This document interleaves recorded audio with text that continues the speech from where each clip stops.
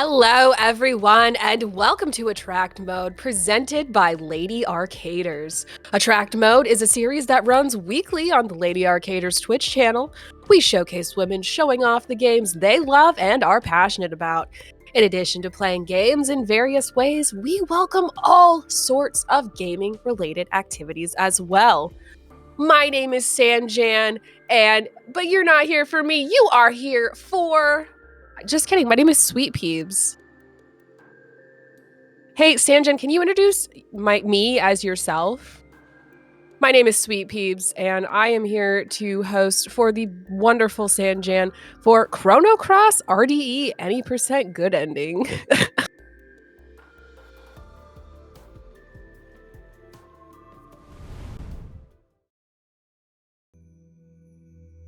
Hi everyone, I'm SweetPeebs.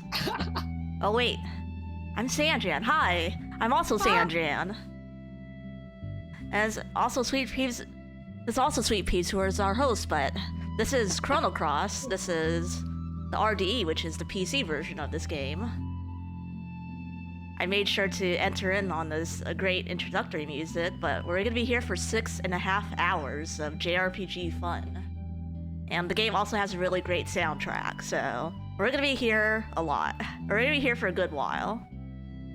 But with me are my two wonderful commentators, Ayymart and SuperHandi. Please introduce yourselves. Yeah, I'm super. I'm just kidding. I'm Ayymart. I'm Chrono Cross runner, run a bunch of other RPGs, mostly in the Final Fantasy series. But yeah, thanks for having me. Yeah, same. Thank you for having me. Hi, I'm Handy, and I'm also a long-time Chrono Cross speedrunner.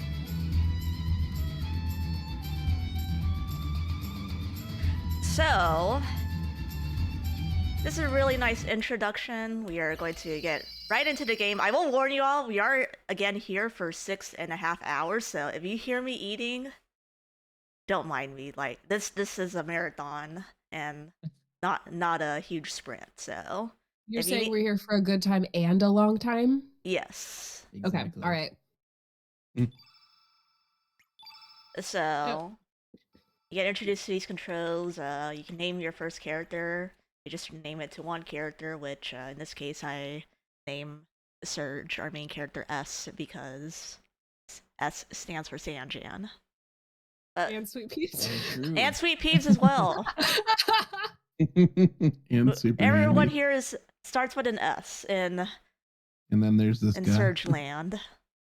But anyways, the timer starts when I press confirm to start, so I'll give a clear countdown. 5, 4, 3, 2, 1, go. And let's hope it's not Korcha. Who's our random character? Hey. Oh, yeah, it's this guy. I was kind of hoping, not gonna lie. You were hoping that it was Korcha? Yeah, it was. Technically, technically Van is one of the fastest characters, so optimal. Short name. Yeah, in PC, this game, the text goes quite a bit faster, but I think there's still like a noticeable difference even with some of the characters here. Yeah, it's definitely less noticeable than it is on PlayStation, but I imagine that the text still scrolls similar enough that like there's a slight difference. But either way, it's not like super big difference either way. Even on PSX, runners don't really reset if they get like partial or someone. Yeah, so there's a lot of story to this game. I don't know if we'll get through all of it. You probably need a PhD and more than 6.5 hours to get through this entire game plot-wise. It is the sequel to Chrono Trigger though, so pretty unique sequel, I should say. Okay. Yeah, every runner's bane, the bats here in the beginning. Yeah, those bats I believe have random movement. Like you can sort of hide under the pillars or so in this area, but they're the good old RPG jerk birds. That and their hitboxes are like very deceptive.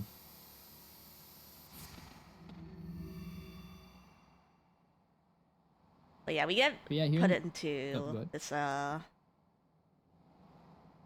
totally kind of like epic little start at TM.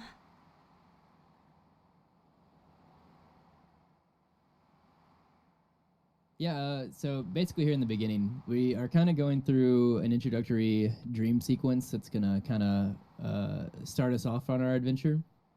And then right after here, we're gonna immediately go on a little bit of a fetch quest where we'll explain a little bit more of the battle mechanics in Chrono Cross.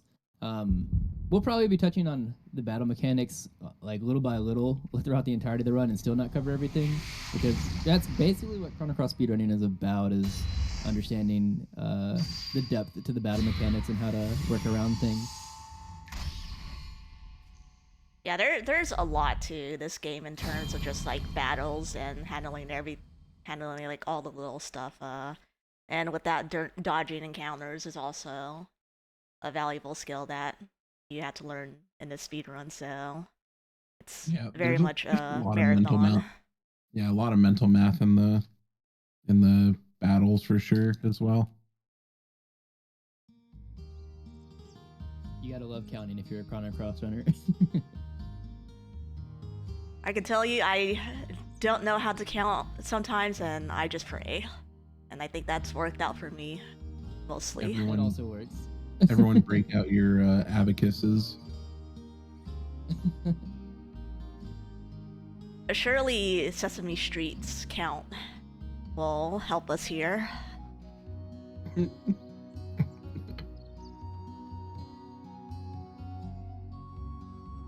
Yeah, so we had that little dream sequence we were just talking about here, and now we are beginning to do the dream sequence that, the fetch quest that we were just talking about. We're gonna go here, talk to Lena, who is kind of like the village girlfriend, or at least she's into Surge, and she's basically gonna tell us that we are late on waking up, so we were supposed to both go together and collect some Komodo scales and Lizard Rock, but now she's stuck babysitting, and so we need to go do it for her.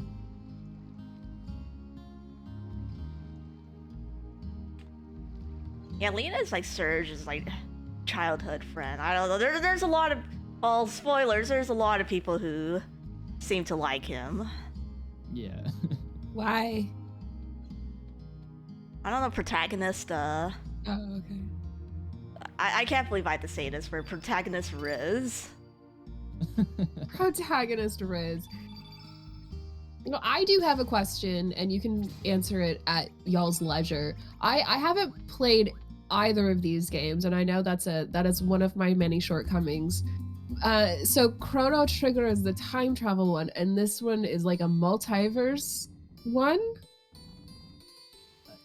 I would say so. Chrono Trigger is kind of like forward and backwards time travel, where this game, as we'll see here in like 10 minutes or so, is more about like traversing. Yeah, I guess multiverse. It's like jumping between like split timelines. Mm-hmm. Okay. But yeah, here is where we're getting one of our first Komodo scales. So, as you'll see, and probably mentioned throughout the entirety of the run, a lot of Chrono Cross, besides just the battle mechanics, is there's a lot of RNG. Like there's RNG in basically most things that you do. A lot of like what runners have to learn as they're getting better and better at the run is how to deal with the RNG. So, for example, this split here, the opening split, is actually one of the heavier RNG sections, just because in most places in Chrono Cross, we don't really need to do any regular encounters. It's basically boss rush, the game. But because this is part of a quest to progress the story, we actually do have to fight them. So that introduces RNG in the battle formations. There are definitely better formations that we want. It introduces RNG in the rare drops that we're looking for. I guess not all of them are rare, but the drops that we're looking for to forge the stuff we want for the speedrun. Oops. That happens for sure. Yeah, and we do need to fight one of these anyways, because we do need some humors, and these enemies do drop it as their common drop. Mm-hmm. But additionally, like every time you have to do any more battles, you have to deal with like the accuracy, which you will be missing a lot in Chrono Cross. It happens. The battle formations, like we mentioned before, and then those drops. There's just like a lot of RNG that runners have to adapt to. and we'll see Sanjan do so throughout the run. I'm no longer humorless, as I like to say. So, I decided to take that a little safe, even though I probably could have just mashed. There's your platformer. we did it. Yeah, I guess so. We can also go ahead and touch on the basics here. So you'll see that Sanjan is making a choice here when she goes to attack between a 1, 2, and a 3. Basically, those work in order that you would expect between weak, I guess like medium, and then a heavy attack. So between each one that you choose, you go further and further for like heavier swings. You have progressively less of a chance of hitting. The way that you can build that up is you can string your attacks together. If you do a 1, it'll make every other thing after that have a higher chance of hitting. So sometimes you'll see runners, they'll do like either a 2-2 would kill those Komodos, or you can do what Sanjan's doing and throw a 3, which is what I also do. Because you really only need one of them to hit, and then if the other one doesn't hit, you can just fireball the other Komodo. Fireballs, luckily, which we'll have to, element system is a whole different beast that we'll have to get into as well. Yep. But we caught it. But basically, the good thing about elements is that they are consistent damage. They do not miss. We just try to avoid them when we can because they're slower. That's rude. That's okay. Oh, the Komodo attacking you? Yeah, they got an attack in. There's a lot to mention about the AP system, which is the action point system. I'll let y'all explain it because it's a lot to talk about. We were not kidding. Yeah, I'll probably try to sprinkle that in maybe around Marcy or something. Usually, I think that is the harder part about jumping into a Chrono Cross run or like explaining a Chrono Cross run is like it's very, I feel like, front loaded. So we can try to like, I guess, space it out through. Yeah, we'll try finally not to overload everyone with too much information. It is a 6.5 hour speedrun anyways. No feather though. Sad. No feather, but you did get the strength, so that's good. Yeah. Ayymart, do you want to touch on what that strength is, and I guess kind of like why we don't have to do regular battles in Chrono Cross? Yeah, so that last fight that we did with the Mama Komodo, so that's what's called a star fight. And with basically bosses in this game we call them star fights. And they have the they have the chance to give you a stat increase. And this is basically how you will farm your stats, which is kind of why there's RNG in the stat gains. But then we'll also have some like random fights that we do have to take later in the run that those are called mini stars, and we'll kind of touch on those when we get there. But some of the random fights that not random, but extra fights that we'll have to take will also provide stars. And yeah, once we get there, we'll kind of touch on that. But the stats that we're gaining are coming from those boss fights. So you have to grind quite a few encounters and to get like mini stars in most cases. So we just choose not to. The leveling system is pretty unique in this game because like you basically just can't like endlessly grind. There is, even with the mini stars, there is sort of a limit, and you have to work with the stats that you get. Yeah, and the thing with mini stars is that that is like if you get a stat off of a mini star, the next star fight that you take, it will basically you'll get the same stats that you got from the mini star. So, but we'll touch on that a little bit later when we approach those fights. Surely Surge is not having an acid trip right now. Yeah, so this is the spot we were talking about earlier when I said about 10 minutes from then we'd start kind of realizing more about the split timelines. Well, I guess technically we don't know yet. This is kind of a part in the game, casually, where you wake up and you're like, things look similar enough that you're not sure what's going on, but you know that Lena's gone. She was on the beach with you. And then you go back on this next screen and you're going to see different enemies. So things start suggesting that, like, even though the place that you're in is similar, that things might be a little bit different.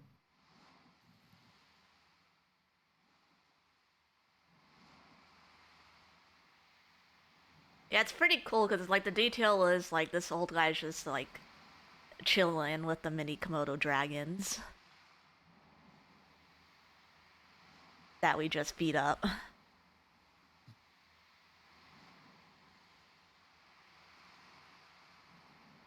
So I got 10 strength. I need to grab a feather, and I am good on things and humors.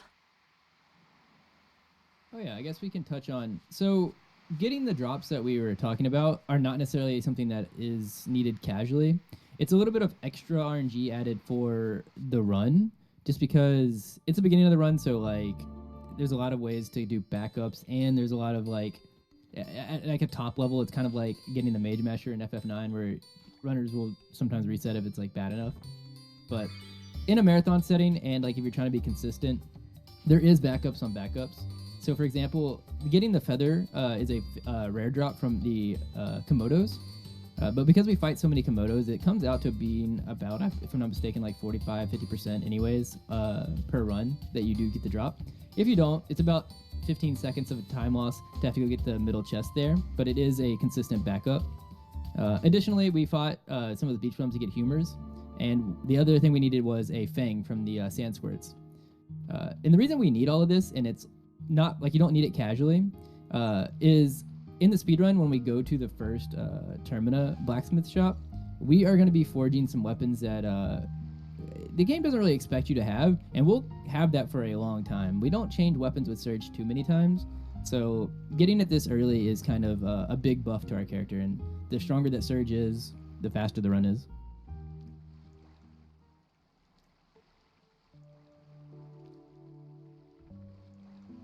Yeah, some of these materials we'll also use for Kid's weapon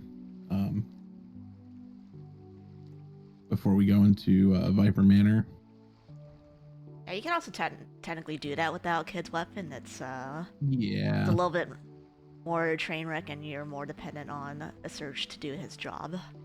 But yeah, also as you see in this a new universe that we somehow entered, Surge is dead. So that definitely hits you for That is true. Surge goes to find Lena after being what he thought was abandoned after getting hit by a wave on the beach, and she just says, "Oh no, you've been dead." Or like Surge has been dead for I forget how long, but he died in this world. Yeah, when he was a kid. 7 or 10 years, one of those numbers. Yeah, I know like most of the story, but like some of the smaller details like that, unless I've looked at it recently, I do not remember. 7. There it is. Yeah, there it is, 7. And I played the game so many times at this point with runs that I don't read the text half the time anymore.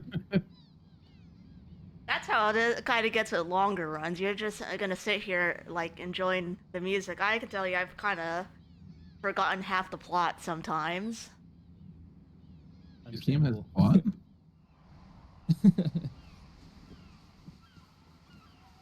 And now we're being introduced to our well, you already said her name, but Kid is going to be so Kid is going to be helping us here, but there's going to be a common theme that we'll notice that we can touch on after this battle with Kid. But yeah, Kid basically sees us getting bullied and decides to step in. Basically, Karsh, Salt and Pepper come up to this rock, or come up to Cape Hal, and they say that that the ghost is here, like he said. They don't mention who he is, and so now they are trying to take us in. We're gonna see Sanjan defend here. That's because this is one of a few, like, I guess you call like training fights, or like teaching tutorial fights is the word I'm looking for. Tutorial. And it doesn't actually start until Salt attacks Surge like that, and this text pops up. The damage you do before that basically gets reset if you don't wait. That's rude. So I tried to see how much Kid hits here, so not bad. She hit a 6 on it, so that's how I know that she got a strength up. And I'm checking this damage here. Okay, so So we kill Salt first, Nice. and then I will immediately do this, and hopefully I have enough AP. Hopefully everything hits, so I can deal more damage to Pepor. I probably won't kill, since I did miss that too.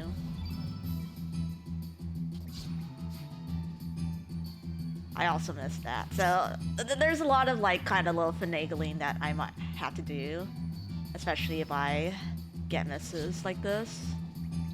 Please hit. Thank you. Additionally, with the way that the battle mechanics work in Chrono Cross, it's kind of funny this is so early into the run, but Chrono Cross, like, I feel like every one of the fights that has 3 enemies or like 3 bosses can become very hectic very quickly because of having to keep track of all the AP. 2, 3, 4, 5, 6, 7.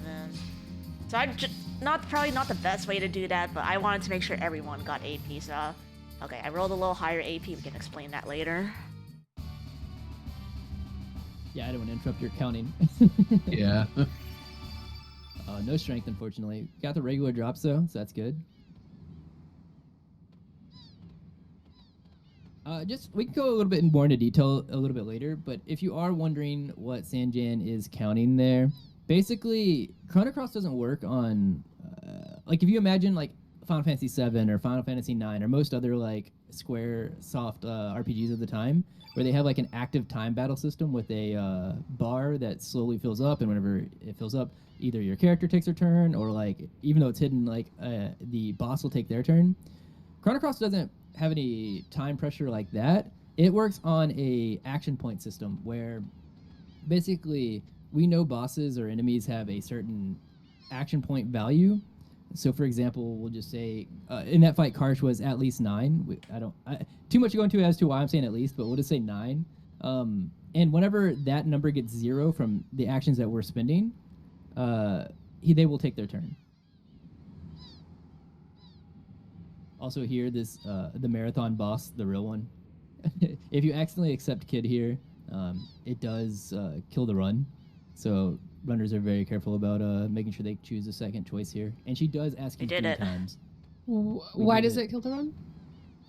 So Chrono Cross like has 45 playable characters, and there's branching paths on like what characters you get, and the ones that the run expects you to get involve being mean to Kid. That is the pattern I was going to mention a little bit earlier, is that we, even though Kid has helped us, we are mean to Kid a lot of the time throughout the run. So we just told her, even though she helped us, Wow, you hate children. Oh, the game literally...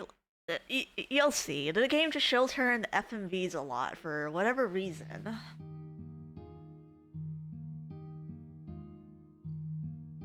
Yeah, so actually the main reason that we deny her 3 times there is so that we can get Lena in our party.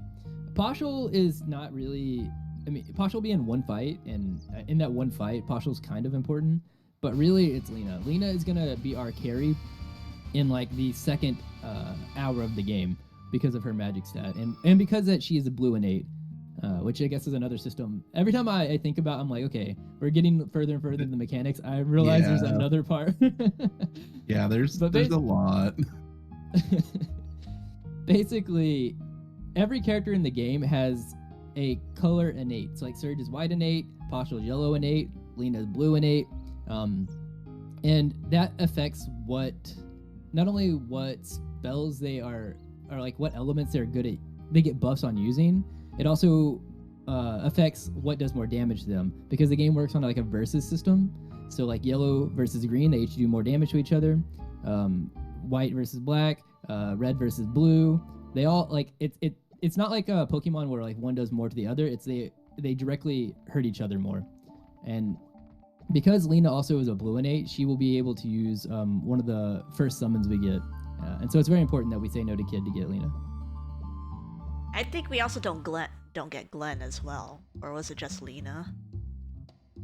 I think you can. I might be wrong because that's been so long since I've done it casually, but I'm pretty sure that you can still get Glenn. I think you just have to not save Kid's life later. Still. Oh god.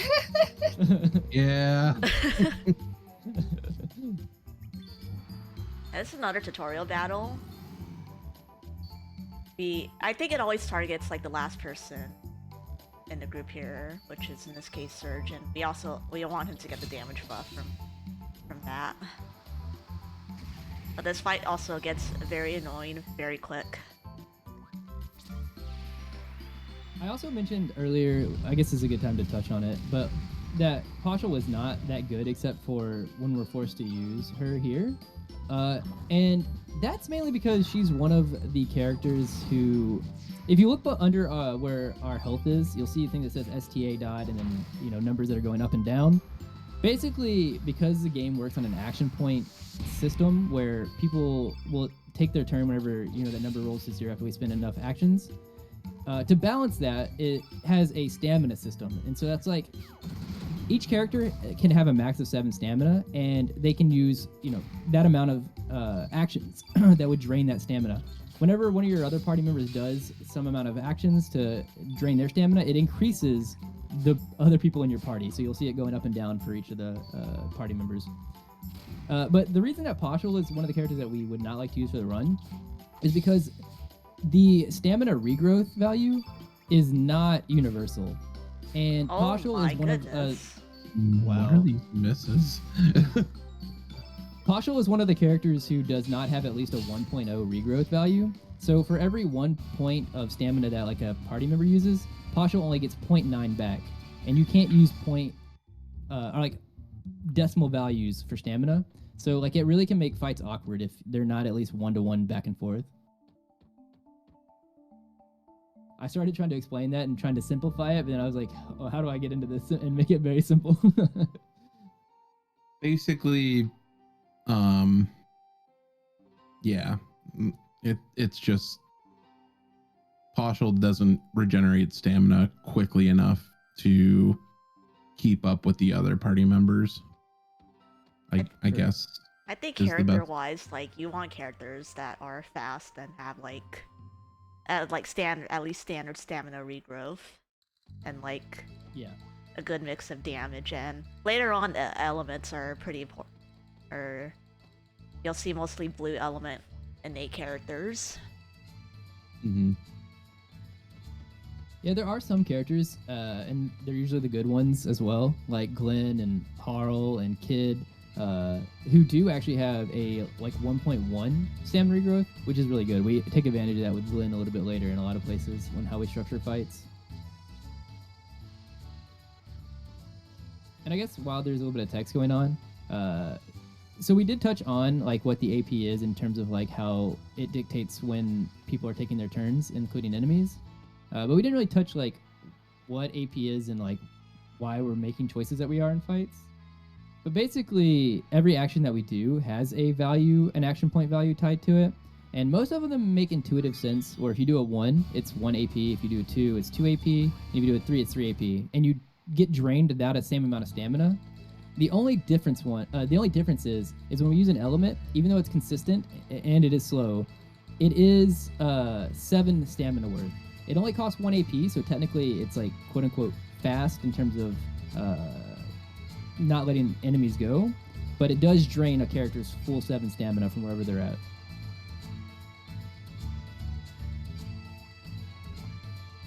Yeah, so this is the Smith Forge we were talking about and doing earlier. We were going to be crafting some nice weapons for Surge and Kid. Please open the door. I do think it's also like really neat how there just so happens that even with all of the drops that we go for in the speedrun, that if that Profiteer's Purse wasn't just hidden behind the stairs, we would not be able to get the iron that we needed to make these weapons quick. So it just so happens that it works out perfectly for the speedrun. Yeah, plot-wise, we're looking to infiltrate a manor to try to find this kind of like frozen flame thing. But we don't really have any like standard ways to get to there, so we have to kind of talk to find one of the 3 people to talk to. It happens so that Pierre is the fastest, because the other characters, you have to go through like a fun little kind of like side segment, but with Pierre, we grab him mainly because we just break in. Yeah. As Sanjan was saying, this is one of like the splitting places that is where you can get one of 3 characters. I think Pierre is pretty easily the worst of the 3 stat wise, but he does like Sanjan was saying, he does allow us to kind of just go straight to the front gate instead of through the Shadow Forest or climbing up the side of the I forget what that place is called, but climbing up the side to get into not Termina, into Viper Manor. Yeah, I think like I confess when I played this game, I used a casual walkthrough, and I used that mage character to go through that place, and it was like casually that was quite a bit annoying. Yeah, I think there's a there's what I a forgot boss to do? over there as well. Did I equip? I did not equip, so. Oh yeah, you'll have time before catch up, but it'll just make the guard fight a tiny bit slower, but it shouldn't be too big of a deal. Alright, remind me to do it after. I'll probably just do this fight without the equipment. I don't think it's the worst thing ever. This fight is also a star fight, so hopefully I will hit 12 strength or more before the boss fight after this. Yeah, that actually is a good point. So we did mention about star fights being where we get our quote-unquote levels or like our stat increases. And for the most part, they're kind of synonymous with boss fights. I swear. But there are a couple exceptions. Like this is not like what I would call a boss fight, but it is a star fight. And there are some optional bosses that are boss fights but won't give us stats because they're optional.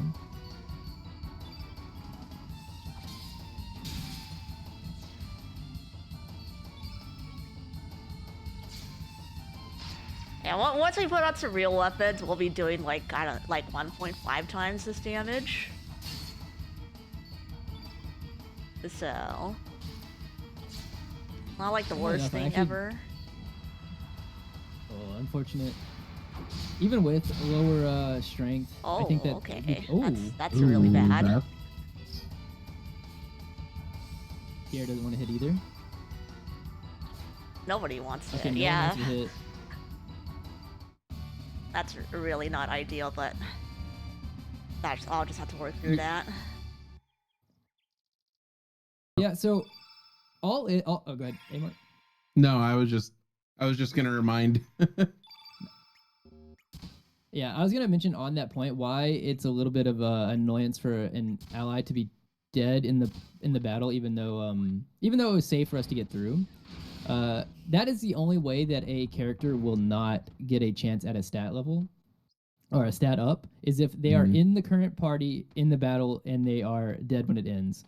Because as we'll see later on, it'll come up like in mainly the second hours whenever we'll start talking about it again.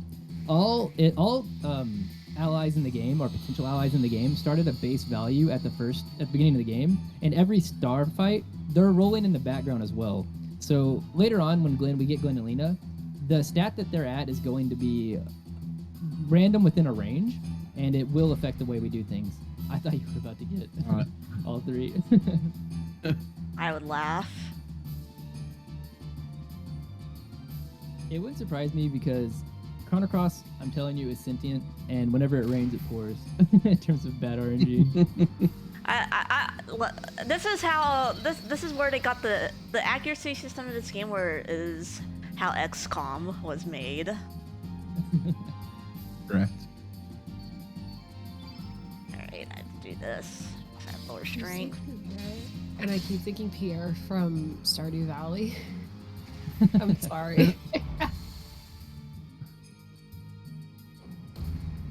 Pierre does have one important role, and we actually just missed it. So we actually do have to defend at the beginning of that fight, and we put Pierre strictly in the center because we need someone to tank that hit. He will attack, Ketchup will attack whoever is in the center there, and we don't want it to be anybody who's good. Yeah, so you'll see me do a bunch of damage and then use dash and slash here because I do want to hit a damage threshold for this little fun tidbit.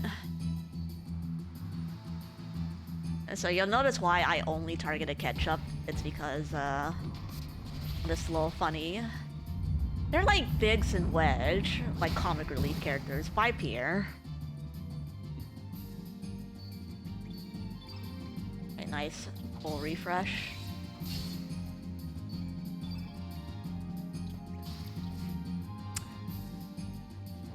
Kid is not doing her job in this run. I feel like nobody's doing their job. No. Yeah, it knows you're trying to show off. That's exactly It knows what this is a is. marathon run.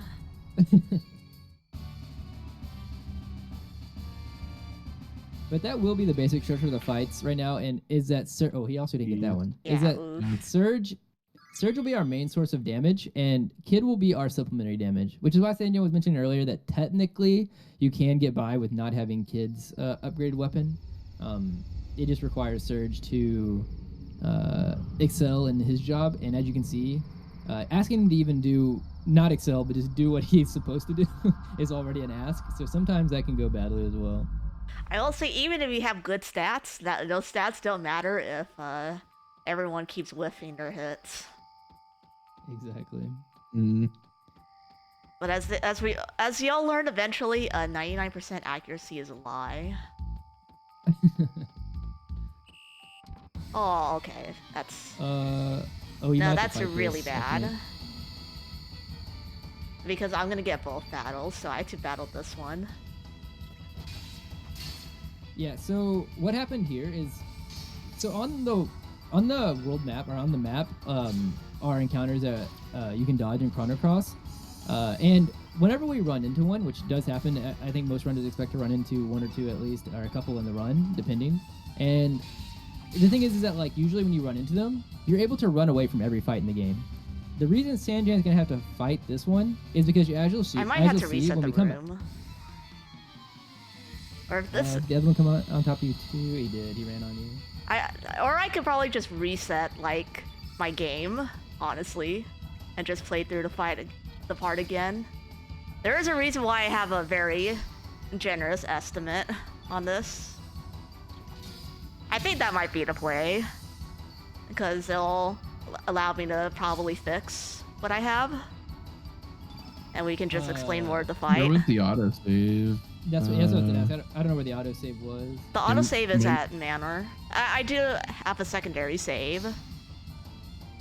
Oh, I see. Okay. Yeah, I think it's better if I reset this. That's just really unfortunate. That actually rarely happens in like the actual.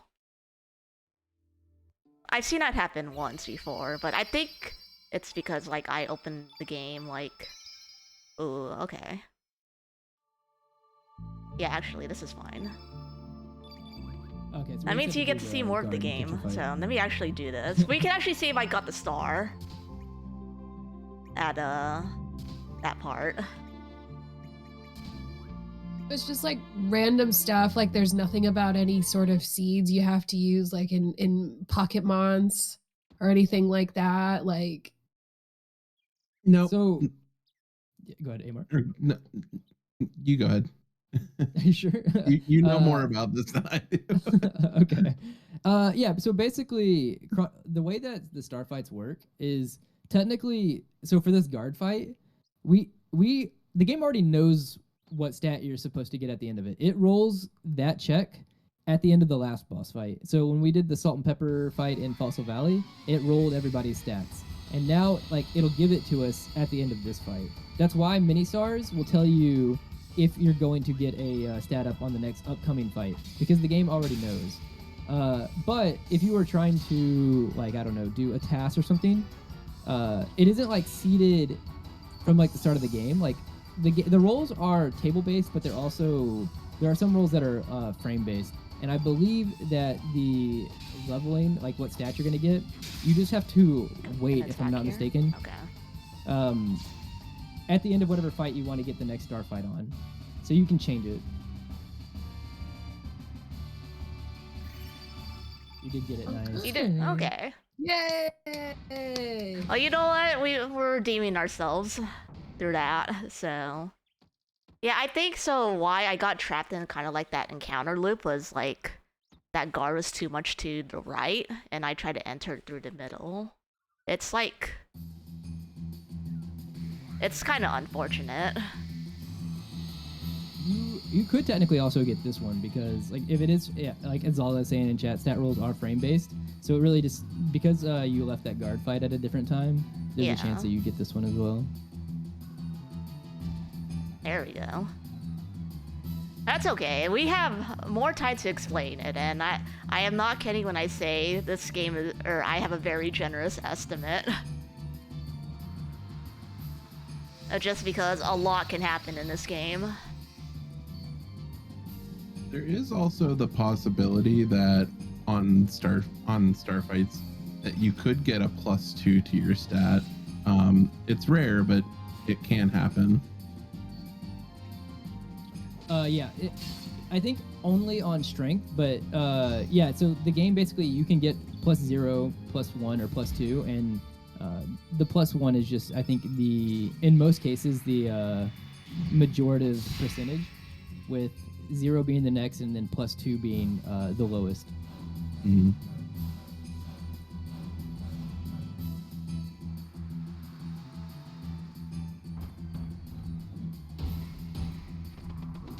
So hopefully he hits a kid who's defending and doesn't bonk Surge.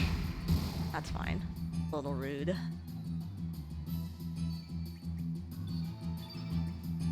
Actually, I'm gonna do it this way. I want Surge to get full damage in. We did it, Surge. Let's go. Very nice. Looks like the game allowed you to hit that time. Yeah.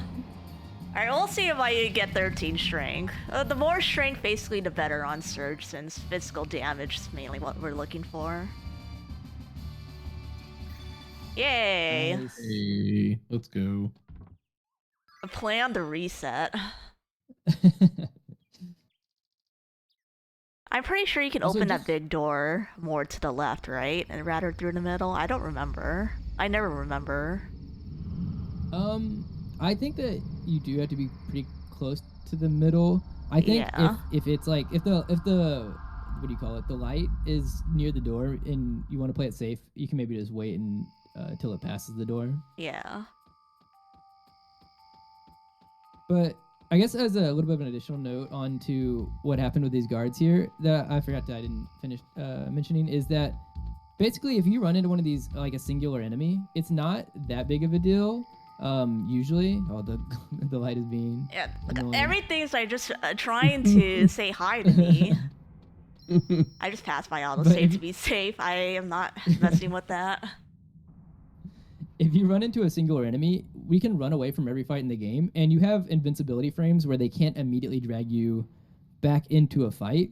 But the caveat to that is it's only invincibility frames from the enemy that you're running from. So in rare cases like that where you're getting swarmed by enemies, if 2 or more on top of you, when you run from one, it'll just drag you into the other, and if you run from that one, it'll drag you back into the other. So that's why Sanjan was going to have to fight her way out of that, unfortunately.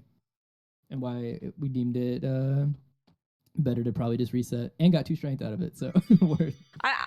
Low-key, worth it. And sometimes you just have to make the tiny sacrifices for the better. Are you guard skipping, or are you fighting the guards? Or trying to guard skip? You know what? You might as well try to do it for the content. For the content, let's go.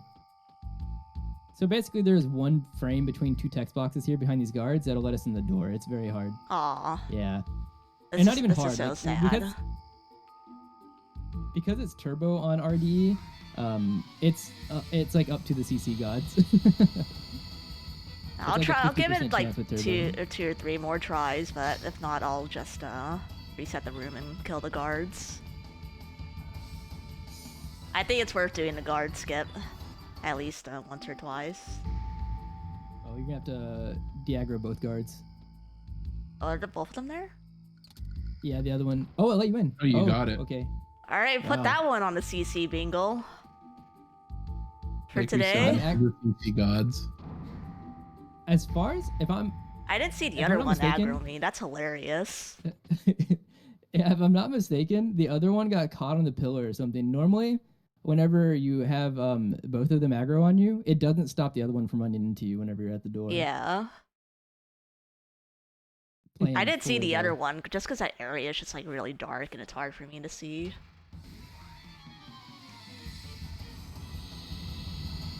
Yeah, so getting guard skip saves fighting the guards in front of the door, and even with a second try or even a third try, I think third try probably saves a tiny bit of time on RDE. So second try saves, I don't want to give an actual number, but probably like 30, 45 seconds or something.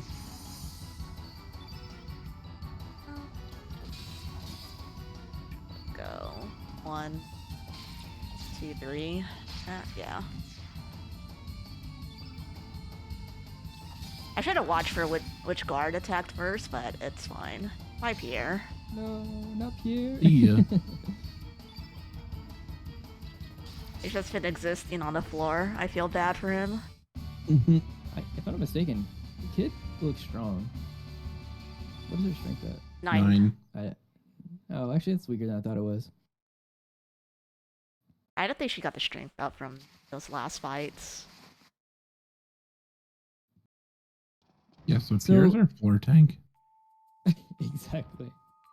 So coming up is a statue that we have to, or a code for the statue that we have to get to progress the story here in a minute. It is random between 1 and 9 on both sides, so if chat wants to get their guesses in, they can do it now. They have about 30 seconds. I'm going to guess 24. I'm going to go 27.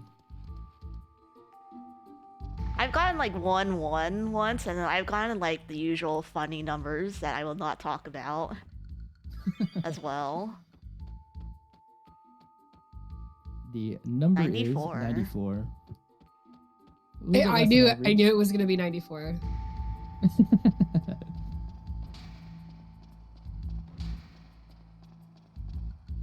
So the reason that matters, I mean, it's not like reset worthy or anything like that. It just can be time loss.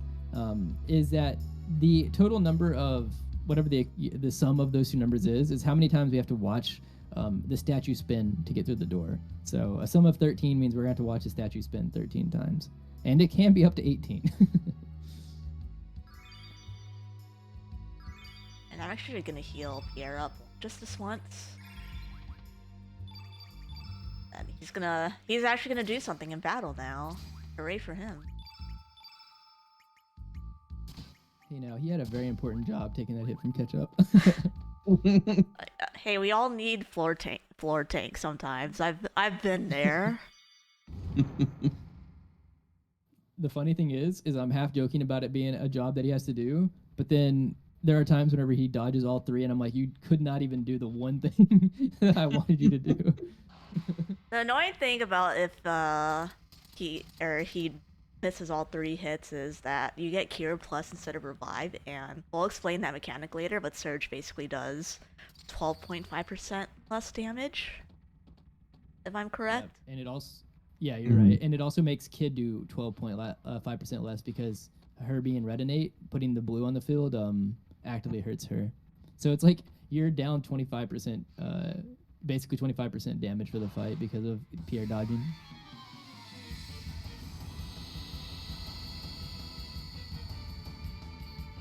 Also, the turn color stuff that we're about to do is also part of what we were just talking about. We're turning Surge yellow here because even though he's wide innate, by turning him yellow, because these enemies are green, we increase our damage.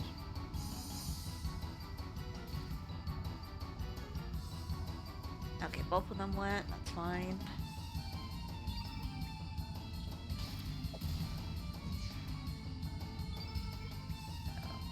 That's 7. 9. Okay. After that, pretty good fight here as long as Kid doesn't miss the last few hits and we did not get poisoned, so life is good in the neighborhood. That's a pretty good fight.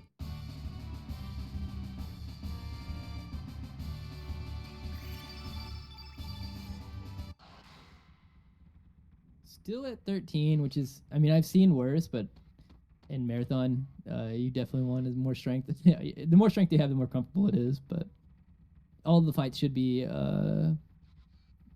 what's the word I'm looking for? Passable. It's just not having strength will just make things slower usually.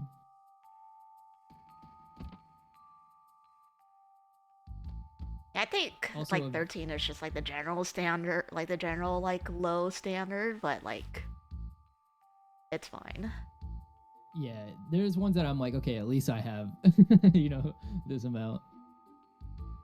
Similar to the Profiteer's Purse being just so happened to be in there for the speedrun so we can make better weapons, there's an Easter egg here that if we talk to or interact with this chest 20 times, Karsh finally gives up and gives us what's inside of it. And it's a Dragoon Gauntlet, which gives us effectively +3 to our strength. And as we were just mentioning, strength is very important. So, I don't know, another funny happenstance for the speedrun that there's just an Easter egg where we can just annoy one of the characters to get something that's really good for us. Alright, let's see if I won this. Remember the combination quiz. It's 9 and then 4.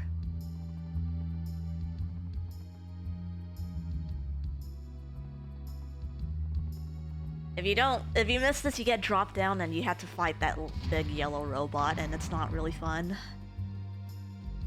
Yeah, those things are so tanky. And confirm not good time. I've been there too. I think it's just like there's a lot of Chrono Cross rite of passage moments. What if it's fun this time? This could be the time. So we did mention, because there's a big plot dump here, and we could touch on that here if we want to as well, but this might be a good place to kind of explain more about the battle mechanics, because it's a little bit of an easier example with only one enemy in the fight. But we talked about AP and like enemies getting a turn instead of like, or when they hit 0 AP instead of like an active time battle bar. So Marcy here has 7 AP. And what that basically means is that we are going to get her down to 1 AP. So we'll do like 222, for example, which is 6. So it leaves her at 1. And then we're going to take advantage of another mechanic where, because the game reads attacks in buffers of 2, we can actually go to another character and say that we wanted to do, even though she's at 1 AP, that means that she's going to go no matter what we do. If we do an element, which is 1 AP, she's going to go. If we do a 1, she's going to go, because it's going to put her at 0. If we do a 2, she's still going to go. It's not going to go into negative. It's just going to go to 0. And if we do a 3, the same thing. So we can take advantage of the fact that because she's going to go no matter what, we can throw the heaviest thing we have. So that would mean we could throw a 3 intuitively. And that's what we do try to take advantage of. The only other thing is because the game buffers attacks in 2s, if we buffer a 3-3 together, she can't interrupt it. So a lot of the fights are structured around when the enemy's about to go and then just like swinging heavy with the 3-3. And that's how all the turns are going to be structured, except for the beginning one, where we're going to open up with a lot of fights with 3-3 buffered together, because the starting AP is random. We don't know that it's at 7 here. Congratulations, Surge. All of these other turns are going to be counting to 6, and then now we're doing 3-3. Yeah, I missed that first 3, so I decided to just chuck. Yeah, it's probably a good call as well. The only other thing that we're trying to avoid here is there are HP flags, which that's actually really good because she went into crit health before she did Cat's Cradle. She has an HP flag at half her health, where she'll do this Cat's Cradle. So, and then how do I handle this? 2? Here, we definitely need to kill her before she takes her next turn, because she will Ice Blast. 5. And then I'll just do a 1, and oh, that worked out. Okay, cool. Awesome. Yeah. It took me a second, but like generally like I got an Ice Blast. Yeah, Ice Blast, if Marcy uses it, is a very dangerous element. It can inflict frozen. It deals a pretty high amount of damage, and I believe she uses it 2 or 3 times if you hit that flag. So we really are trying to avoid that. It was hard to explain in a moment for me, just because I was trying to keep track of my AP and her health. Yeah, it's important too. Yeah, I was going to say, also, if you ever are in a position you're focusing or need to count, let me know and I can stop explaining as well.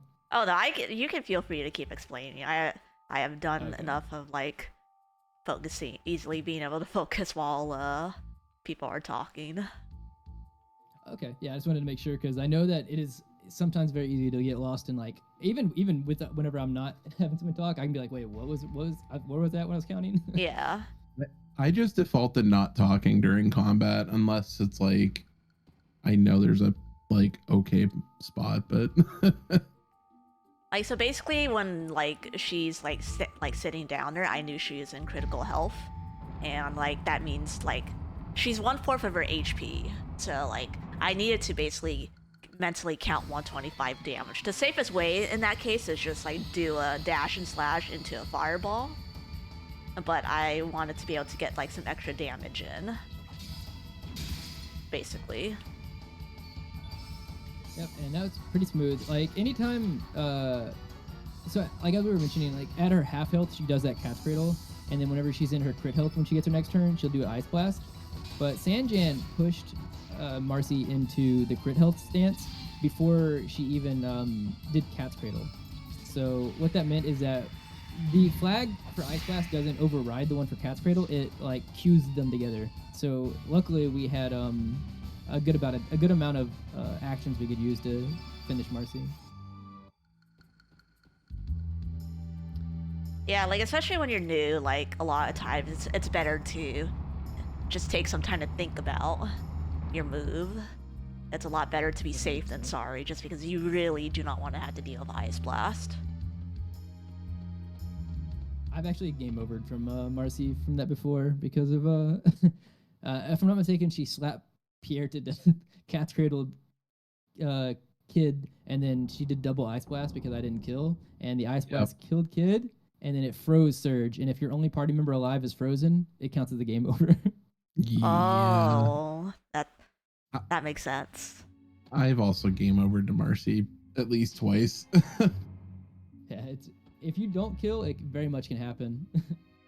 So I'm 14 strength, which not the best. Very ideally I want a strength stat from all fights, but it's like I said, especially in a marathon, we just have to work what we can get. But let's be real, resetting to get +2 strength was worth it. The reason that Marcy's a good area to start explaining the AP stuff and the structure of fights is because you're going to notice this one is very similar. We opened with the 3-3, we're going to count AP. Instead, Lynx we know has a base AP of 8, so we're going to use 7 and then do our push of attacks. And the thing similar to Marcy here is we're actually trying to work around an HP flag here as well. So at a quarter health, Lynx, if he gets a turn, will do Nostrum, which heals about 200, which is a lot here in the beginning. So what we're going to do is we're going to take advantage of the fact that his AI is programmed to respond to getting hit with an element on a turn with a different element. So what we're going to try to do is on the turn that we're going to push him into crit health, we're going to do a Pilfer and override his heal so that we can just kill him after without him healing 200. I'm just gonna defend with Surge. He rolled kind of high AP there. Okay, nice. Yeah, I would rather have played it safe, because I wanted to do some extra hits for doing this. Yep. Nice. See, anytime he's hunched, or an enemy is hunched over like this, that means they're in their crit health. This is where he would Nostrum on his next turn, but because we hit a Pilfer, he's going to respond with Imbecile and not heal. If he doesn't just die here. With the crit, yeah. I'll take that.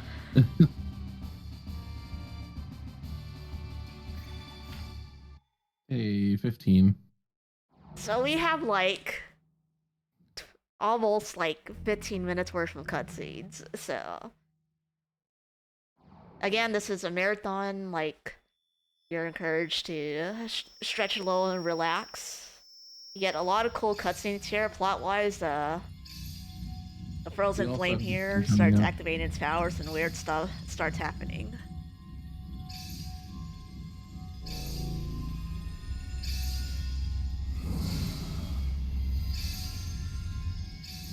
Surge takes a look at the Pepsi Blue pulsating from the frozen flame. Oh, yeah.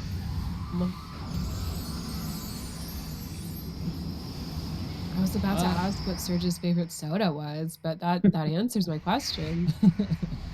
It's actually Baja Blast. It's actually as you could Baja. tell Okay. from the Baja Blast wave that hit in the beginning of the game.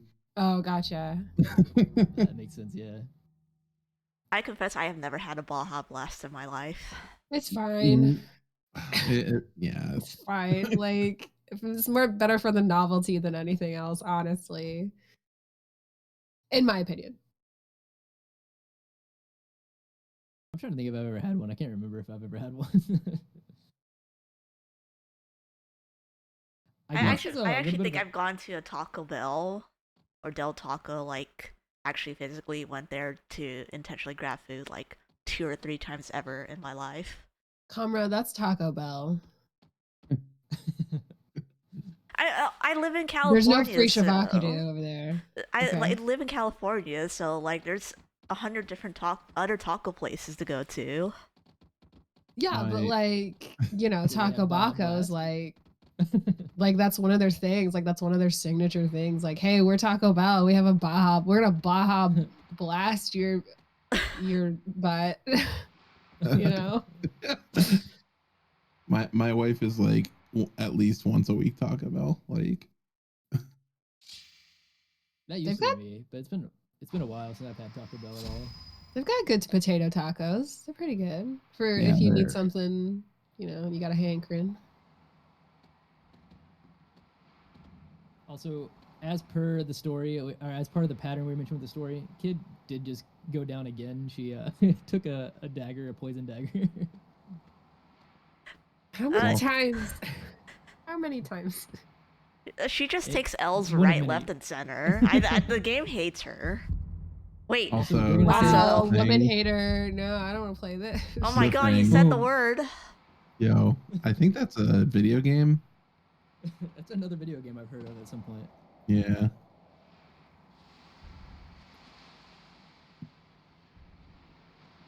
I guess quick synopsis for anybody who is interested for the plot, because we've kind of just been skipping it. Basically, we mentioned earlier we're trying to go and get the frozen flame from the manor, so we broke in, did all of that.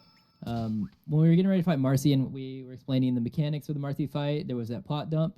Basically, there's an old man, we won't mention necessarily his identity yet, but he explains the whole, hey, we're in a different timeline and there's split timeline funny business going on in short. And then we find we go into the main quarters of Viper Manor, and then we are shown Lynx, who is a demi-human who attacks us. He will be a very important part of the story and the run going forward for a while.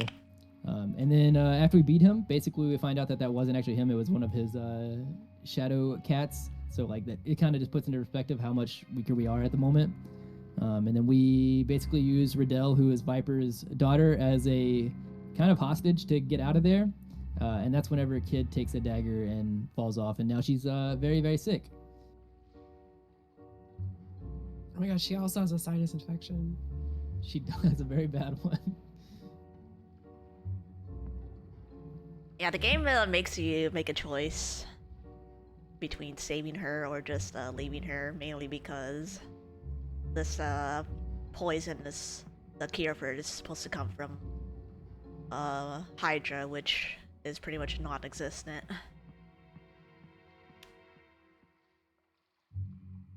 Yep. So this is also another branching path where you can get different characters based off different choices. And it just so happens for the speed run, and honestly, I'd even say casually, it's just the cooler characters are hidden behind the choice that most casual characters or most casual players probably wouldn't make their first time.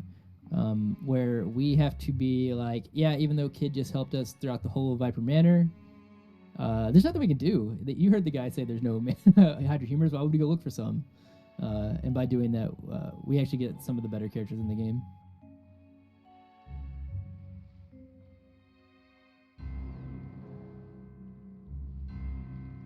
Yeah, we haven't really introduced this random jester teleporting around, have we? We have not. You get to see a lot more of her later.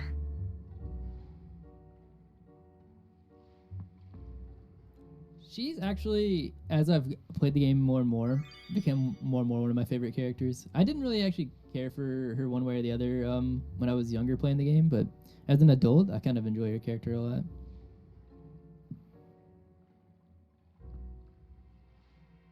But here is the choices coming up. Korcha here says, "You heard the doc. What are you gonna do? You gonna help her?" And we're like, "Yeah, what do you mean? There's no Hydra humors." He asks us again, and then we're like, "Yeah, there's nothing we can do." And then he gets very angry at us. Says, "All right, well, give us the pendant she just gave you because you don't deserve it." And then we go on our way.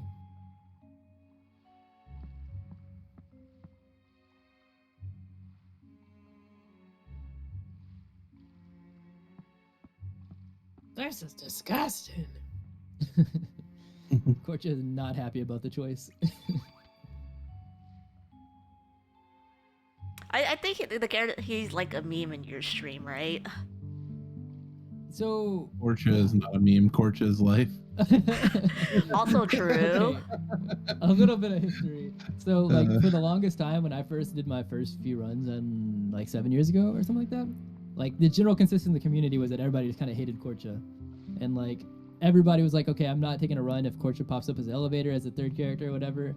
And it wasn't until like, I don't know, 3 or 4 years ago when I think it was Hobbs, another runner, started running, that he started memeing about Korcha being life and Korcha like being basically on pro Korcha side.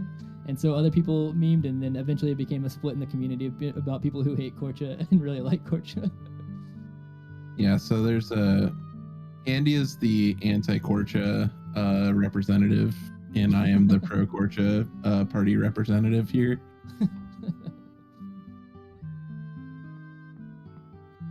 I've yet to, like in 7 years off and on of running the game, I've yet to ever take a Korcha start run. We actually joked about banning all Korcha starts from the leaderboard.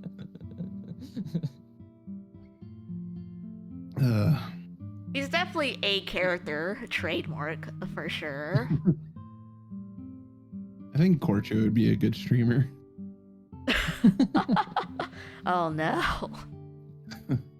Korcha would be a just chatting streamer. Just riding around on a boat.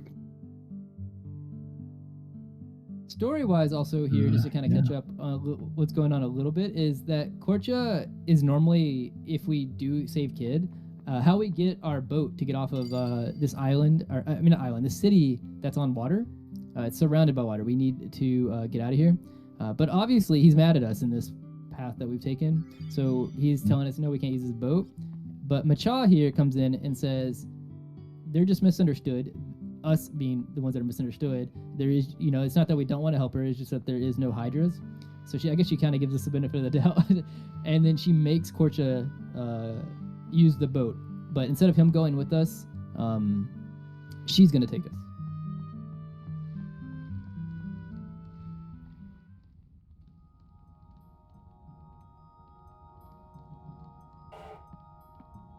And I haven't actually used, I don't think I used Macha casually either. At least it's been a long time. But I actually think she's not a bad character if I recall correctly. We don't use her on the run, so it's been a long time since I've looked at it. But I don't think that I think her stats are okay. Just not better than the characters that we would like to use. You've got me wanting to look it up now. Yeah, this game tried to, like, I don't know if Suikoden was made before this or so. Like, it kind of took the Suikoden-ish route of making a lot of characters, but there are just some characters that are clearly not fit for battle. Yeah, I think that you can casually get by with basically any party, but there are definitely ones that are just objectively worse than some other counterpart.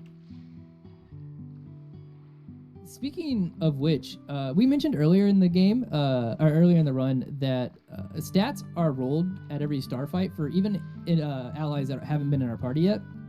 So Lena, who we got in the very beginning, has been in our party. Her magic stat has been rolling in the background as well, and so has well, I was gonna not spoil it, but Glenn's strength has been rolling in the background as well, who we're about to get. And they're going to be our 2 party members that are going to be replacing Pierre and Poshel here.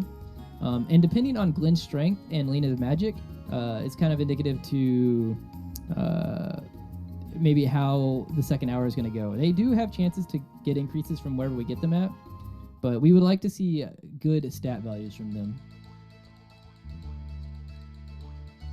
Yeah, you can make passes with like almost any stat, but I would like to tell you while I was getting my backup saves on PSX yesterday, I started with an 11 strength Glenn. Ooh. Yeah, that's pretty low. That's- So average... Go ahead, Ayymart. I was just saying that's rough. At this point in the game, at this star value or star fight that we're at, the average for Glenn is like 14.5 or something. So it's like 15, 14 in between that. You can't be in between. So it's if he's at 14 or 15, that's basically average. And Lena is 12 magic average here. So we would like to at least see average. I bought the... I didn't buy the ointment. I actually might opt to get the ointment later. If I just generally personally like to have it for safety, even though it's technically not needed. But that because I got guard skip, I had to keep that in mind.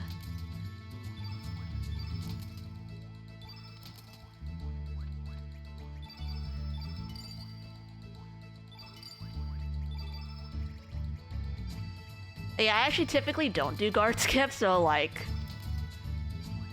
Not really because, like... I don't like doing guard skip, but... Mainly because my confession is just I'm lazy. And don't like to reset. It adds another reset point, like 30 plus minutes into the run.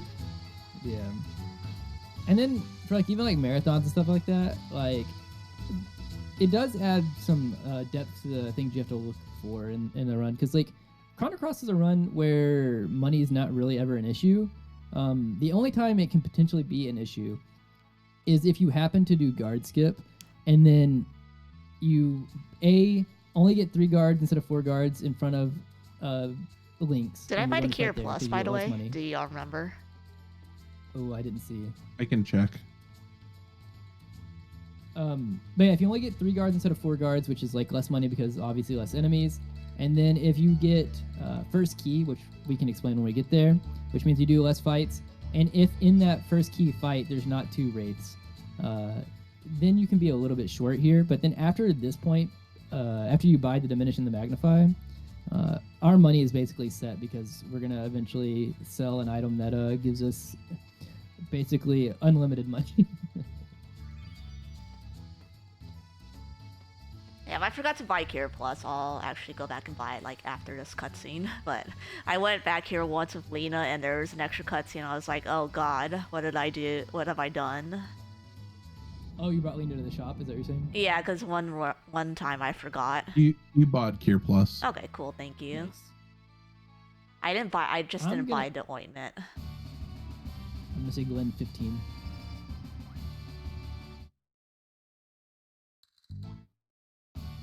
Also, we are putting Macha in the party here. We're not gonna use her, but if we don't, then she will basically walk over to that platform over there where the circle is at, hop off, and like do a backstroke all the way back, like off screen, because she just swims back to Goldove, and it's a bit of a cutscene, so it's just faster to put her in the party and take her out. Okay, it was 16-14. Really, really Look at good. those. Nice. I'll take that. Hopefully Glenn will get a bit more strength, but I will be very happy to work with that.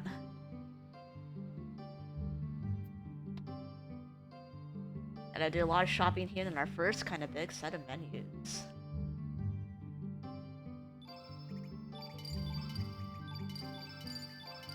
Yeah, so as would be expected, we don't want to be shopping too often because obviously more menus takes more time. So normally we have a couple of areas where we do a lot of shopping and then a lot of menuing, and we try to be set up for a while, and this is one of those spots.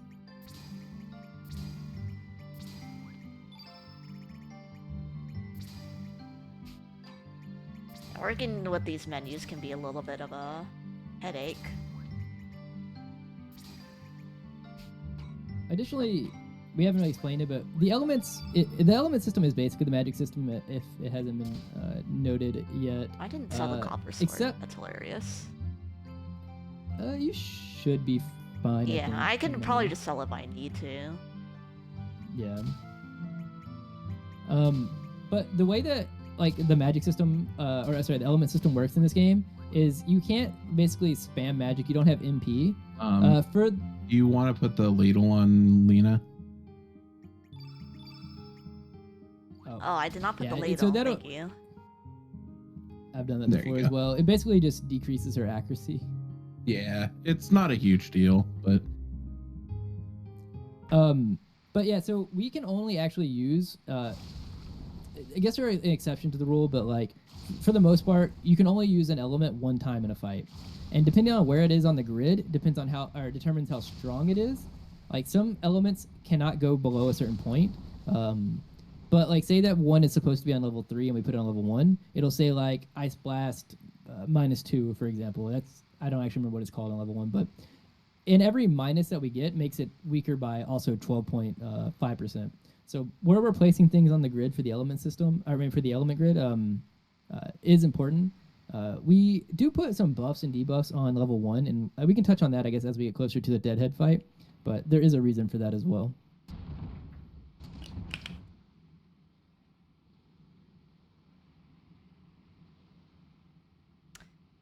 Oh yeah, I guess I should say plot-wise, we're trying to now kind of try, like our first big step is to go to Fort Dragonia to check things out. And Glenn is with us wanting to take that journey as well.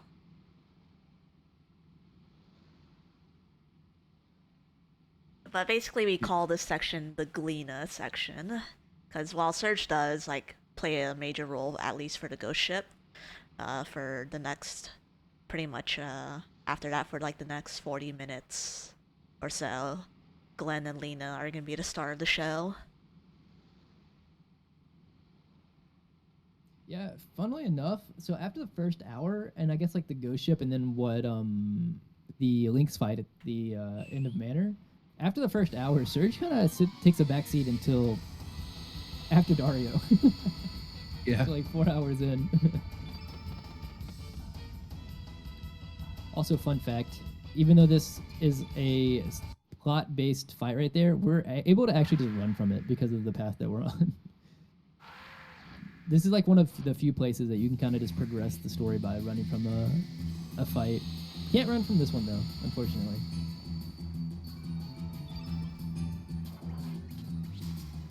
Nice start, Glenn.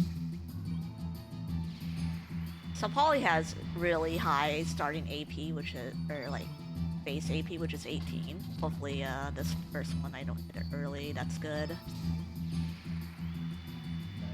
Getting the 3 blues on the field, not only does it make the Ice Blast do more damage because the red hasn't happened, but it also means whenever Polly flaps, it'll do less damage. Which, if he does target Lena, which he isn't, having the 3 blues on the field can save her life.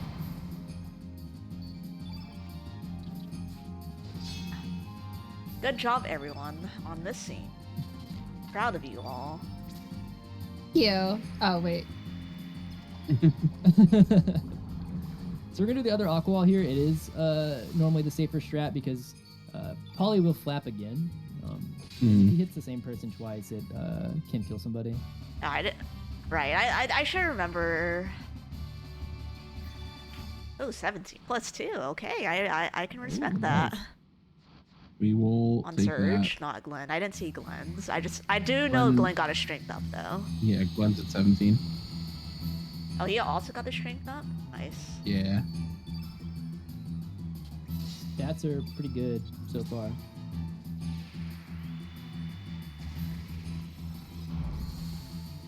So here you see that we did strengthen -3, and I did mention that like whenever you have something that's like minus, meaning that it's lower than what's supposed to be on the grid, you have some kind of negative effect. For whatever reason, that is not the case with non-damaging or healing elements in Chrono Cross. Buffs and debuffs, the length of AP that they stay on a character, the effectiveness of the buff or debuff does not change no matter where it's at. So having it like on level 1 on the grid, meaning that we only have to land one attack, or like one, like a one, I'm trying to think, like a 1/1 attack to get to level 1, makes it very easy to get to. Because how we access things on the grid basically is determined by how many attacks we've hit.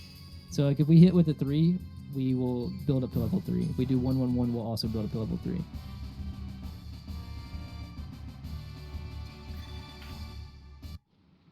Okay, another strength up on everyone. So we've got a solid lineup for Dragonia. Yeah, Lena also just hit 15 magic.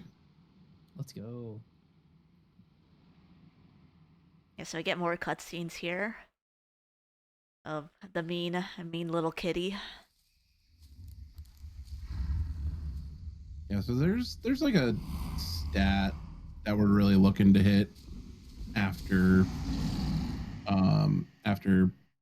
this ship going into the next section for both Glenn and Lena. Glenn, we really want to be around 18 for the first fight after the ship, and Lena, we would like to be around 15 for the rest of her time around. For 15 magic, sorry, and 18 strength. Yeah, the more magic, the better on Lena. Like if I get 18 base magic on Lena, I have access to some potentially faster strats, but I'd be like very happy with 16, honestly. Mm-hmm. This is also another fight where, okay, nice, we didn't get 0, and I saw 4, I was like, oh, there's a higher chance, but this is another fight we can just kind of run away, and then whenever we do, they're just gone. So, also coming up here is another big RNG part of like PB attempts and runs. Unfortunately, we've been locked underneath the ship here after we beat Fargo. He basically tranquilized us and woke up and we were locked down here. And the ship got attacked by ghosts. So now we're trying to find the key to get back up above board. But unfortunately, it is random as to who has it between 3 people. So we do this ghost dance here. We have to set the flag to see, so the game sets it so we can go check. That's a guy that can have it, but we need to get some panaceas from this chest anyways. So we check this guy first. And for every guy that we have to check, we have to do another fight. So it can be a swing of a couple of minutes here based off of RNG. Do this. Hi, Glenn, please. Okay. You know what? That's okay. Glenn has so much strength, but this is one of those cases we're talking about where average strength but good hits is better than like amazing strength and missing everything. Yeah, there's generally a set script to kill him fast, and after seeing Glenn miss everything, unfortunate. How could it be? Not first key. This is so sad. Honestly, it's probably okay considering guard skip. Yeah. Oh yeah, sure, your money. Yeah. That was... At least it wasn't a sword dance. That was... Okay, I want to hit the left one. Actually, now that I have 18 strength on Surge, I can do a faster strat for Deadhead. Mm-hmm. I just realized. So that's good. So we would like at least average. Getting key here would be average. There we go. We got it, nice. Okay. I'll take that. More money too.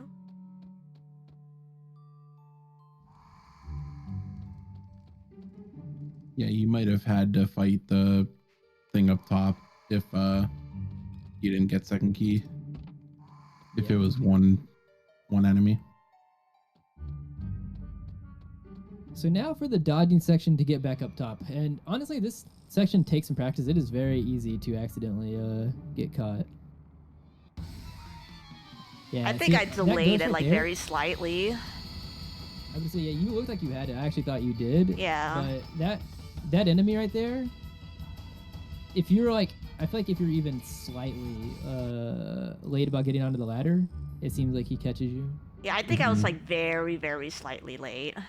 A little unfortunate, but And these enemies are random as well. That guy was a jerk. yeah, that was just very unlucky. I had to go for it anyways, I feel. So, I think it was worth the risk there. That's kind of me. Even on PB attempts, I've kind of decided a lot of the time just to send it. Yeah. I've seen people play it safely. Because like if we get into an encounter, it's about, I don't know, on RDE it's less than 16 seconds, but it's like 14 seconds, 13 seconds something to run away. But if you wait there, you can sometimes get caught being overly cautious and spend 10 seconds anyways waiting for them to move. Yeah, you have to like. It's a delicate balance. Like this split was honestly pretty unlucky, but like, I had to take a calculated risk, and sometimes it just doesn't work out. Mm-hmm.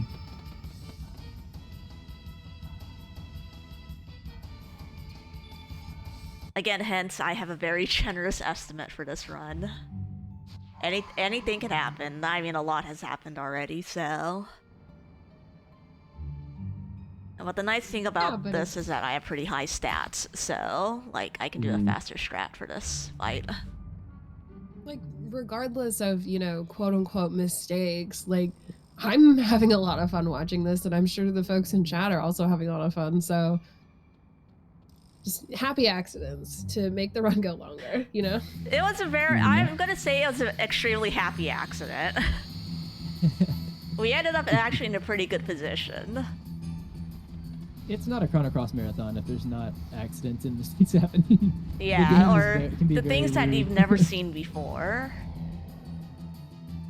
Yeah, like that card skip. Nice. Okay, so right here, this is one of the few cases we don't start off with a 3-3 at the beginning of the fight, and it's because we know that Deadhead's first, quote-unquote, first turn is at least 6, because technically what would be the random starting turn gets taken up by the animation of it morphing into this thing. So that's why we were able to get all of our buffs and everything at the start. But I believe at the strength values that we are at, Sanjan, I think was talking about only going to be doing the singular Cure Plus. Normally we do 2 here. Yeah, Everyone here has actually like really solid stats, so.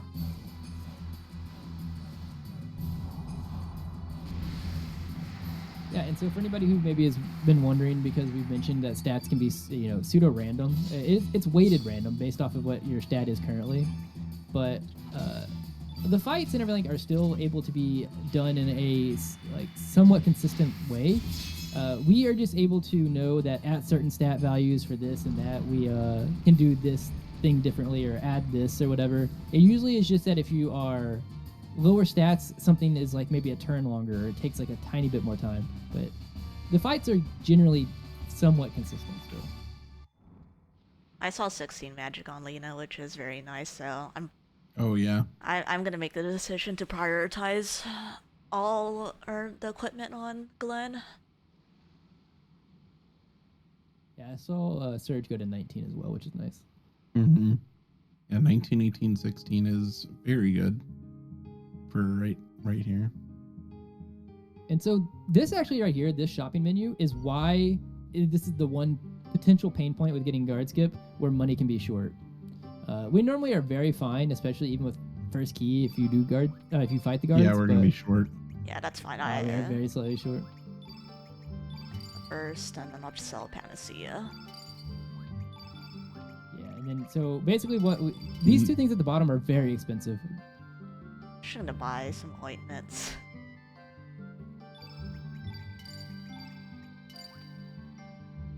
I should have sold the swords. I forgot to sell the swords. It's fine though. It's not a big deal. No, yeah, that's why we have things that we can sell there for it. Like it. That is so. After we get the diminish and magnify, which, like I said, are very expensive elements that we're going to be using, basically, like so many points throughout the game, like even late. That's why we need them. But now, those are our most expensive purchase when we have our least amount of money. After this, now we are in the clear for money.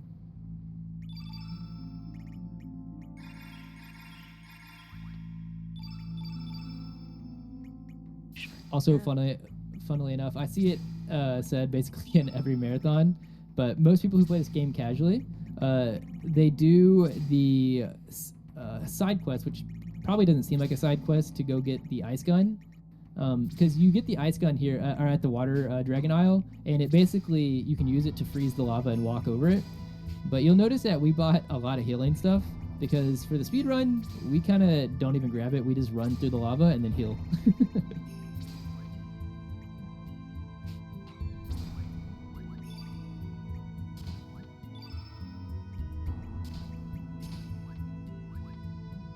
That was a pretty good menu. Yeah, that menu is really good. That menu there is to basically set us up for what's essentially now like just a boss rush gauntlet from like Mount Pyre all the way through the end of the fort. We have we have like 7, 8, 9 something bosses that we're gonna have to go through from here till the end of this next segment. And these fights are going to be introducing more structure to the fights, where like you have to get certain things off at certain times. And it's also why I think this is one of the race categories or the learning categories for newer runners, because if you get good at getting through Mount Pyre and the fort, then you kind of can extrapolate that and understand the mechanics that you need for the rest of the run.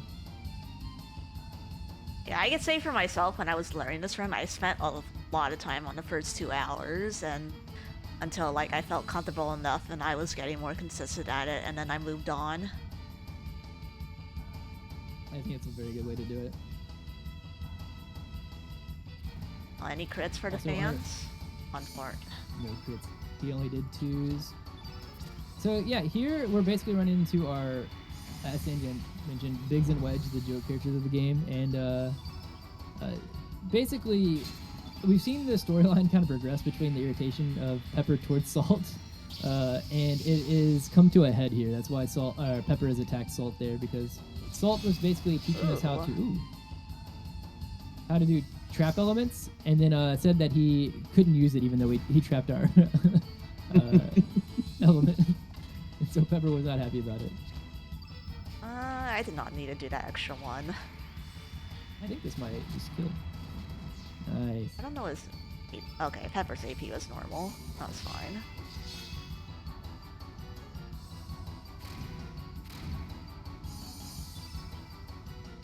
Also, as Sanjan had mentioned, we see that we gave the equipment that we normally have on Surge to increase stats. Oh, nice. To Glenn. So Surge is kind of taking a back seat to the other 2 characters as the lead. Ooh. Jeez. Yummy. Yeah, so basically in all... You know what? Hashtag planned. Sorry to interrupt. I have to say hashtag planned. That reset, hashtag planned. Well, we're definitely getting Mithril Mail. We're definitely getting... Oh, Candy you know, on Drop. my PB, I actually got Mithril Mail. Uh, Because I got the other Dragoon Gauntlet from here. Which one? When it comes time for the handy drop, I'll just step away so I can't... the game won't know I'm here. So Gauntlet for you.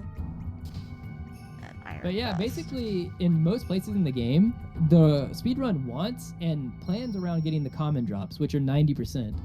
That fight right there was one of the few places that we kind of want or can benefit from a rare drop. And as we were talking about in that Easter egg part earlier, where we interacted with the chest to get that Dragoon Gauntlet, which gives us +3 to our strength, one of the rare drops there that we just got was an extra Dragoon Gauntlet. So it's really nice to have.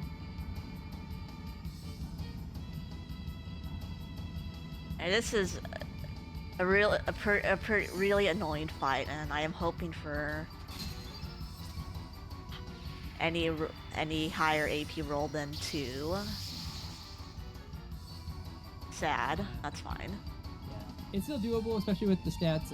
It's just this fight, the Fire Dragon hits hard and is very fast. It has an AP of 6, which is second fastest in the game that we fight for bosses, and we'll see. He can be a jerk. Yeah, I ideally wanted the fastest fight, because if I had gotten a good fight, I could do the much faster strat, but this is fine too.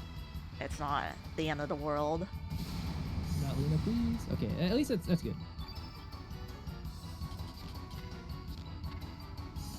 So we don't want to see Lena get attacked there because she takes more damage. As we were mentioning, she does more damage to the Fire Dragon because it's red innate, and he does a lot more damage because he's red innate to her blue innate.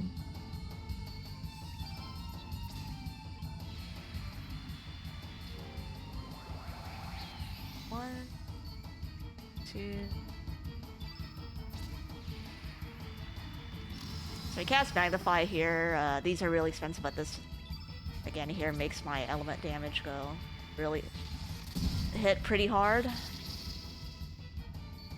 think an Aqua Ball here should hit, or should kill, or very close to it. Just because we have pretty high stats on everyone. They should probably be very close, if not dead. Yeah, Nice. there we go. Good fight. We take those, especially on a 2-roll or 1-roll. 17 magic on Yes, Lena. That fight also is, not only is he fast and he hits hard, we usually, like in marathons and races and stuff like that, make that as a save point for every runner, because that fight right there is one of the few fights that when you run from the fight, it will immediately drag you back into it. You don't get a chance to heal. So that's usually why you'll see runners save, or at least in RDE, you can just touch the save point and get an auto save. But that fight can go badly very quickly. Yeah, I've had to do some really hilarious recoveries on that fight. It's when it goes bad, it snowballs very quick.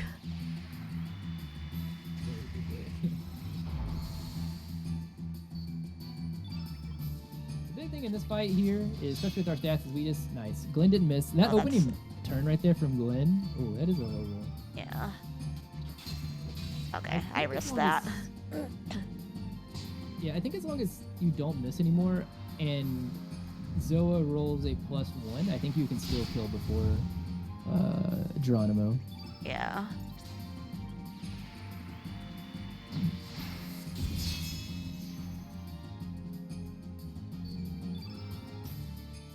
Two.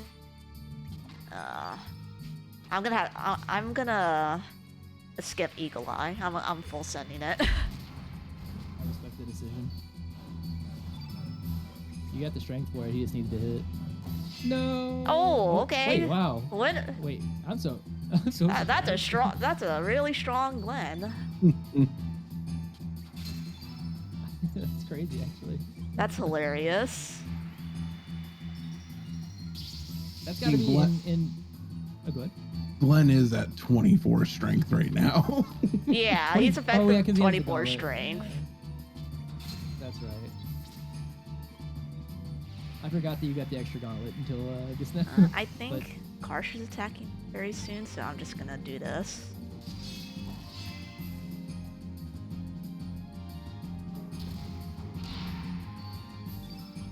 So 1, 1, 2, and then Ice Blast, and then I'll just finish it off here. Not like the fastest fight ever, but I think. Oh, that worked out. Nice.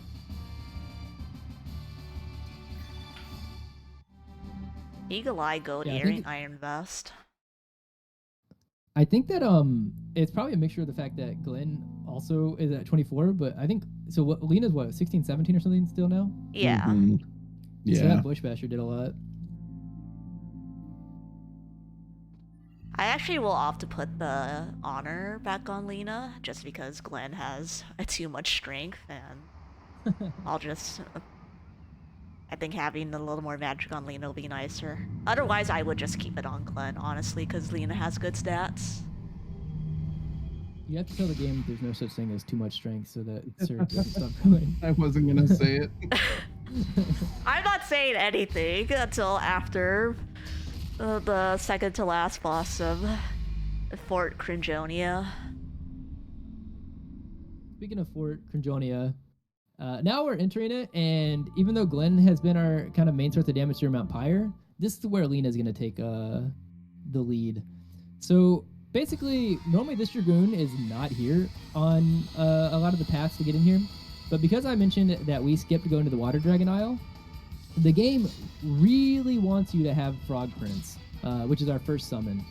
And so it will throw this enemy here as a star fight because we didn't do the Water Dragon one, where you normally get the Frog Prince. So we're going to see that drop happen at the end of this. And that is basically going to be our weapon of choice throughout all of the fort here. We're going to be building the entire field blue and then having to do Frog Prince. And that's where a lot of the challenge comes from, is because besides the first boss after this one, all the other bosses are not blue innate, and they don't use blue elements to help us fill the field blue.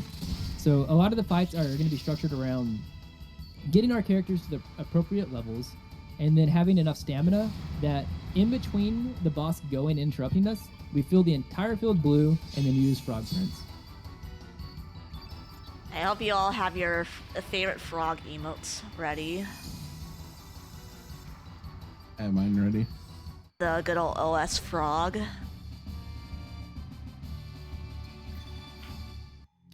Ooh, Lena at 17. Glenn got a +2. Wait, Glenn got a +2? Yeah, Glenn's at 24. Dang, he's really going to the gym. Let's see this.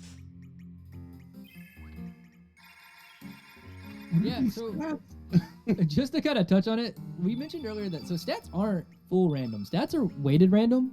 And basically what the game does is, we mentioned that like +1s have like the majorative chance, +0s have, you know, a little bit less, and then +2s have like the lower end. And that actually, the further and further ahead you get, the further and further that stat is ahead of where the game thinks you should be at a star level, it decreases your odds of getting more. So +2s are already kind of low, and the fact that Glenn hit a +2 when he's so far ahead already, is wild.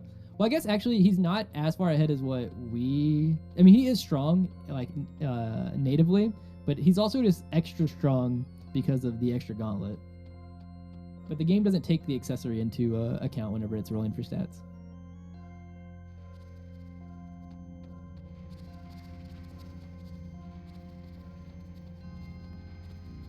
Also, as we come into Fort Crintonia, as Sanjan has deemed it, we have to deal with these. Yeah, we have to deal with these bats again. How to get fast cycle that one. Sad.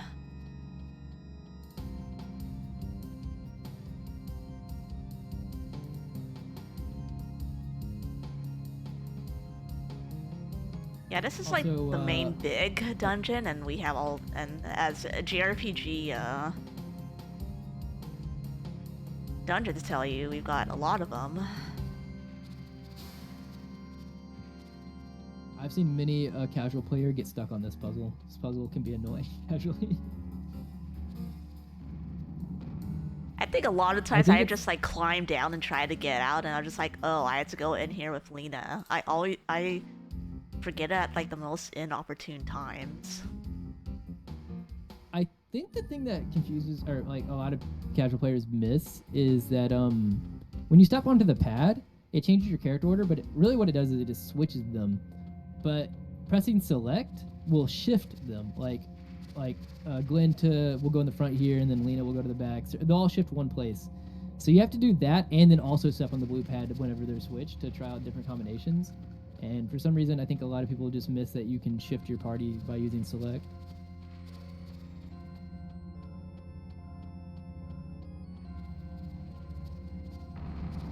Also, I gotta make sure to not hit the other bingo and miss one of these pillars.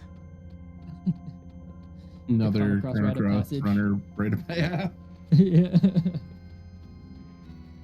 There are common experiences between all Chrono Cross runners, and not hitting this pillar is one of them. I think so far I've only done the opposite. I've like tried to talk to that little pillar thing that unlocks this again, and I'm just like, oh, I already got this statue. I think it's probably just because like you have to go over there and touch the whatever that is, like the thing that drops the platform, and then come back over here by the stairs, and because you're already like, oh, I'm right here near the exit, I think I can just leave.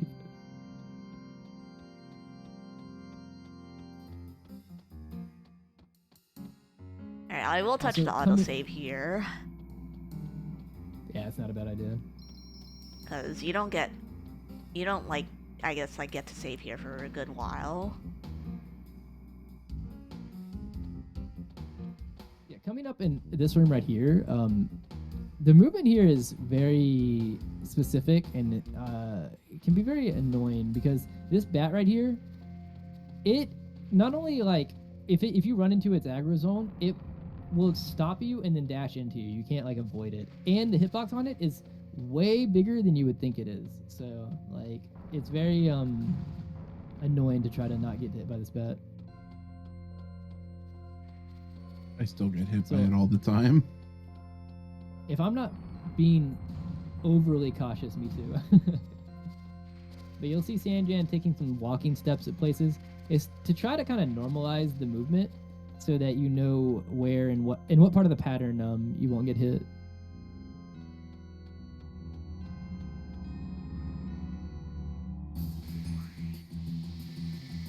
My favorite little boss in here. Glooply's just so cute. It just wants a hug. Is it you say Glooply? Is that what we're naming it? Yeah, I call this boss Gloopy. I'm down with that.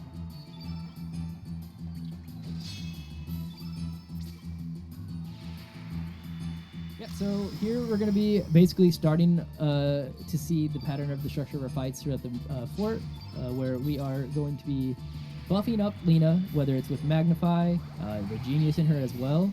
We're going to start getting the whole field turn blue, and then going to basically nuke the boss with a summon.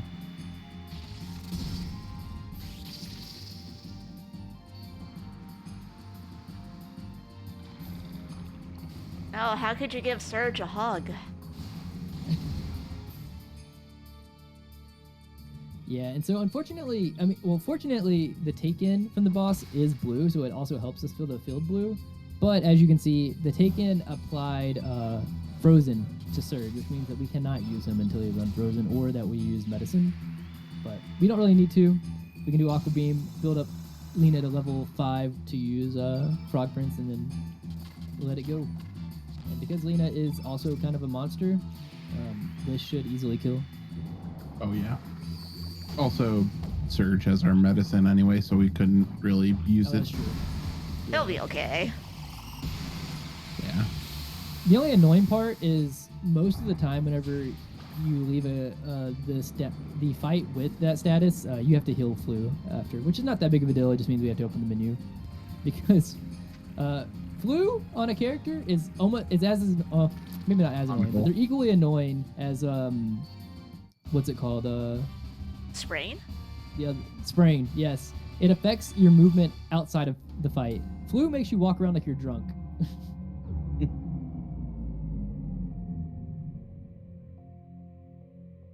Today I learned Blue makes you drunk. That's interesting JRPG logic. I also had to heal him full because he took a beating there. Oh, he did. Yeah. Heal him to full for safety. Oh, Lena's at 18 magic. Yeah. I don't know if I still want to do that strat. I probably might just to show it off. For Bunyip or? For Tora. Okay. At 18 magic, I can skip. Using weak-minded. I was not gonna do the skip right here because I actually do not know how to do the skip at all. No, I wouldn't do it, honestly. It's not worth it. And I don't, like, even on World Record Attempts, I don't want to go for this. It's like, so what Sanjan is speaking about here is you can force yourself into like a pixel part of the corner here, and instead of having to wait down here, you can save like 4 seconds by, I'll show when. Basically, when he turns right here, now we could go on the other stairway. It saves that amount of time, but if you get caught, you're stuck in the corner with him. You have to fight your way out, and that can be about several minutes. So it's like, the risk reward is not worth. I feel like. I had to run that one. Those little guys are jerks too. In PSX, you can actually see where they're going, but in PC, you can't see them at all. It's quite annoying. Yeah, I think, like I said, I think it's because the RDE or the PC edition is an emulated version of the PlayStation part of the game. Because when you emulate the PSX version, you also can't see them. For some reason, like the transparentness doesn't work with emulation. Oh, that's unlucky. Yeah. So those guys, like, that's not even a skill issue. Those guys are invisible for random amount of time. Like, they go invisible randomly, and then they're invisible for a random amount of time. So they'll sometimes go invisible, and you'll be like, I'm gonna dash through, and they can just be like, nope, just kidding.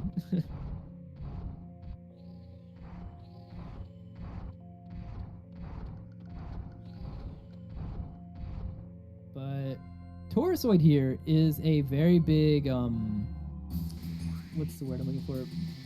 New runner barrier check. Because like if the run goes smoothly, you can get through it without understanding AP. But this will this is usually where you start getting checked on understanding AP. Because what we need to do is get off the entire field blue and get off Frog Prince. Oh, I forgot to do something. I forgot to do this. That worked out. Yeah. But you'll see us setting up here. We already did the Genius. We're getting everything set up. Because Taurusoid does green elements. And if he interrupts our turn when we have the field, try to turn the field blue, we just have to run. I don't care, so I'm just defending on everyone. Glenn's an okay target because he is green, so he doesn't take as much damage. So now we magnify, and now we're gonna have to start turning the field blue. The Taurusoid does have 11 AP, so we've done 2 so far.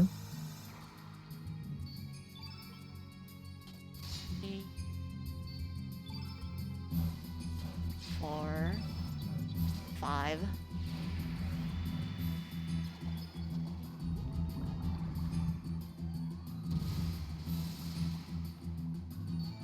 6. I think at worst I might be a little damaged slightly under, just mainly because I skipped weak-minded, but should be fine, I think. Or shouldn't be the worst thing ever. Trademark. And see, there we got the Frog Prince off at like 8 AP. Taurusoid can roll as low as 11, so you can imagine with a couple of misses here or there, it can start getting very, very tight. That damage is actually quite good. Nice. We skipped the weak-minded. Get it. I like throwing just a little bubble at him, but it hits him.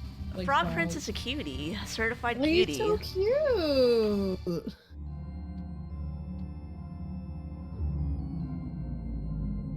But this next boss is a very fun next boss. The Washington Monument. And not like the bad boss fight, but it's a very funny looking boss. This boss is a bane of my existence, to be honest, this next one, because it's like pure RNG of whether or not you save or lose like 30 seconds. Which is a lot of part of the run, but this one just like, it is in your favor by a lot that you don't. And sometimes they can just decide that today's not the day.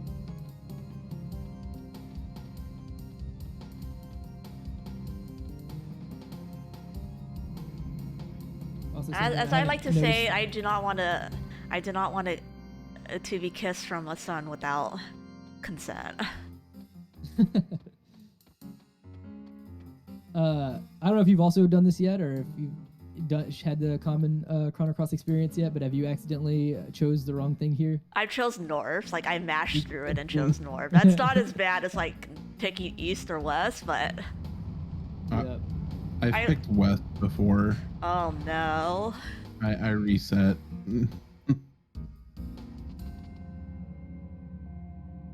I think west puts you in that area with that robot, right?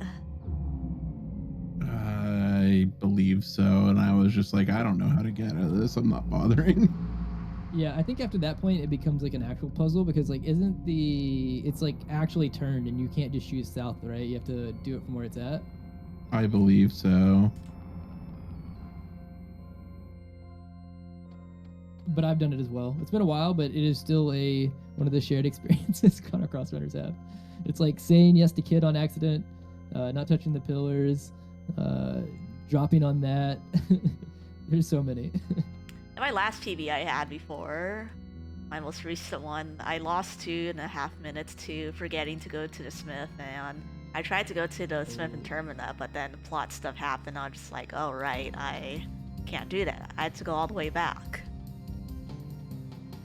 The Smith before getting on the ghost ship? No, the one before transitioning to the next world. Or like, oh, okay. Yeah. Like before Roach. Oh, yeah. Here's okay, your that next makes sense, boss. yeah. Everybody's favorite boss. So basically, we want the Son of a Gun to roll a 3 or AP or higher, and we want Lena to hit at least one of these 3s. Okay, she has the magic. We should be good. No kissy wissy here.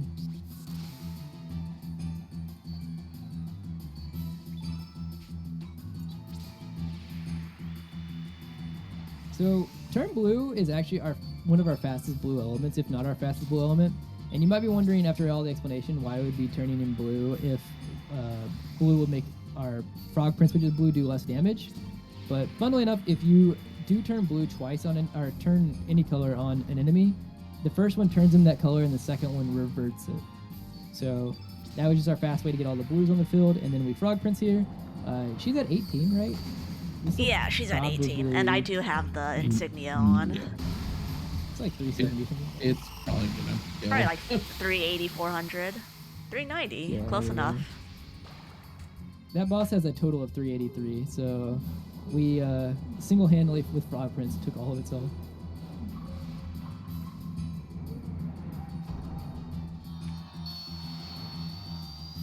But yeah, if we, for example, Lena missed both of her 3s, or if you get low AP rolled on the very beginning there, basically we don't have enough AP to fill the entire field blue and Frog Prince before the next turn. So we have to see its following turn, which is called Kissy Wissy, which can decommission one of your characters as well, and you have to Panacea see another turn after. It's like if you fail a AP check on the very beginning of the fight, it can just you just lose a bunch of time. Yeah, it's like 45 seconds or something. It's not fun.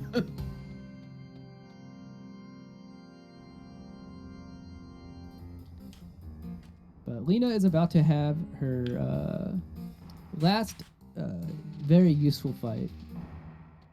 We only get to use Frog Prince one more time throughout the run here. Well, no, that's not true. Sorry, with Lena, we only get to use Frog Prince one more time throughout the run.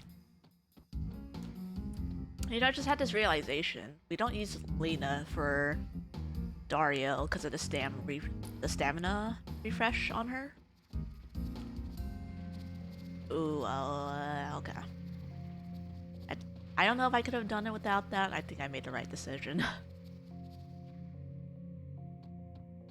So I don't know how to do this. Yeah.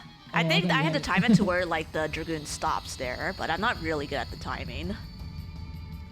I think that dodge right there might be one of the hardest single dodges in the game.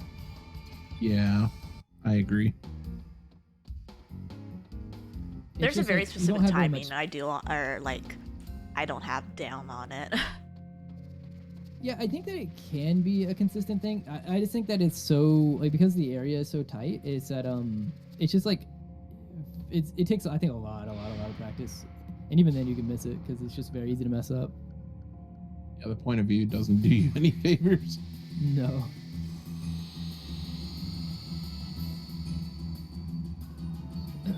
Yeah, So, a lot of times I just if opt to flee from there, or just like take the fight and flee, because that's easier than having to do the dodge. If I curse you with this, Sanjan, I apologize for this explanation.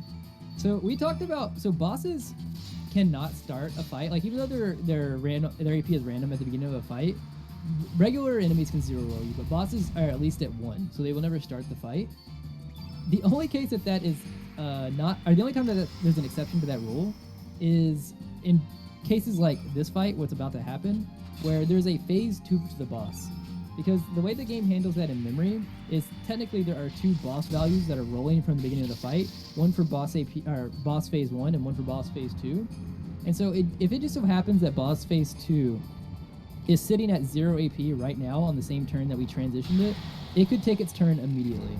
Now, we really don't want to see that, but just want to touch on that explanation. Oh, you're good. Nice. I just yap sometimes a lot, so okay.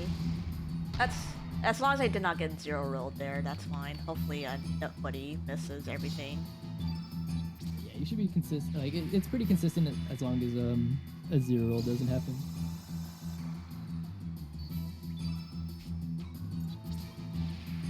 I've just commentating other people's runs.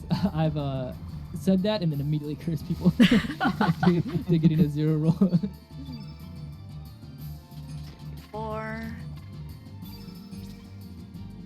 I forgot whose run it was. Whenever I was like, every place I mentioned, I was like, oh, on the Fire Dragon, we don't want to see a 1 roll. That's the one thing that we really don't have very good strategies for. Immediately happened. Oh, we don't want to see the 0 roll phase 2 on Bunyip. Immediately happened. Oh, we don't want to see the handy drop. I was like, I'm just gonna stop talking. So I think I can Bush Basher here, since I have high stats, but we'll see what happens here. 112? Okay, nice. That was a good fight.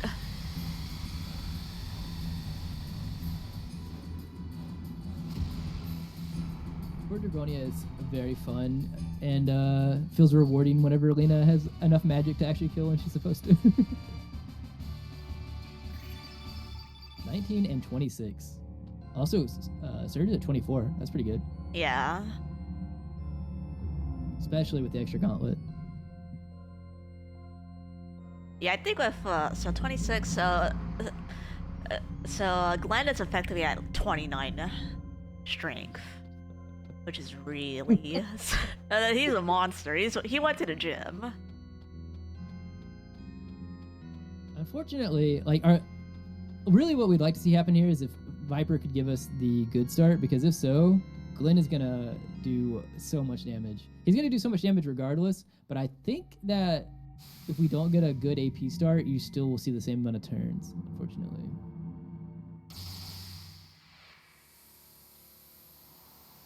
You just actually probably won't have to risk any AP because of how high his strength is. Yeah, I think with like anything that's not like a 26ish strength, like you have to risk AP. Yeah.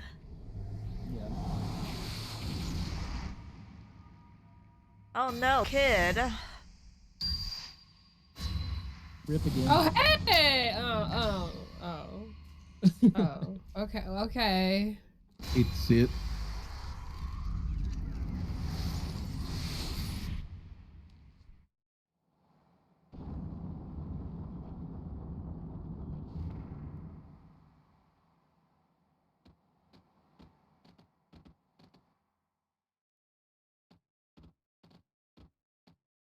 So story-wise, yeah, oh, good. No, you can go ahead. I was gonna say story-wise, yeah. So basically, we went through all of Fort Dragonia to come up here to get the Frozen Flame, and we've run into both Viper and Lynx again at the end of hour 2. But this time we had to actually fight Viper. We didn't have to fight him in Viper manner.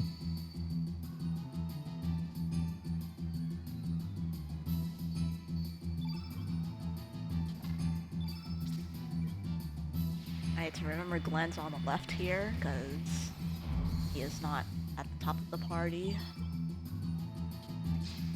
Aw, sad.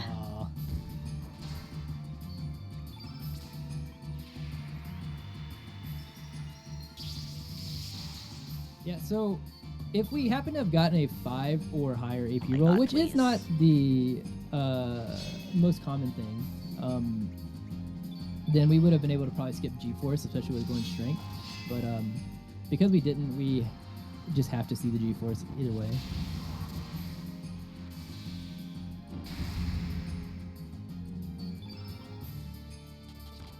But with Lena's magic and Glenn's strength, we should definitely skip seeing his follow-in turn.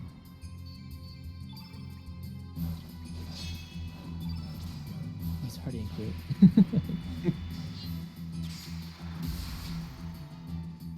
All right. Actually, I'll wait until this is over before I explain.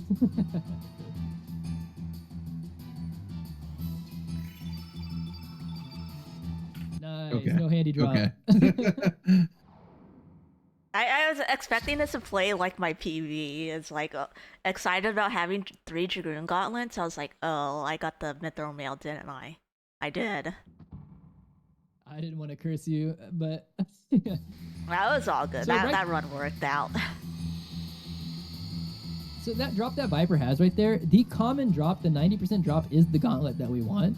But the 10% is a Mithril Mail, which is not good for us in the run, honestly. Like, more strength, the better.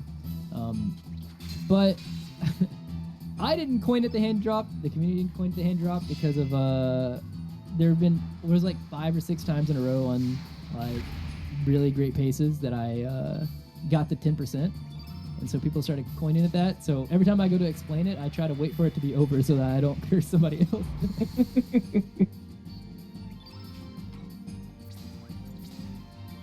Okay, Surge got hit, so I had to have to defend.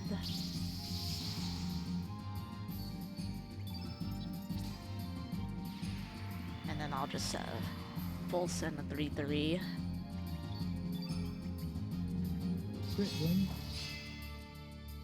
He's so strong. He's doing a gazillion damage.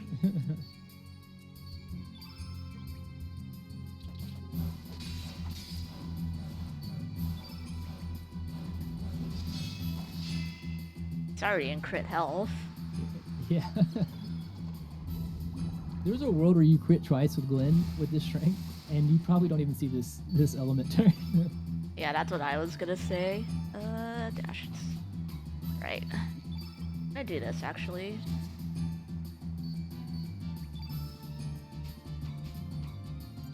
So this is 2, all 2/2, and 2/3 should kill.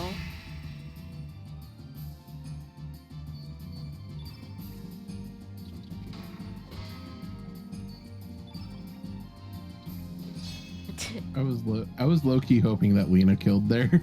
Yeah, same. So yeah, right here, this would be the end of where the like race percent or the Fort links at Fort Dragonia category would end. Oh hey, Also, look, she's back. I'm gonna say Kid is back. Surely good things are gonna happen. Mm-hmm. We all know that when Kid is on screen, only good things occur. I'm so glad Kid is in play. I'm actually gonna use the bathroom real quick while this cutscene plays out. Hey everyone in chat, how we doing? Do you love Chrono Cross? Is it Chrono or Chrono? I think Chrono. Chrono. I also think Chrono. Meow. Who's this kitty cat? Meow. It's the kitty cat who killed Kid Surge. Yeah. Child Surge. Oh, okay. Like this universe's version. Yeah, so he died. So he. That was like 7 years ago or whatever. 7. When he was 7, yeah. He got attacked by a panther. Oh, danger kitty. Am I right? Yeah, and now more weird things are happening. I guess I don't want to spoil it, but we'll see what. The Pepsi Blue is poisoned. Sorry. Yeah. That kitty has seen some things. Meow.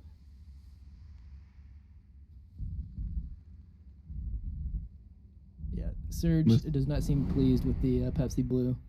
Oh, no. Yeah, it's rough.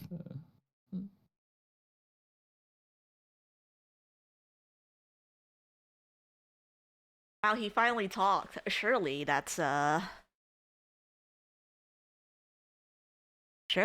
curse at all. Nah.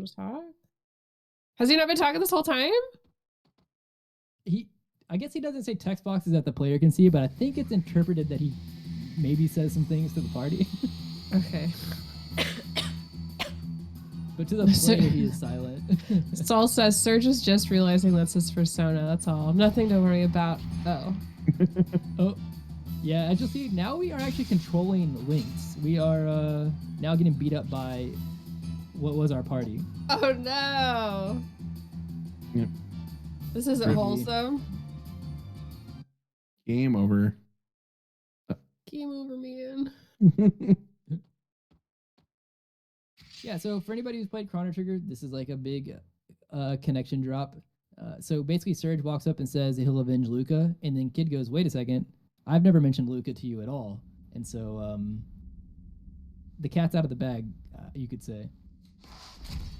Oh. And yeah, Kid gets stabbed. Da-na-na, da-na-na, da-na-na-na. Wait. Yeah, this is a second dagger that Kid has taken.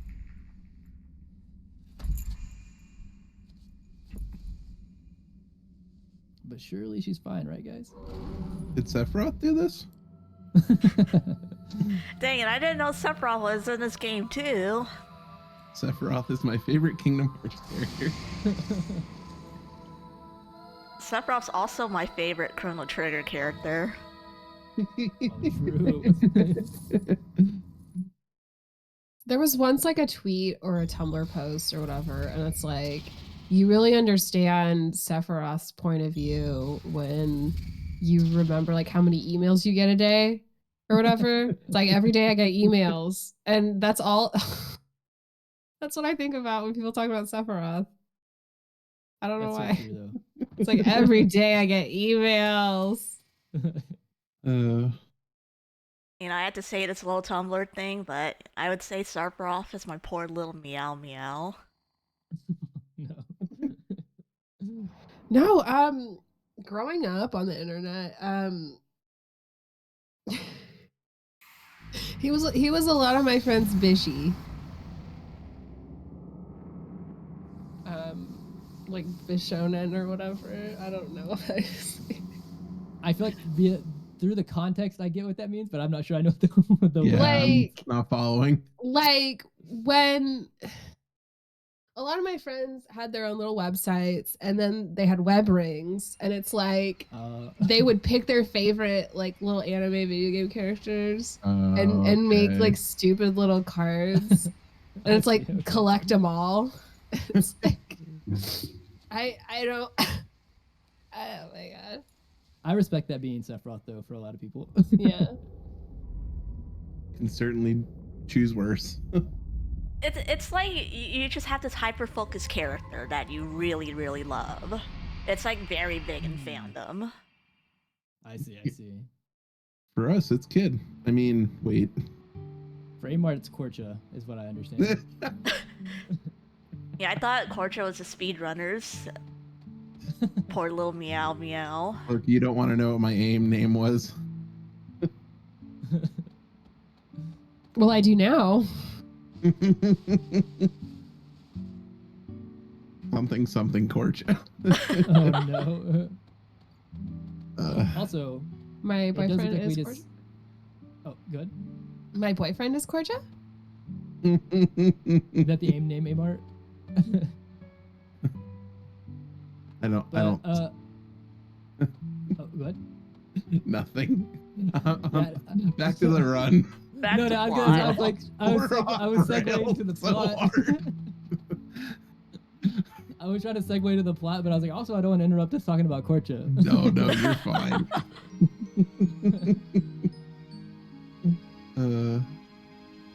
Main thing I was gonna mention is that like this area right here, besides it looking like an acid trip, is actually it's like probably one of my favorite songs in the entire game. It's very chill. It's really good.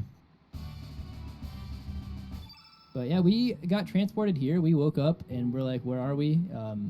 And we find this character Sprig, who, spoiler alert, Sprig will be very important for the speedrun. She will stay in the party. And she is going to be the main reason as to why Surge is still not going to be our centerpiece for how we structure fights. We also get a reintroduction to Harl again, as we mentioned earlier, who will also be pretty important going forward for a little bit. Harl's a really cool character because I won't go into like too many spoilers yet. We'll kind of touch on it as the game progresses.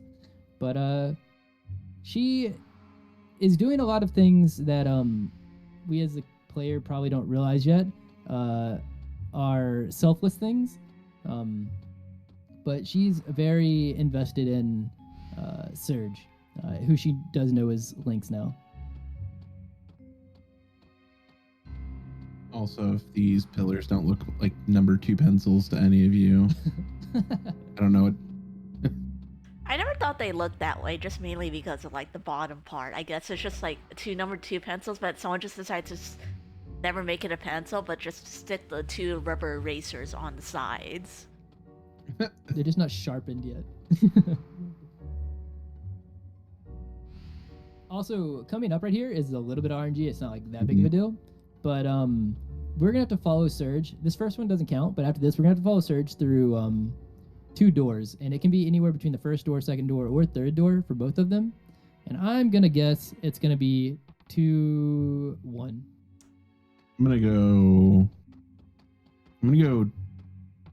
2, 3. Well, we're both wrong immediately. Okay. Well, I'm gonna go 3 on this one. Is it 1, 1, 1, 1? Oh my Dang. goodness. I think that's the first time I got a 1-1. It was a reverse That's curse.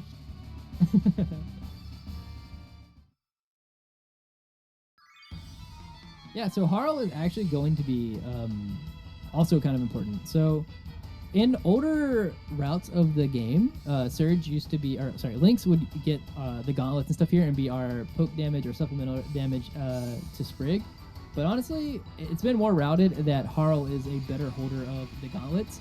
So Sprig will be doing our main source of damage, and Harl will be doing our supplementary damage, where she will be basically refreshing Sprig's stamina. She's also got like some type advantage to some enemies that are going to be important that she does a little bit later from here, and her magic stat's going to be important. So those are things we're going to be keeping an eye on. Like I said, Lynx is kind of just going to he's gonna be in the party. That's gonna be his main use is that he has to be there. Gonna be our support for a lot of it. Yeah, so personally, there's a menu here that you can choose to optionally do before or after this next boss. I personally choose to do it since I have 3 gauntlets. Otherwise, I would wait and basically gauge her strength based on the following boss fight. So I'm gonna do this menu a little earlier than intended, especially because I have 3 gauntlets.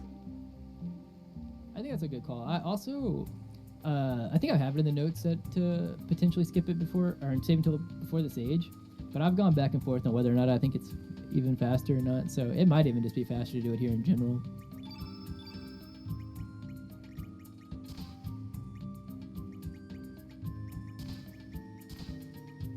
She has 20, also, so that's fine.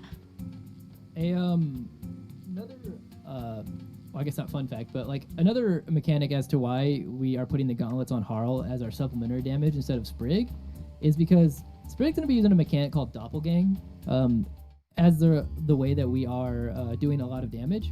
And what Doppelgang does is for enemies that we get the last hit on with Sprig, she can doppelgang into them, turn into them. That's her ability.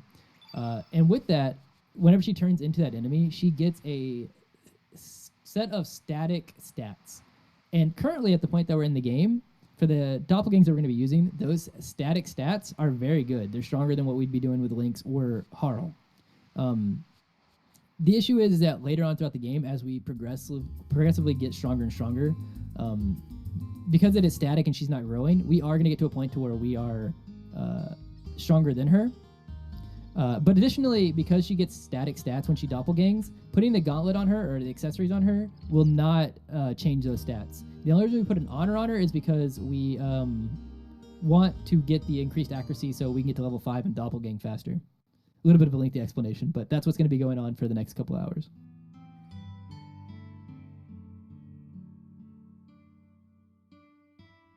I actually low-key really like this music. It's very good. I've mentioned it before, but like if there's so many songs, or basically almost every song in the game, I'm like, oh, this is one of my favorite tracks. Oh, this is one of my favorite tracks. It's just like the bar for the Chrono Cross OST is like, I think the worst song in the game, which I don't even know what it is still pretty good.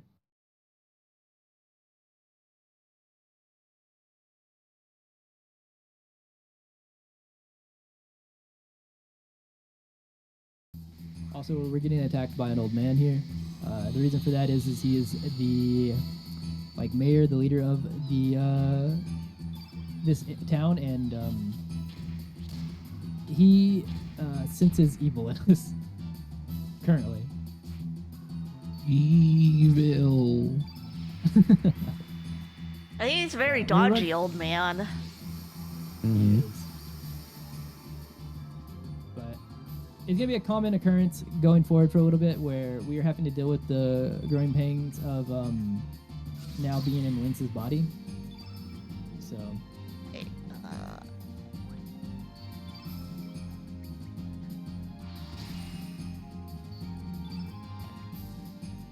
I think he gave you. Did he give you +1 there? I didn't see if he did the. Yeah, I got the Oh, +1 that's AP, good. so that's pretty nice. That crit too. You are probably skip. You might skip. Oh, she hit both of you. You might skip. Yeah, she actually hit everything this time. I am surprised. Nice. Wow, that's a really good fight. No, yeah, it's an incredible fight. Normally, a good fight is not seeing the photon beam, which is after the long shot. A great fight is like that, where you skip seeing long shot. I have never gotten that fight before. That's my first time getting that. Because usually Harlan misses at least once or twice. Yeah, that was really, really good.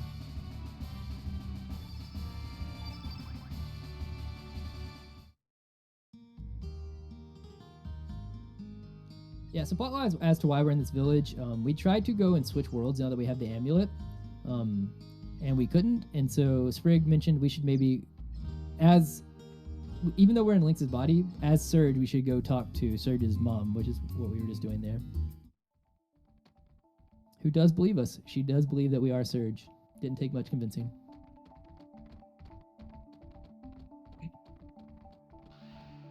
Where's the little guy?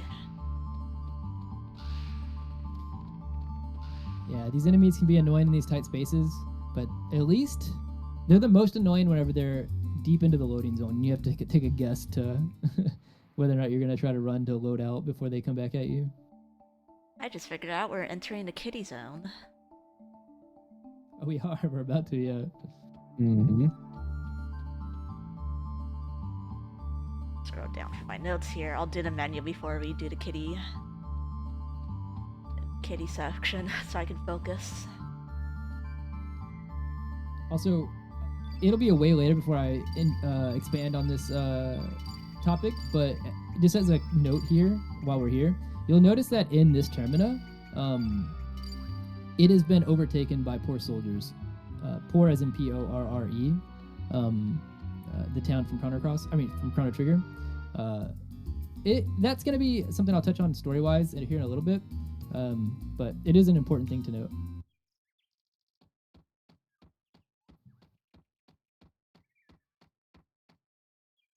Meow meow, I'm a kitty cat. I'm doing the kitty cat dance. Caramel dancing. You're gonna, well, I was gonna say you're gonna love it because, like, normally per tradition for Chrono Cross, there is a kitty cat song that gets sung in the next section. I didn't sing it for the last marathon because it's gonna be like, with all of the audio sync, it's like very hard to. It's probably a mess, but it is tradition. There is a Chrono Cross, a kitty cat song that gets sung in every run for good luck. All right, chat, give me some kitty cat emotes. I cannot sing because if I had tried to sing for 5 seconds, my voice pretty much starts instantly hurting. Slightly unfortunate. I will gladly hum the song to make up for it. I think if you do that at least, I would say if you do that at least, I think Isle of the Damned should at least not be the worst. True.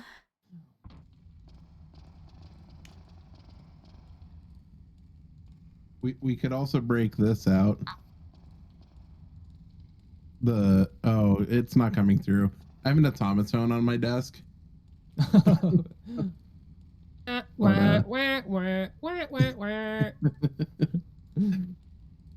My noise gate is too high, so Your noise gate is doing its job. it's doing its job. Like, no, you're not allowed. Or if you have cat emotes or emotes to people's cats, that's a great time.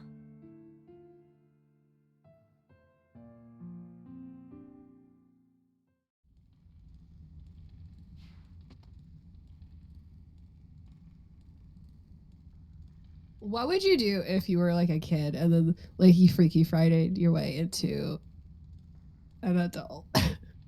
That'd be messed up, right? Like I would start freaking out. All of a sudden you have bills. Yeah, all of a sudden I've got a bill and then another bill and then every day I get emails. Yeah. I am just, if I turned into a cat, I would just be Garfield. Let's be real. If I turned Just into a feed me cat, I would lasagna and leave try me to alone. try to have humans adopt me, and then they would be my butlers I just forever. would like always be thinking about the wishes when the little boy is turned into a rat. Like that scared me. That scares me.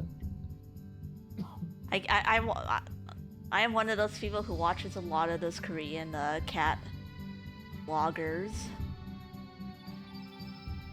Yes. Well, I like that you're doing the menu here. You get to listen to this music longer. So this is one of our bigger elemental menus. You can do this anytime between buying that until right before the stage fight. I have moved it from initially doing it right after I do the shopping menu to right before the stage fight because the music there is really cool. But we also don't really get to listen to this song for as long as sometimes I would like to. So it's music tech. what music do you want to listen to when you do it? Phil Collins. Exactly. Yeah, is there a mod to just replace all the music with Phil Collins? Equally impeccable taste, right? I'm sure Yeah. that there is. Are we talking like Tarzan Phil Collins or like Genesis Phil Collins? Literally his entire repertoire. Both of them. Got it. Discography. Noted. So Genesis solo, like, well, I guess we wouldn't include when he was the drummer for Genesis, like with Peter Gabriel. We wouldn't include that. We would include, later Genesis when he is the lead singer, and then his solo work. I respect it. I confess Yeah, if I had done my menu on the ship, I would not be able to focus because kitties. Oh, true. Also, I could have done it in here because that music is also good. The Marbril home world music. It's honestly a take your pick because I think like there's probably not a bad place to listen to the music to do it. But this music right here slaps.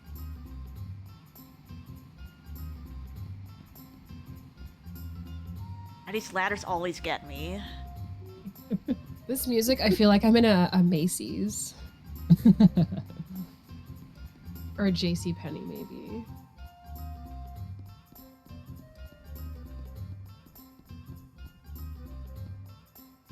Yeah, so the reason that we're on this ship actually, just kind of catch up on the story a little bit. Basically, we went to Termina. We got told that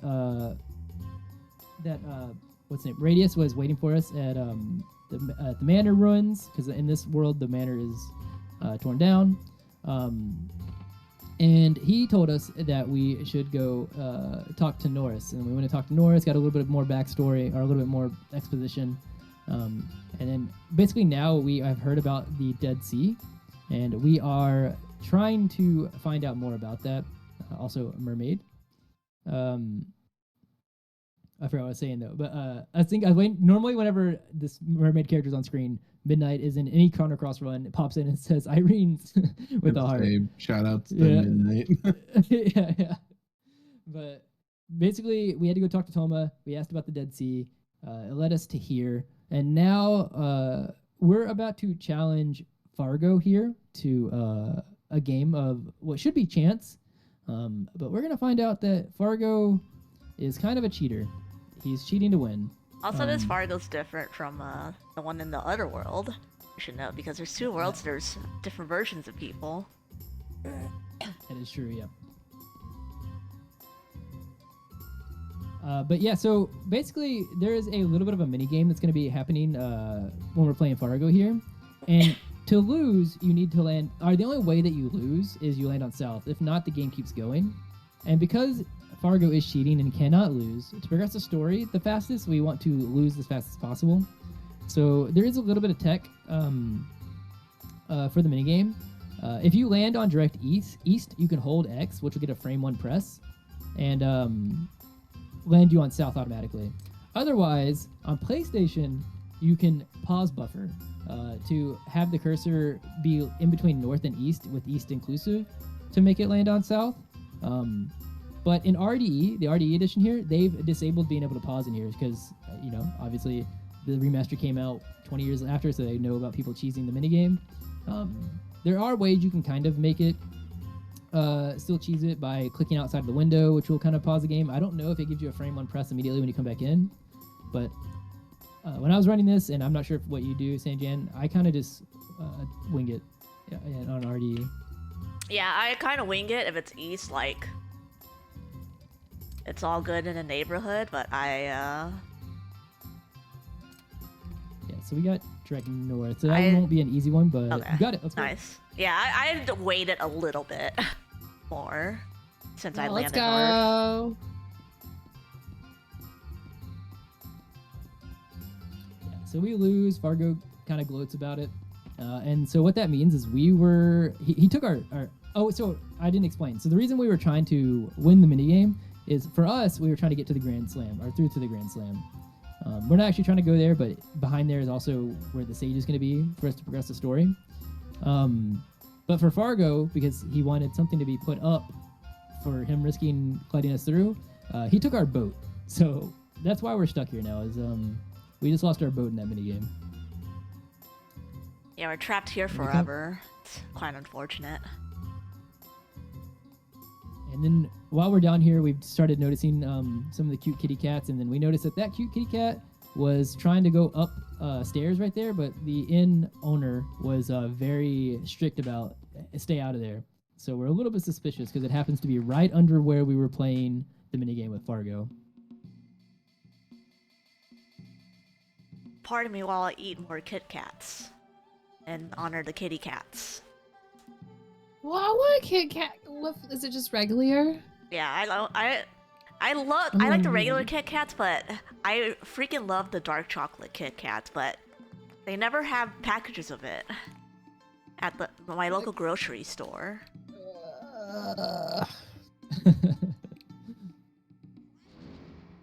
Also, while you're eating your Kit Kats, you get to enjoy the real magic show. We're not talking about elements here.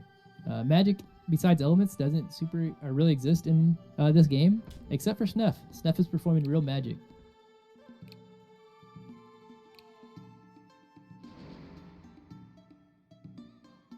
But he's doing it because he's kind of being forced to. It's kind of his job on the ship. He's also lost a lot of money being cheated by Fargo in the minigame by gambling. So that's what he's on the ship for. He's stuck here as entertainment.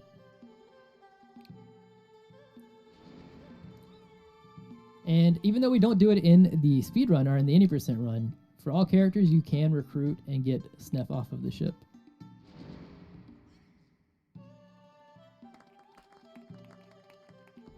But yeah, we saw him get heckled a little bit by Jack there. And so the second part of the trick that he did was he turned him into a cat. We also noticed that cat earlier, as we just mentioned, was able to go up through the ladder even though it got stopped to that room. So we're going to kind of try to use that to our advantage here.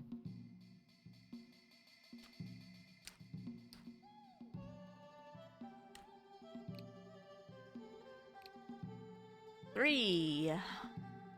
We're free.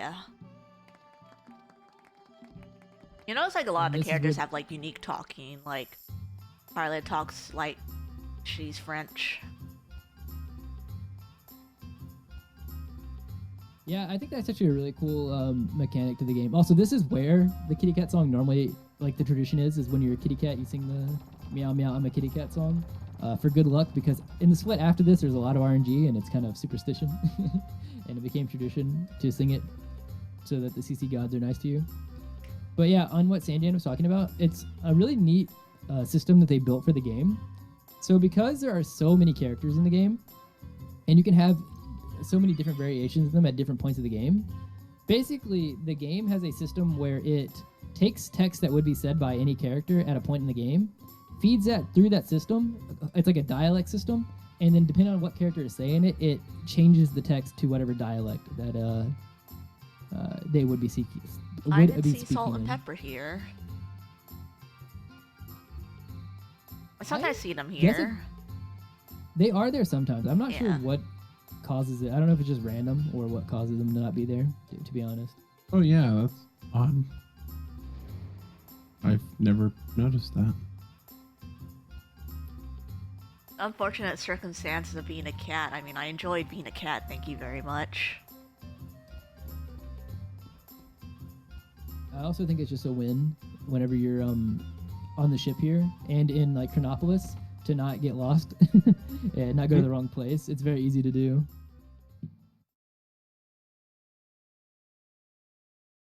And plot-wise in this world, Marvel's kind of been taken over and falling apart, and Fargo's just basically holding the sage here hostage for his own use, and Irena's and they've been trying to free the sage so that they can free Marble. Yeah. Marble? I say Marbule. I think it's Marbule, but I could be wrong as well. In this world, yeah, this Fargo is kind of a jerk. The other Fargo, he might have tranquilized us after we lost to him or won against him, but he kind of comes around, like, you know, throughout the game. But this one right now is kind of a jerk.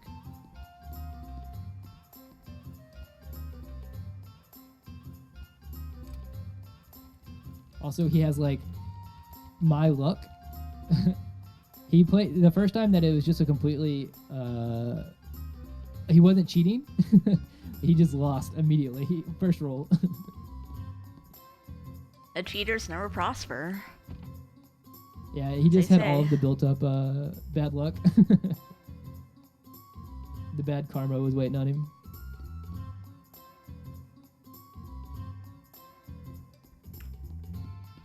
I might throw a 2-3 on this fight for the content.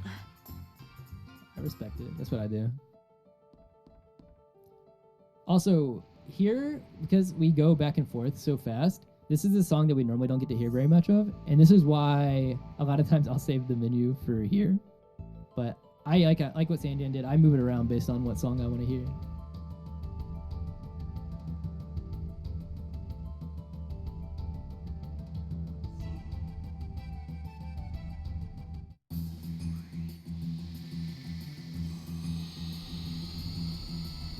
But yeah, now we get introduced to the way our fights are going to be structured going forward for a little bit while Sprig is in our party. Nice, landed the 2-3. Oh, nice That's a good little start. crit that's from Sprig. Very good. She's going in. And you got the like really good AP start. Yeah. It'll be a really, really good AP start if you're able to stand push here. Wow. Sheesh. I don't know what I'm That's doing. wild. Oh, Yeah, sure. it can be a little bit weird. Yeah. I probably could have done a 1-2. Honestly. Normally, what I do there is I throw a 3-3 just to get the full stamina back on Lagoon.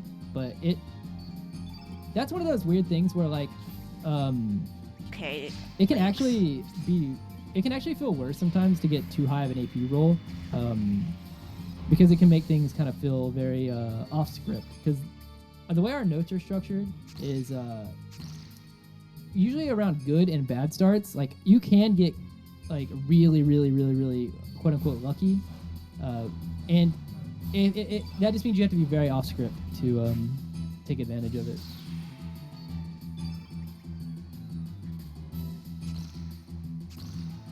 But yeah, you can see the damage that the Lagoon 8's doing. So that's why it is our main source of damage currently. Nice dodges. Should be okay still. Pretty good Oh, fight. yeah. Nice.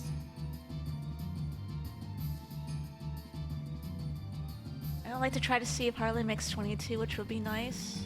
Nice. Well, so I think that even when you picked her up, she should be fine because you have the extra gauntlet. Yeah. Right? I just like seeing 22.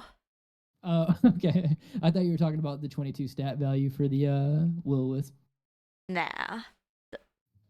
Yeah, if I didn't have that extra gauntlet, I would want to see that 22, but I got 22 by here anyway, so that's quite nice. I don't know if Surge got a shrink level, or should I say Lynx. I basically generally will probably not pay attention to him for like a little bit. Same, honestly, until it like, right. I don't know. Sometimes I'll take a look at it just to kind of gauge where his growth is at, but I kind of ignore it for a while.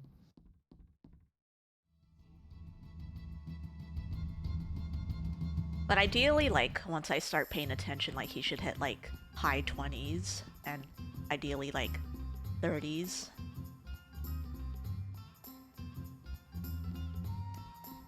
Also, coming up, this is where we all pray that Chrono Cross is kind.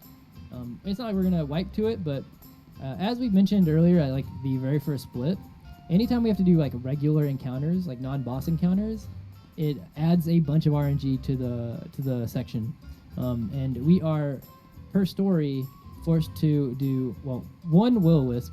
And in that Will-O-Wisp fight, we have like a wide range of formations. Some that like 2 or 3 that depending like which runner you just run from. 2 of them for sure because they are incredibly slow. Like you'll get 5 enemies, and the center enemy will be the deadhead boss that we fought earlier. So it is very slow. The fastest one that we want is just 2 Will-O-Wisp, and then even on top of that, they can do really slow moves like fire pillar, which can berserk somebody. So we have to do 2 of those. One of them is mandatory. The other one's going to be mandatory for the speed run because we want to get the White Knight. But TLDR is that it is just a very RNG centric section. Yeah, there's a good amount of places where there's gonna be a lot of variants, like, and honestly, like, this run could still go either way, like, even though I lost, like, a lot of time, like, in the first half because I had to reset, like, I gained quite a bit of it back in, but it could go, honestly, the other way. That's just how this game goes, as we runners like to call it. Yippee! Yeah, Chrono Cross is I don't know. I'm never like fully feel good about the run that I'm on until I see me use the Chrono Cross. And I'm like, okay, now we're safe, maybe. Yeah, I am kind of like tracking split wise, and like I was 6.5 minutes behind my average splits, and now I'm like 4 minutes behind. So I've gained literally 2 minutes in a span of an hour and a half. But that can always change. That's how this game goes. I have faith. Isle of the Damned is going to be really kind. Also, we get to witness the most unfair fight in history. Why does he have 2 swords and armor and the high ground, and he's 7 foot tall against the old man?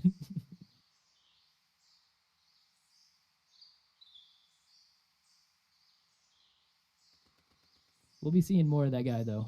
He's kind of a jerk as well.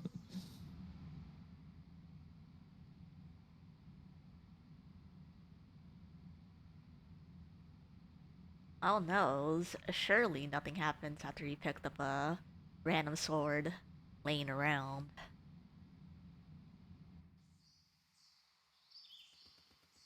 I guess we'll never know. Nope.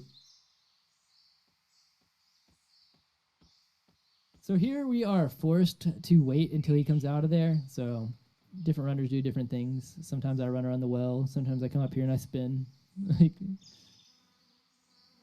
or just, yeah, sometimes I just do this as well. It's just, I don't know. I forget. I don't actually know how long he's in there exactly, but it's a while.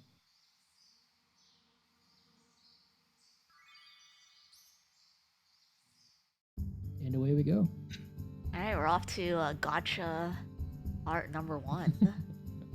Or one of many.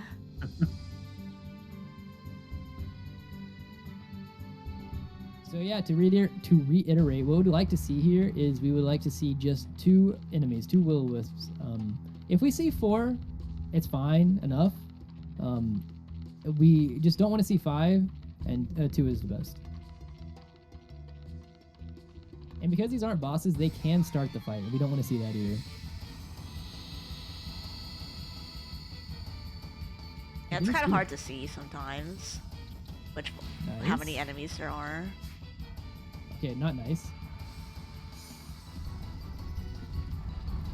So luckily, I mean, Magma Burst is slow. I said Fire Pillar earlier. That's what they dropped. Magma Burst is slow. And it can Berserk. I was about to say, the only thing is not Harl. Oh my goodness. This is... Gosh. Do not Berserk. Please? Okay. Nice. Okay, we should be good then. As long as you Harl don't has miss. missed 3 2s. Arnold, please. You're probably not going Please to hit. kill with the... Yeah. Oh, Seriously? Harl doesn't want to hit anything. There we go. God. Oh, I'm not even level 5. Yeah, she missed everything. So this formation is the best formation, but it does like as with Chrono Cross, one part of the RNG is not all of the story. So you can see that even with a good formation, if Harl doesn't want to hit, it just can snowball. I would like to also try to get an Infernal drop, even though that's a rare drop, but it is what it is sometimes. Yeah, the Inferno would be nice for when we go to fight Dario. Also, we did. I guess I we tried to were a use little the bit lucky. crab. It's a little bit lucky that we didn't get berserked. I don't know what I actually don't know the proc chance on burn, but that is the worst case scenario is if Harl gets berserked there because she is all of our damage basically. And we don't want to attack with Sprig because as we're about to show here, we are trying to last hit this White Knight down here for the speedrun so that we can doppelgang into that. And if we accidentally use Sprig and kill one of these one of these will-o-wisps, then it messes up like muscle memory and stuff like that where we normally click to do the White Knight because it'll add it to the menu.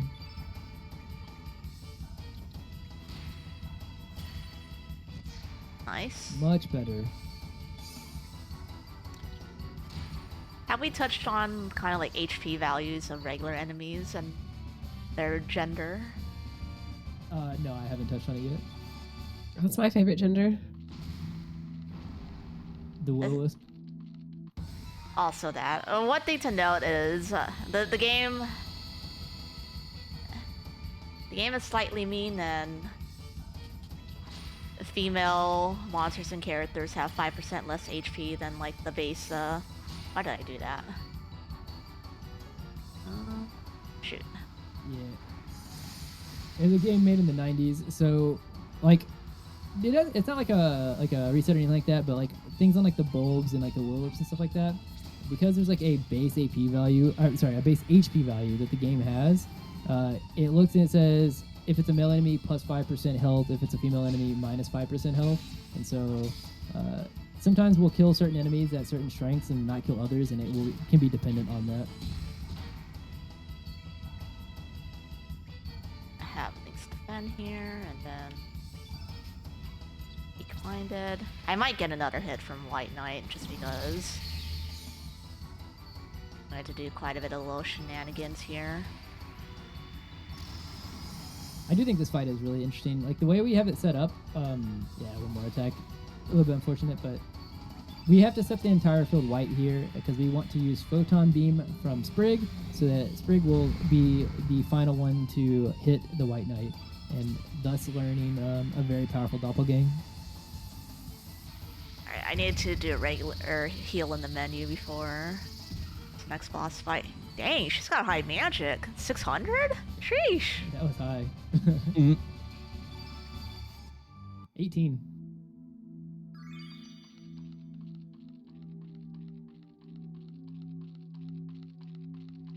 So I mentioned earlier in that cutscene that we'd see more of that guy and that he was kind of a jerk, and we are about to see why. Marathon, world record pace, PB pace, it doesn't matter. Any kind of speed run. This fight is always can be a scary fight. This guy is very quick. He's as fast as the fire dragon earlier, and he hits very hard. So like getting a good versus a bad start is it's important, and who he targets is important, especially if you're on a bad start. We'd like him to spread around the damage. I think in my PB fight, like, I had to really recover this fight without White Knight.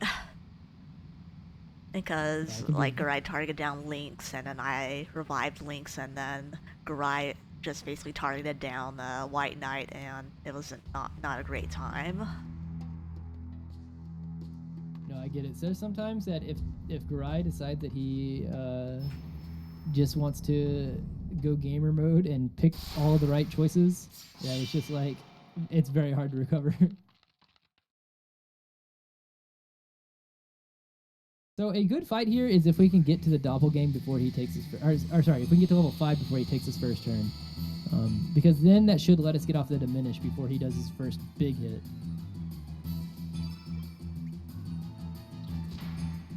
Nice. Good, nice.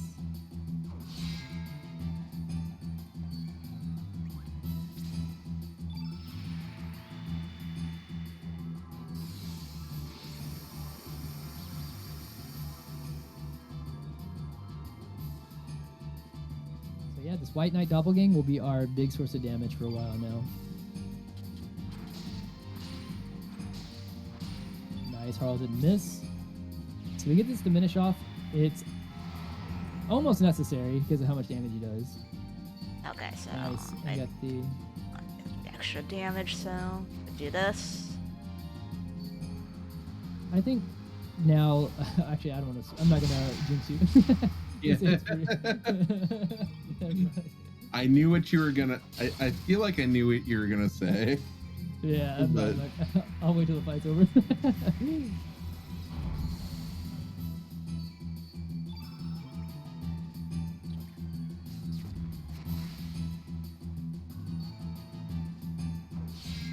Maybe one more turn. Oh, Ooh, okay. nice dodge, Harl. Nice dodge, Harlan.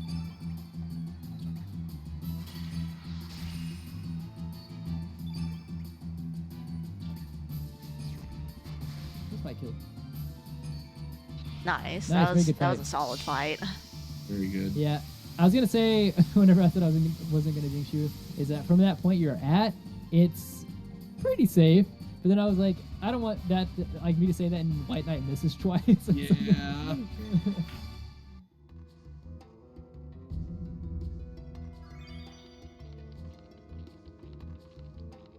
Yeah, so that's a scary fight, one of many out of the way. Yeah, and it went really smooth. And now we get to actually this area coming up is one of my favorite areas. Yeah. Probably. Yeah, it's probably like my second favorite behind Chronopolis, but Yeah, same. I don't know. I gotta think about which one I would like more versus Chronopolis, but I like both of them probably for similar reasons. The vibe of it's really nice. the music is incredible. I think I'm too much of a Agreed. futuristic gamer vibe, so Chronopolis has to be my pick. It's your favorite. Yeah, I like the futurist. I like futuristic vibes in general. Yeah, That's they're both also so good. why. Really? Okay. You can kind of run that little guy around, but it was a little. Sometimes it's hard for me to judge for quote unquote judge perspective, That especially one when also you're was just very handling. annoying. Yeah. Especially when you're handling big dodges.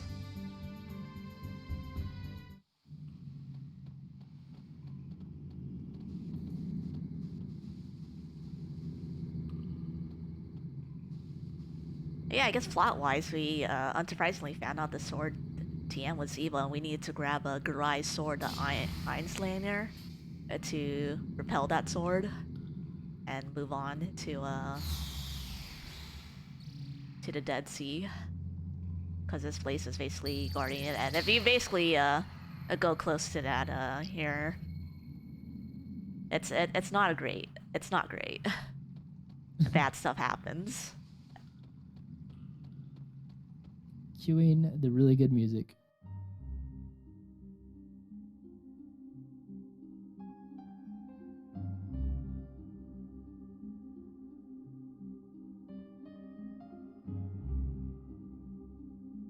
There's also a lot of exposition that gets, I guess lore that gets dropped here in this area as well. This is like probably like the first, well, coming up is like the first like sections of the game where if you're not like super paying attention to the story and or confused by the story, that you start to see like the more apparent connections to Chrono Trigger. All right, do I do the gamer strats? You know what? Let's do the gamer strats.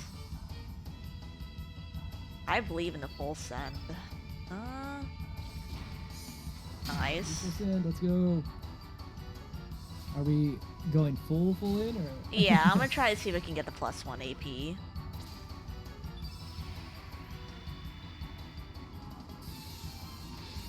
So, we mentioned earlier that we know what value the boss has after the first turn. So, like for the example, Highwayman is at 7. But I also mentioned way earlier that I said the word "at least," and I said I wasn't going to go and explain all of the details, and I'm still not going to go into the formula behind it all. But basically, the value that we know is a floor value. It can be slightly higher than that. So what we're talking about with the +1 here is that we are waiting to see if the Highwayman will give us a +1 so that we can get a 3/3 off. Nice. Yeah, I think I was able to get it because I hit the 2/3. I had to do this though, which is a little weird. So I think I do have to risk AP here to actually.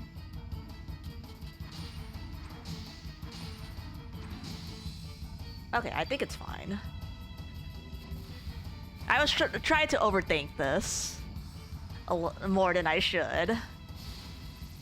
It happens. It's easy to do. Also, let's see who this hits. Am I lucky winner? Everybody. No. So we have to get Harl up to level 4 at least before this move because it can do what it just did and give everybody darkness, which we don't want. So ideally we would like to kill before Rampage, which is going to be the next turn. And I think we are good. Yeah, nice. That was a good fight. Very nice fight. I will mention, just for, since this is a showcase, we will be taking a break after the Miguel fight, which is about 27 strength. That's pretty good on Surge. The Miguel fight is about 5, 6, 7-ish minutes. After the cutscene, we'll be taking about a 15-minute break to get our tech people swapped, as well as a host swap. What? Yeah. This is a very, very long showcase, so...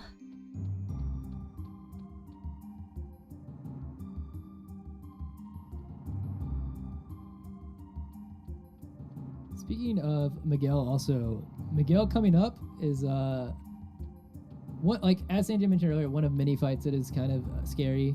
This fight is more consistent than it seems initially when you're learning, but it is also very specific. We are trying to avoid some HP values, and luckily because Sprig has static values and does static damage, we can route the fights around how much damage she does.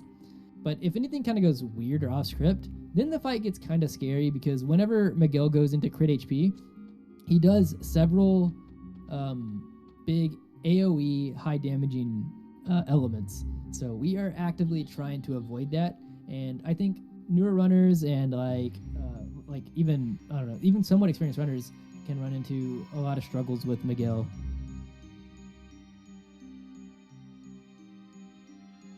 He's just as fast as Gurai and hits just as hard, if not harder. Depends. The AoEs are the. He actually probably hits harder. Oh, okay, that's extremely rude. I actually, like, in practice, I hit them once, and it was, I sat there for 2 minutes, and I was like, I truly regret my sins of hitting that Another Chrono Cross encounter. experience. Yep.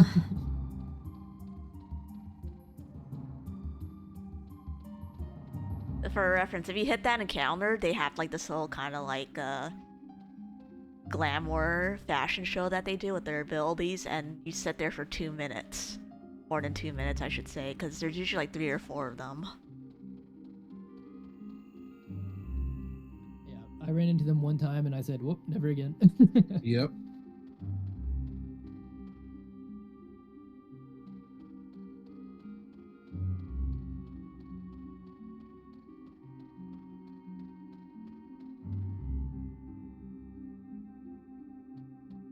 Oh yeah, I guess we should also mention why the Viper Manor was like destroyed in the home world. It's because a lot of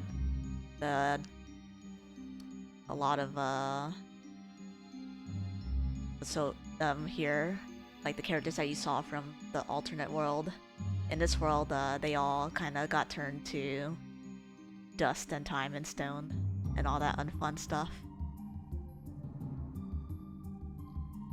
Yeah, I'm trying to remember at what point of being here in the Dead Sea it starts explaining things. I'm not sure if it explains like why this area looks like why it does.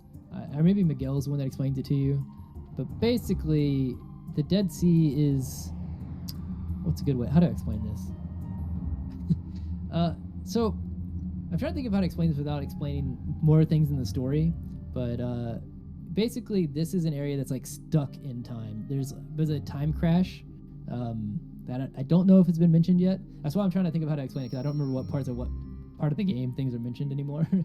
But a bunch of timey-wimey stuff, and this area is like a weird stuck in time place that Miguel has also been guarding.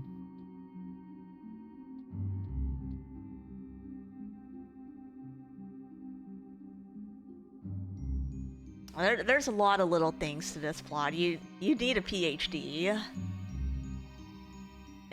level of expertise in this game, and it's easy to forget the little details. Yeah, the big thing is also like, even if I remember the story, I don't remember at like what points things are said. So I'm like trying to like explain the plot as we progress through the plot. But trying not to spoil things by explaining things too early. But if you play Chrono Trigger, you know this place. Are you seen this bell?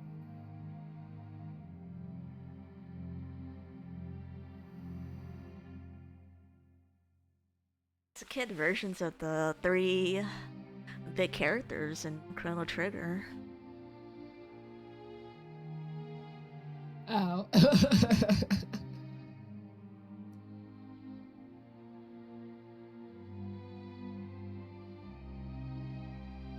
Also, that text that they just said was basically, they were saying things along the lines of, how could you, blah, blah, blah, blah. They were very, the spirits were very unhappy with Surge. And as we're going through this text here, I guess we can kind of explain. But here we have Miguel and Wazuki, who is Surge's dad. And you can see that Surge has been wounded, what would be, if I'm not mistaken, fatally. And a voice is telling Wazuki to bring Surge to it. And Miguel's against the idea, but Wazuki's doing it because he said this is the only way. He's got to try to save his son. And a little bit of spoiler, like these are kind of the events that kick off a lot of the story.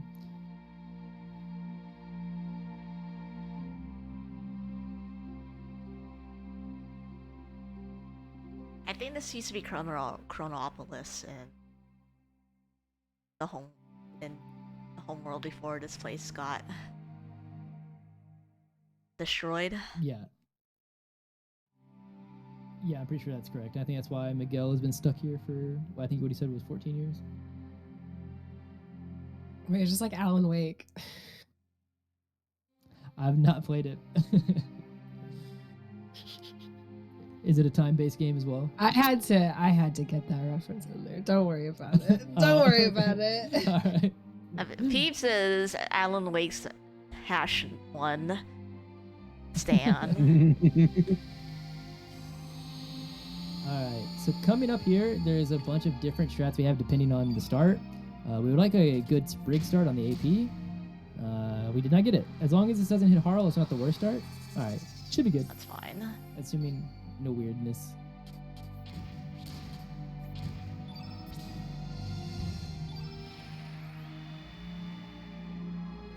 Yeah, I'll let you explain it. I very much have to focus on this fight.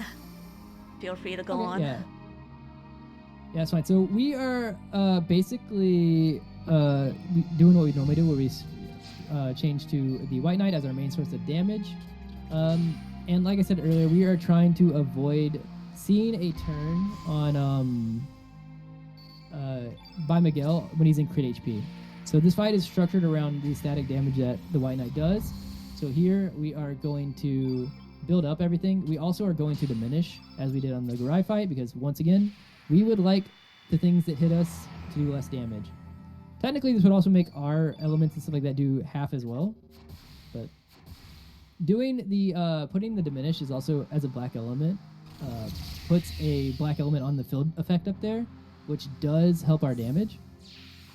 Because the white elements are actively hurting the White Knight's damage because of its innate.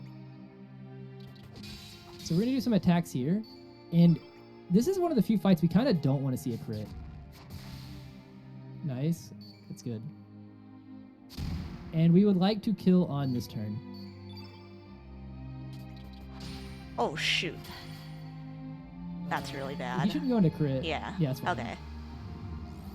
Actually, that Wanna might hit one be more time? beneficial, I think. It means you can play the other part of this turn really safe. Maybe go Yeah. to 3 and then defend I or can- something. Yeah. 3, 4, 5. Yeah. Okay, that worked out. I didn't need it anyways, but better to be safe than sorry in this fight. Mhm. Yep. Didn't see Meteor Shower, didn't see Holy Light. That's a victory.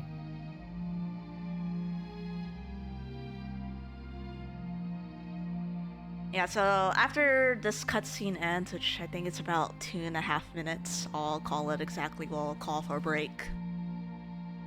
But for now, enjoy the lore plot drop.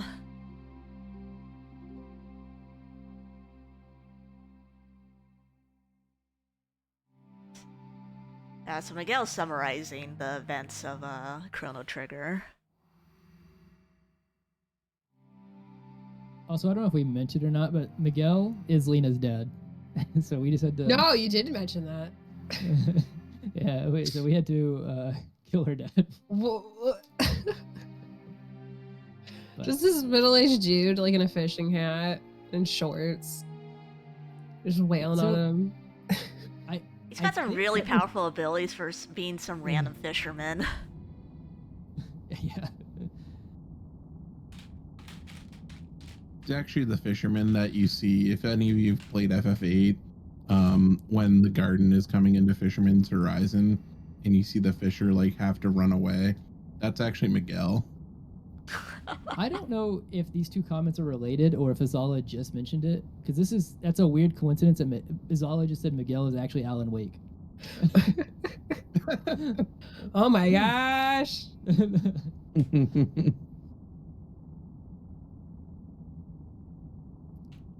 But basically, plot synopsis here. I don't know if it explains the motive as to why Fate has switched our bodies yet, but basically, it was on purpose that Lynx switched bodies with us, and it has to do with the fact that, and why Fate right here, who is why the screen is shaking, is basically attacking us, and we're trying to flee. Is that Miguel was guarding this place, was ordered by Fate to guard this place because it didn't want us to come in contact with the frozen flame. Now that we defeated Miguel, Fate would rather destroy this place than let us have that. And this is because whenever we were a kid and you saw us being dragged to on Mizuki's back, wounded, because we went into where Fate and all that was, we came in contact with the frozen flame, and what that did was it locked the supercomputer Fate out of full control of being able to use it, because we became the arbiter of the frozen flame by coming in contact with it, and so Fate wants our body to be able to use to have full control again for it, and wants to destroy us. So, TLDR, Okay. that's what this blast is.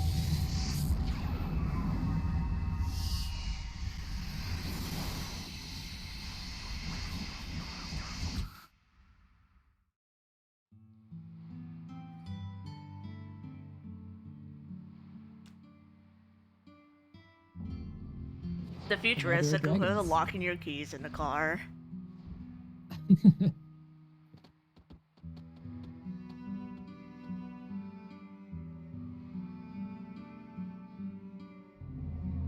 Yeah, so the what I call one of the big dragons saved us. Yay! The friendly dragons. So friendly. Alright, and I will call for a pause right around here. All right, yeah, everyone, please, if you're able, get up, stretch, do the best you can, get some water. We are going to be taking a 15-minute break. Excuse me, 15-minute break, and when we come back, Sanjan will actually be the host. Hang on my notes. Actually, it's going to be threepup. So. threepup, but Just also everyone- Sanjan will be the host. And also Sanjan will be the host. Yes. So just everybody go get, a Baja Blast, go get your Little Caesars or whatever, But come back right here. 15 minutes.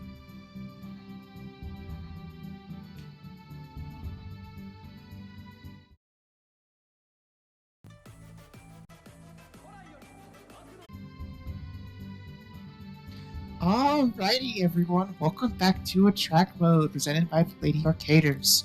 I am your new replacement host for the last chunk of this run, threepup. I'm so excited to watch the rest of this. Sanjan, are you ready to get going again? Yep, I'm ready when you are. I suppose I Alrighty. shall do the countdown. Alright. So, alright, on 3, 2, 1, go. Alright, so we left off on some long cutscene after beating up Miguel, and we had a lot of plot dumped on us. So now we're just gonna take a trip here to the smithy. I should mention that most of the top runners do go to the good old fish dance, but we'll kind of explain that later. Armor. Ah. I think it's like not too big of a deal one way or another to not do fish, especially in a marathon, because if you fail fish dance, it's like several minutes in a marathon because you can't reset or anything like that. And it only saves like 10 seconds. Doing it early. Let's do this. Banana. Ah. 3 gauntlets because we're cool like that. Oh yeah, we are actually getting to a point now where we're putting accessories and stuff like that back on Lynx. He's still not our main source of damage. It'll still be Sprig for I forget exactly how long it is on RDE, but about 40 minutes or so. And then Probably about 30-ish. Oh, okay, yeah. And then we'll be back to Lynx being our hard carry.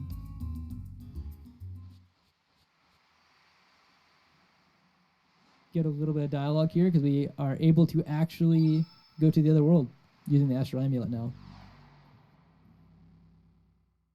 I need to remember not to use full-on turbo here because there's a couple weird quirks with turbo in this game. So I'm using Steam to run this. Oh yeah, whenever I was using turbo, when I was grinding RD, I didn't do turbo at all here, and I didn't do toggle because I was scared after I had a couple of the weird stuff happen. I just do like the hold turbo rather than the toggle. Same. There's a lot of handy locks in this game. Oh no. In this port. I feel like you should be like a bit. You should be Square Enix's Chrono Cross beta tester. Tell him to send me everything early. I should mention too, like just as a little personal aside, like I was going to do this on PS or PlayStation, but like because the game on PC, the port,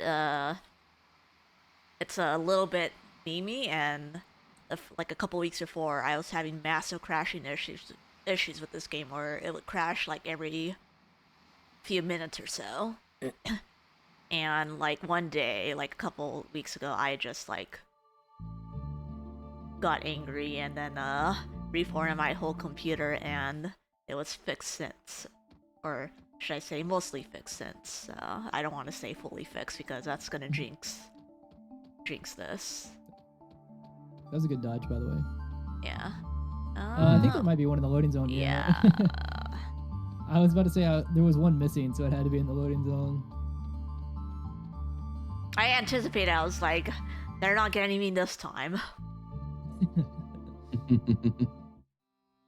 But yeah, on the crashing issue, it's like very weird because the people who the game runs fine for, when it's running fine, it runs, you know, pretty good mostly. But like as soon as like you start having a crash, it just like is like unplayable almost. It just crashes forever. It's a house of cards. Yeah, I don't know what causes it exactly, but then it just starts when it starts falling, it just crashes everywhere.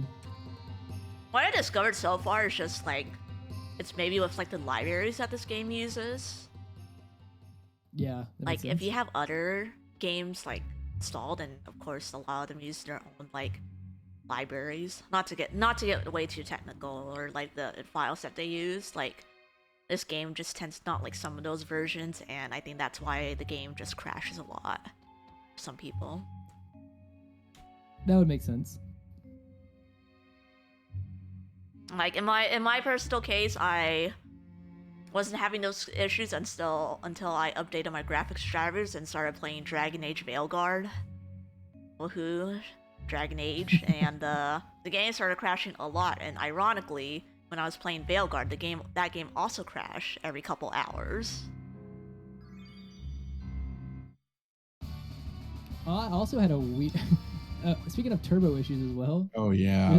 I have a clip here where there's a choice box that pops up that asks, "Do you want Karsh or do you want Zoa on your team?" It's a binary Karsh or Zoa choice, and somehow my turbo, I guess, went so fast through it that it skipped the text box, and I left with none of them. What? What just happened? Yeah, I didn't realize it until I was leaving. I was muscle memorying, like I wasn't looking at the text, and I was like, that felt weird. And I went back and looked, and I was like, I didn't pick up Karsh or Zoa.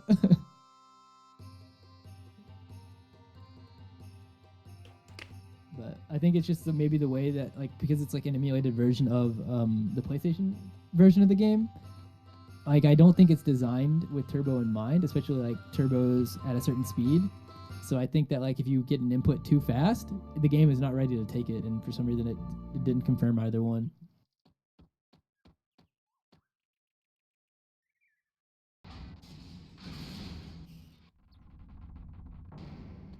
Storyline wise, or plot wise, basically after we got out of the Dead Sea and we went to our shopping in Goldove, we came over here. We transported to the other world, which is why the manor is back here. And now we are about to head to. Well, we need to go through the sewers, and the sewers are going to be. The sewers are always kind of scary. It's probably, besides Terra Tower, I would say probably the second hardest dodging section, unless you count Fish Dance. But the enemies down here in the sewers are their movement is very random, and they just kind of turn, and you're in tight corridors. Now we gotta rescue Riddle as well. Oh yeah. Yep.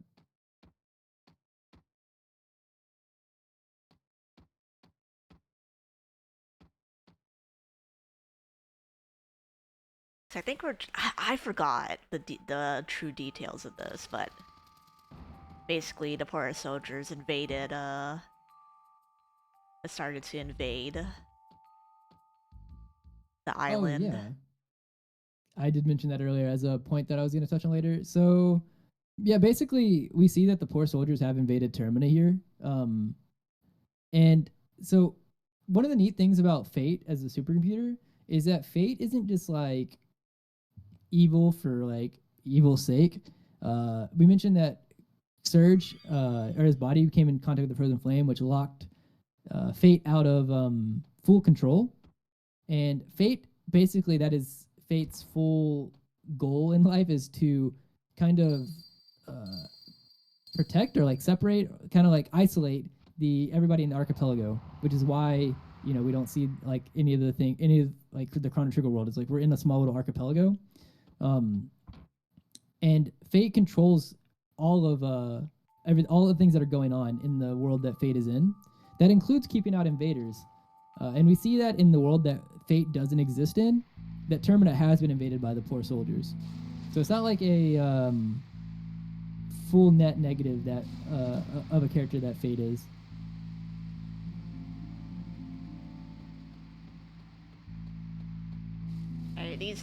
These mobs can pretty much their walking patterns are pretty much random, so. And they are very they're in terms of like when you're in the fight with them, they're very fast, so it's punishing to run into them because they'll just do like ice blasts and stuff like that.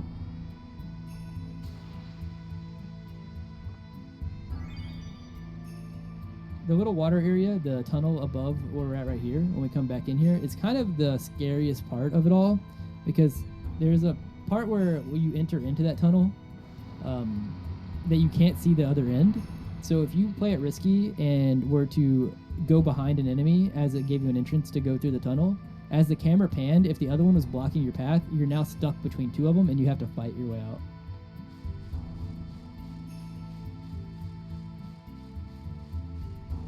So like right here with this one. Not too bad. Oh, okay. I played a little risky there. Their hitboxes are honestly like kind of weird too. They are. I don't know, it feels like enemy hitboxes in this game it's just very weird in general. I think if I'm not mistaken, most of them are tied to the shadow. Yeah, that's what I've like noticed. Nice. Ooh, nice. Yeah, I usually take that risky one. Ooh. I'm actually kind of on the same train of thought there, because I've played it safe as well, and it ended up being risky anyways because it didn't give me an exit way to get out, and then another one came up the stairs and I was trapped between both of them. So sometimes I just send it. I think even if you get in that battle, a lot of times you can actually get through them. Okay. Oh, he's nice. And it's like hard to judge distance sometimes. Ugh, okay. You could easily lose a lot of time in this area just by getting unlucky with their movement patterns. Yeah, if they just happen to turn like that, like at a really bad place, it can be Hey, look, we got through it, no encounters. There was a couple of close calls, but yeah, that's what the series is all about. That was really well done. That was so intense. Alright, another 2-3 for the content. I forgot to know if I healed, but I don't think anybody. You should be, even if you didn't, you should be somewhat safe regardless, Yeah. because you didn't get holy lighted or meteor showered. yeah.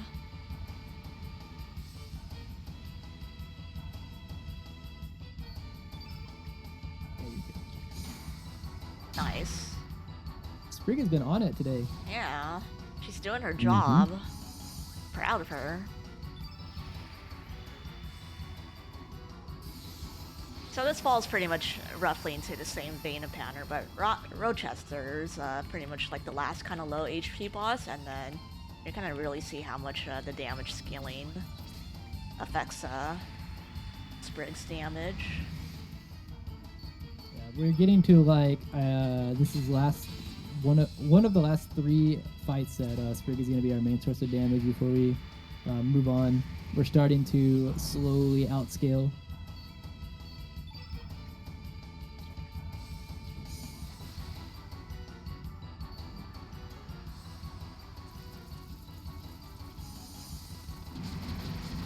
It should be a good fight though, as long as nothing hilarious happens. Hilarious is a good a good term for it. It's just like me whenever I play XCOM.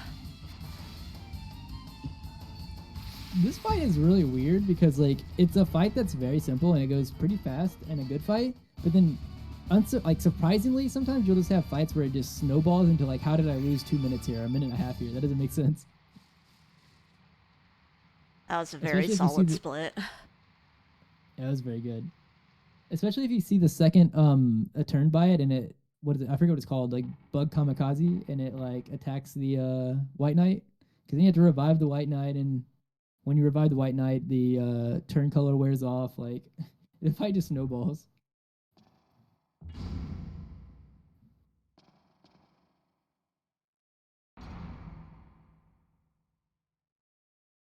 Also, fun fact: if you accidentally leave your turbo on whenever you go to leave this room, it'll close the door again. That's funny. Like, if you want to try it, just hold turbo when you're leaving this door. Oh, it didn't do it. Normally, like, what it'll do is you can go through it, but the gate it'll like do the animation to close the gate. Oh, that's funny.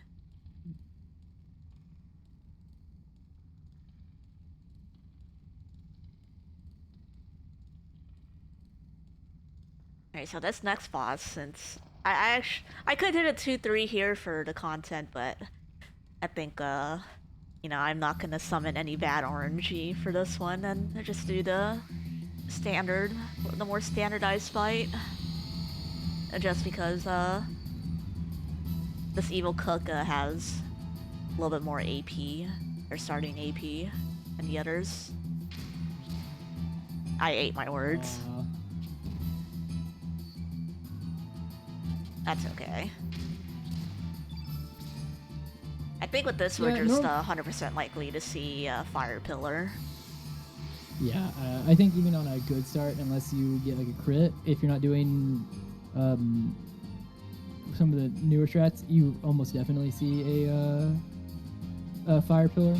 But I think on a bad start, you might even see the physical attack after Fire Pillar.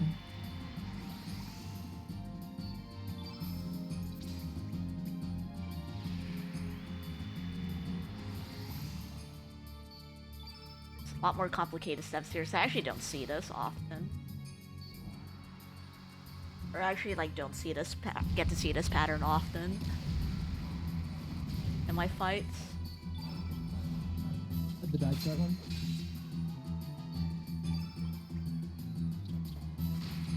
Two. Nice miss.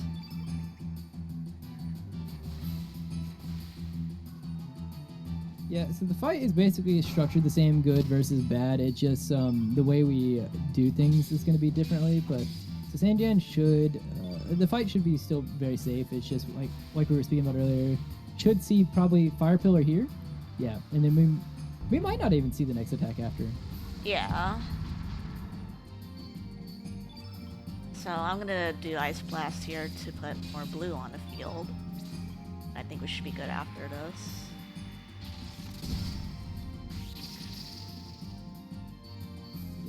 I think this should kill. I'm just gonna do the one here for safety. Okay, we didn't even need it. Nice. I haven't been keeping up with Surge's strength. Or he's at 29. 29. So Yeah, he's at 29. 29 is not. It's not bad. It's not like amazing, but it is pretty good with the knowledge that we have an extra gauntlet. Yeah. I would like to see 30, personally, for after the next star fight, but like it's not the worst thing. Yeah, the only thing is like definitely during the dragon section where we can get a couple of mini stars in those stats, you do want to still see those because As soon as we get the power seal, we no longer have the benefit of having an extra accessory because we can't put 4 on. So it'll still be a good gauntlet power seal, and so then all of our quote unquote extra strength kind of disappears. Yeah, our advantage is pretty much kind of gone.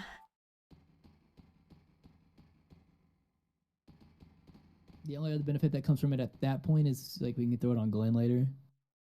Glad's a monster, and I guess unless he really slacked off during his Yeah. time he was gone. But then that's a nice backup anyways. Also, this is this is the only time we get to see this from Harl, and it is a very cool move. Unfortunately, she missed.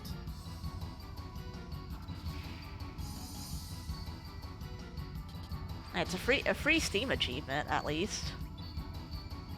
It's true, actually. It's like the only place that we can use it that has multiple enemies. There has been, and I think that it is technically like if you have a good fight, like a perfect fight in a high strength Lynx, you can make it faster to just do physical attacks, but you're banking on a lot. Whereas we just use Luna Reddick and just kind of wipe them all out.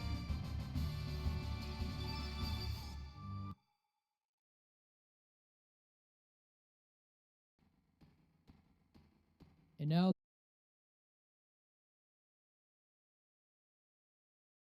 like, But it's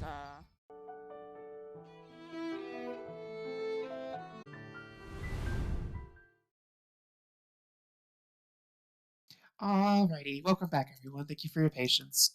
Our wonderful tech team has gotten us all back up and running and ready to hand it on back to Sanjan. Alright, so in the meantime, yeah, we're continuing our fight with Grobik. I'll restart the timer. I can pause in game, so I'll restart the timer on 3, 2, 1, go. We just did some good old hits here. So I have to keep in mind people's HPs, not as much. Because, just because if Grobik just keeps targeting one person, they will likely die here. Nice, I got the hit, and we're just trying to fish for more white elemental attacks on the field so we can deal more damage. And then pretty much from here, we're just spamming hits with Lynx and White Knight. yeah, ideally we're trying to finish this fight before the heal all happens. If the heal all does happen and it's been like an overall okay fight, then we should kill right after that, but he should go into crit here. Yeah. I think it's fine mainly because Lynx has high strength and has the gauntlet, so as long as I don't miss a lot. Right.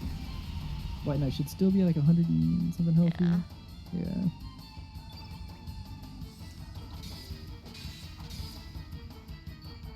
This? Maybe? Nice. Yeah. That's, Nice. that was a very good fight. It's a very solid fight. And-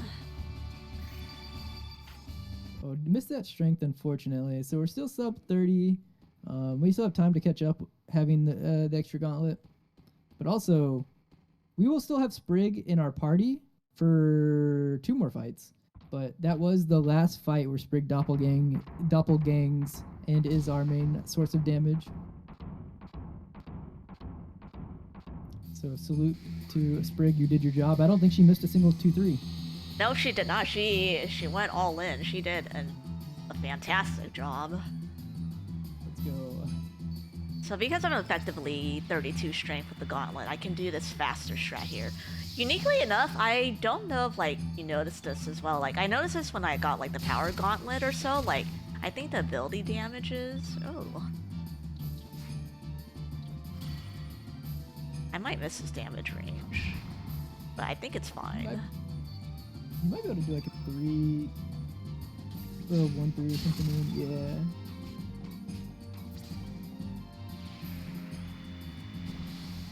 We'll see here if I can hit this damage range. I might miss it. Okay. Nice.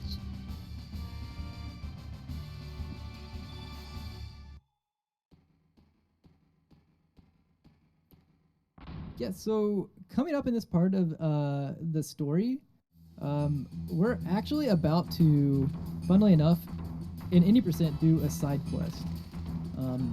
And you might be wondering why we would be doing that, because any percent should be about just finishing as fast as we can. And it just so happens that both are true. The side quest actually does help us in the long run, being faster overall. So we're going to take about, I don't know how long this side quest is, probably about 15 minutes. I don't know exactly on RDE. I know like kind of scope for PlayStation. But by doing Dario this early, when we should not be able to beat him yet, we are going to get the Master Moon way earlier than if we did it way later. And so by doing it this early, we are going to get more benefit out of it, and it ends up in RTA being faster by the time we save from all the things that we auto crit from having the Master Moon and like the stats that we get from having the weapon. So that's what we're about to be initiating, is the side quest for Dario. Ooh, the other one gave you a massively good AP roll, and this one went Yeah. AP. Good old 1 AP roll. So I think...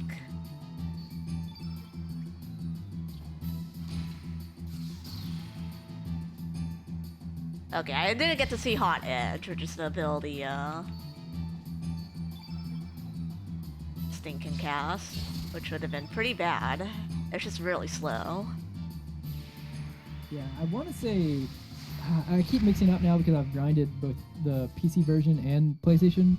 One of the versions, and I want to say it's PlayStation, Hot Edge is 4 seconds slower than seeing the physical attacks on average. That's So hilarious. it might be the same in RD.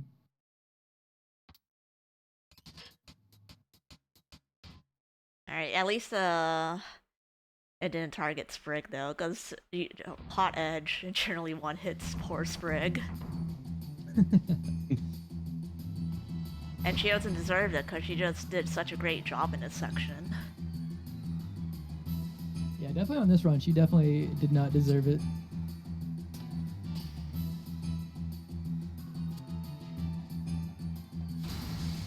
Also, we see that Grobik, who we just fought, ends up saving our lives there. Well, or saving us from danger at the very least there. Because we were constantly getting chased by that enemy.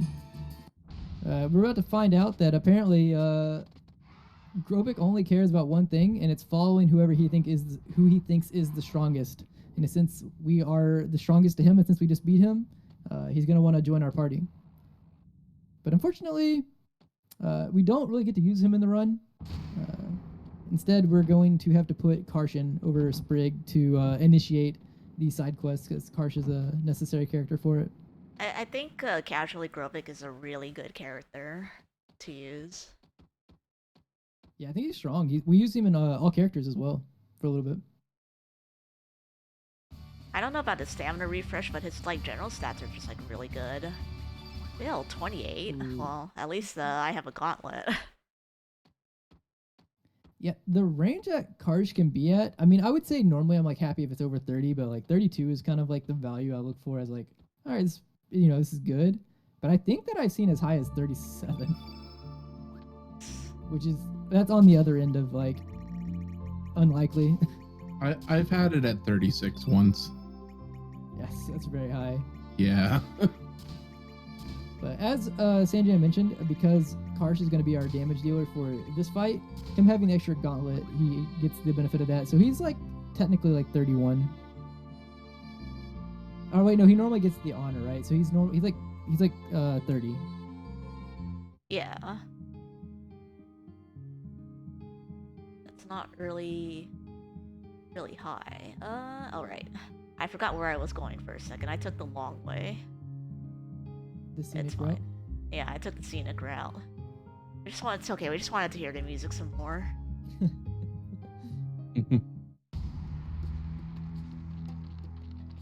Luckily, in the Isle of the Damned this time, there is not any will-o-wisps that we have to go through. We kind of just get to run straight through and see our buddies waiting for us.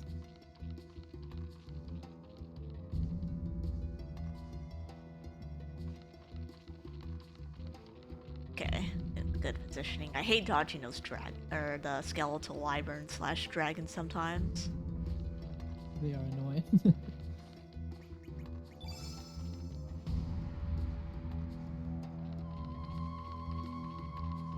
Has this game, or I do wonder if it's been routed without the Master Me, but I imagine it's just more terrible without it. I mean, it's been looked into a little bit. Like, we know that in RTA, how do I say this? So we know that there are a series of events that can happen in a run that could technically make not getting the Master Moon faster.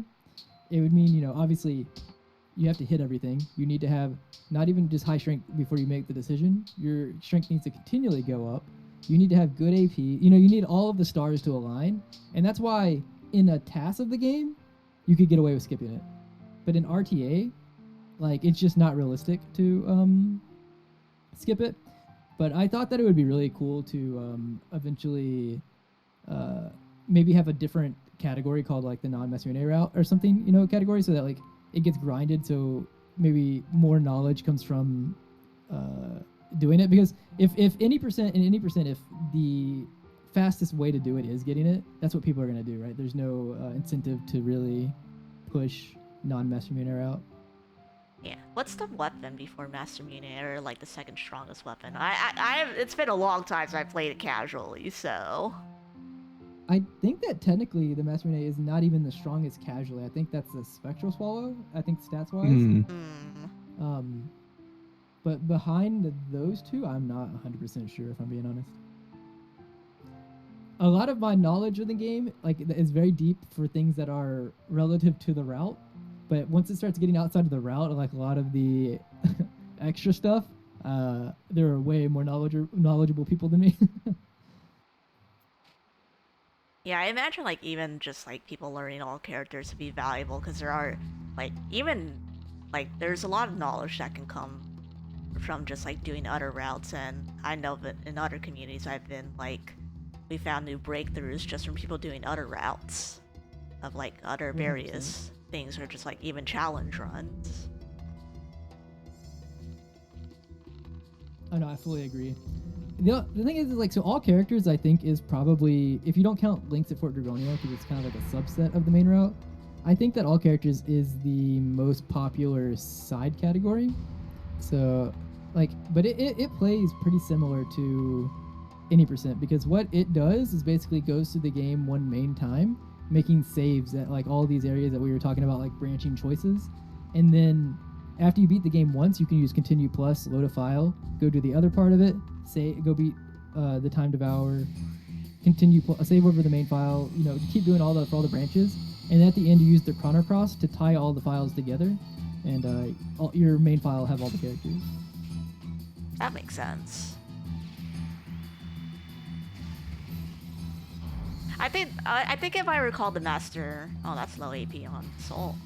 The Master Mune has auto crit, or some auto crit functionality.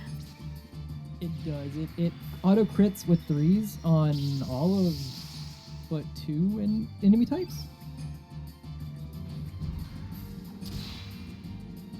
But the most important one is that it auto crits the dragons, which is where we save a lot of our time. Yeah.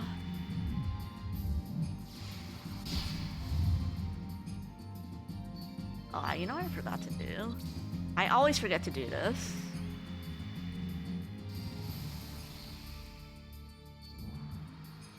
Oh, you strengthen? Oh, that's annoying. Should be fine. Yeah. You might, as long, like, the idea of what you want to avoid here, right, or what we're trying to avoid here, is to what's it called? Wow, like, I wonder if I'd... Thunder Snake is the word. Yeah. You should be good. Kind of afraid of Salt getting more turns. Okay. I was about to say, I don't know what Salt's next turn is. Yeah, I was just about to say, I wonder if I can do this. There we go. Okay, that was a good decision. Yeah, so after Pepper's High Res is another move called Thunder Snake, which is a summon, and it is very long. But as scary as that is, in terms of time, I was more scared of, because I don't know what Salt does. Yeah, I was just like, I don't want to deal with the strength and Salt. That's just kind of the unfortunate thing about lower stat cars. And I know, like you've had meme stuff happen to you in that fight. Yeah. So far, I'm the only person that I've seen that happen to ever, and for some reason, it's happened to me 3 times. Basically, at the very beginning of that fight, I've had both Salt and Pepper one-roll me, and both attack Karsh, and both crit Karsh and kill Karsh in turn 1. I was like, okay, I'll come back.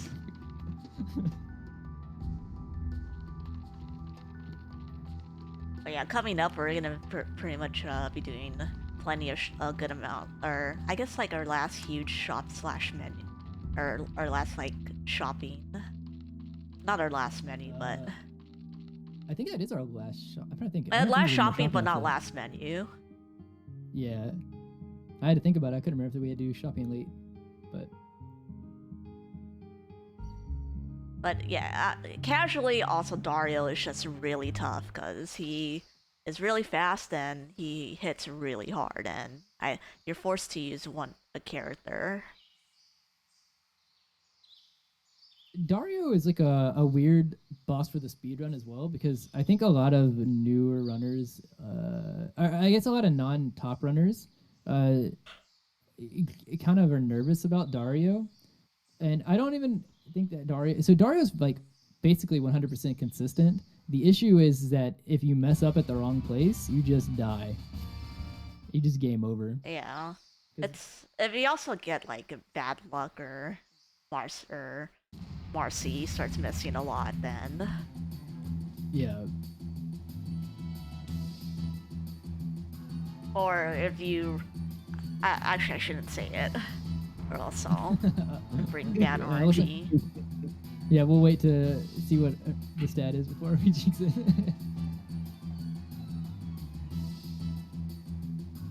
But yeah, to touch on that a little bit further, coming up is Dario, the optional boss, who normally we should not be able to beat for a long time. Hence why he can kill us if anything kind of goes very badly. If he gets any like free turns outside of his his first turn, and then there's a turn that we planned for him to 50-50. But besides 2 turns, if he gets any uncontrolled, unprompted turns, then it kind of runs the fight. We have to run or we would just die. And the way that we control his turns is off of the AP knowledge we were talking about earlier, where we know when an enemy is about to go. We are going to take advantage of another part of his AI, where if he gets hit by an element, say it's a red element, he has a set blue element that he does. If he gets hit by a green element, he has a set yellow element that he does. So we know that he uses certain opposite color set elements as a counterattack when he gets hit by one. And so before he gets to go, we are going to throw like a lot of like blue elements, which will make him respond with Weaken. And then at one point, we're going to get him to respond with Numble so that we can fill the field blue and use Frog Prince. But how long this fight takes and how many cycles it takes is fully dependent on Marcy's magic stat, which we're about to find out. Kid, no.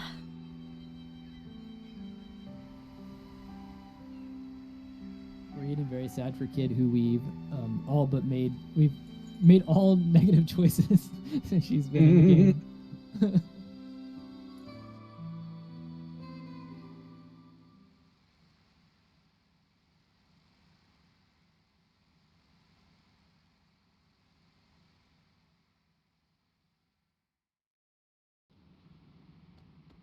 All right, moment of truth. Is it a jinx to guess? I'd say 20. You're gonna say 20. I'm gonna say, I'm actually gonna go high here. I'm gonna say 23. I'll go 22. Yeah, I will say I do have a backup save in case like Marcy rolls really terrible, like 15s or something, like mid 10s.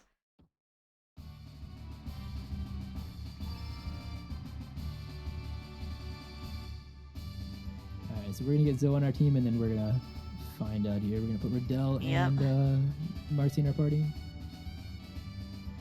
Alright, let's see. Okay, wow, I was right. Nice, 20. 20.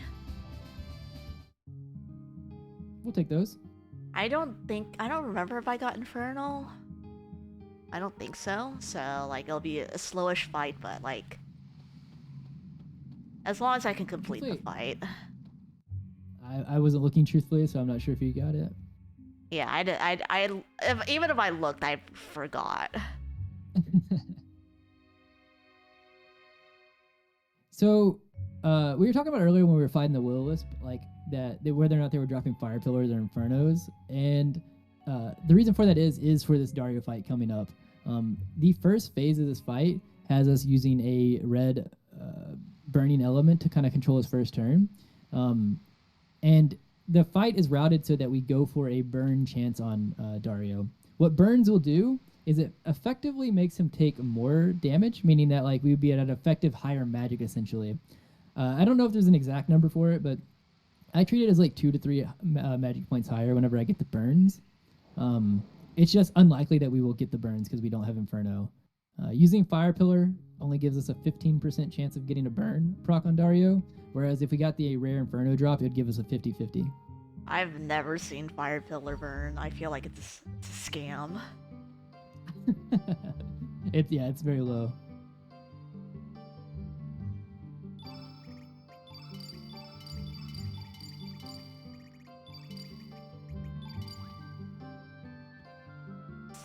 Any here? I'm gonna check and see if we got Infernal. Oh! Oh, you did. Nice. 50-50. Alright. We're in business.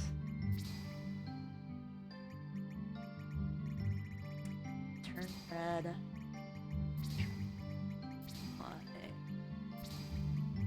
Black. If you went over the Eagle Eye. What's up? Oh. Yeah, the Eagle Eye yeah. got... Oh, I see what you mean. Okay, so I had to do this menu. Weaken Mind. Let's see, Weaken Minded, turn black. Genius should be up here, I think. No, they're all always. Yeah, the second that like you have an input in one of these menus, because of how we even have like the menus sorted, it becomes a mess. Yeah. It's hard because you gotta figure out where they go.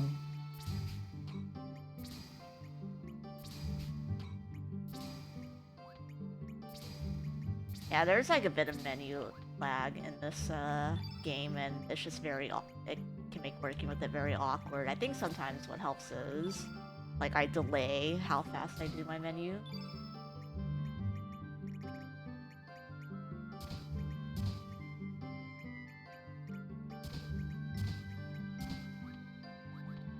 Alright. Also, we haven't mentioned it, but in a couple of places now, well, one so far, we're about to get another one from Dario.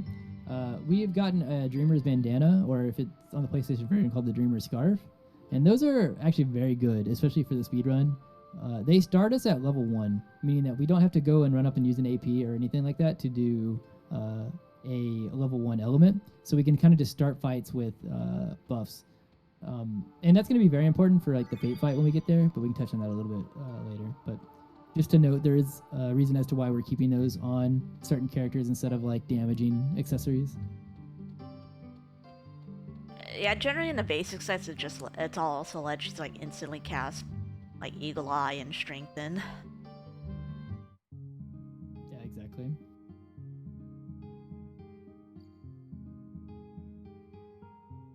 Yeah, so if I get the burn off, I think it increases magic damage by how much?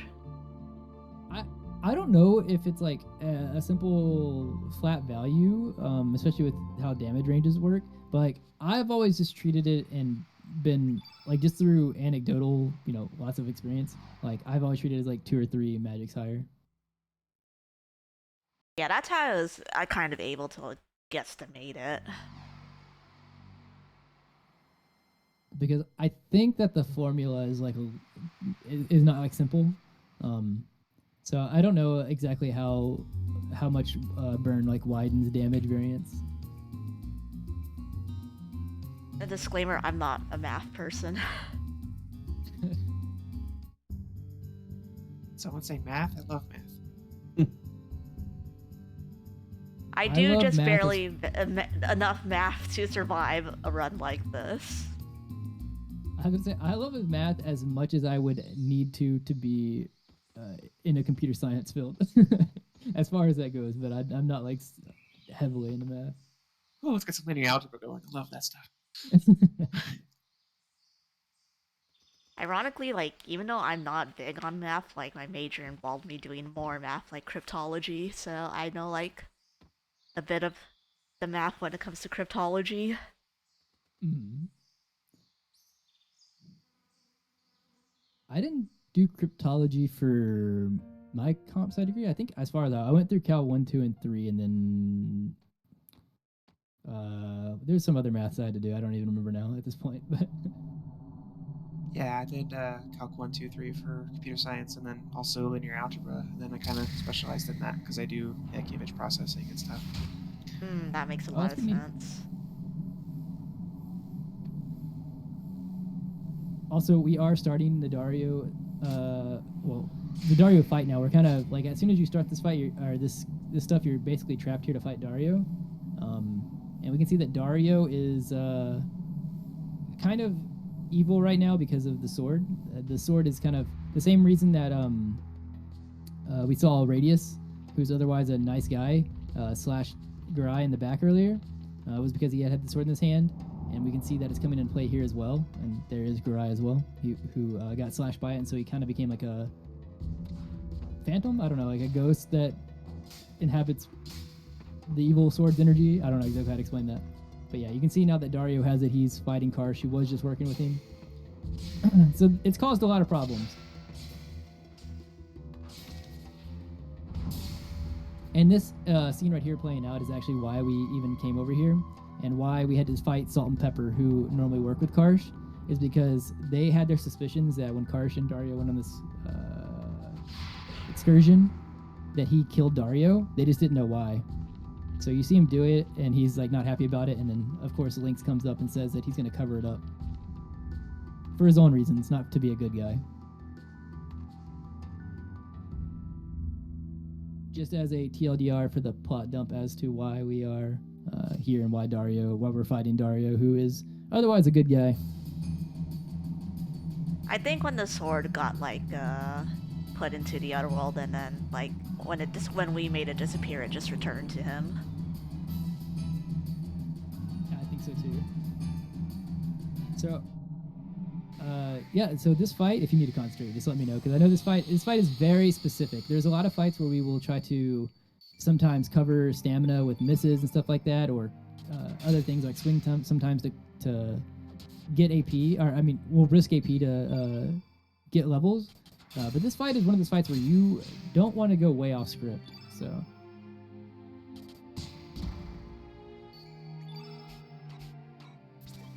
right there, we know that Dario has 7 AP. So what we did was we did 1, 1, 1, 1 to get Lynx to level 6. Did 2 1s with Marcy to get her level 2. But that's 6 AP, so he's about to go. So we do an Inferno. He responds with Numble. That takes his turn. It resets to at least 7. And then now we're going to get Marcy. I think you got Burns. Nice. Marcy up to level 6. And then now everybody say goodbye to Riddell. We are sacrificing her this turn to take up his turn so he doesn't get a free one. And it makes managing AP and the stamina easier. We're going to continually do this until we get into a one-on-one locked-in cycle, Marcy v. Dario.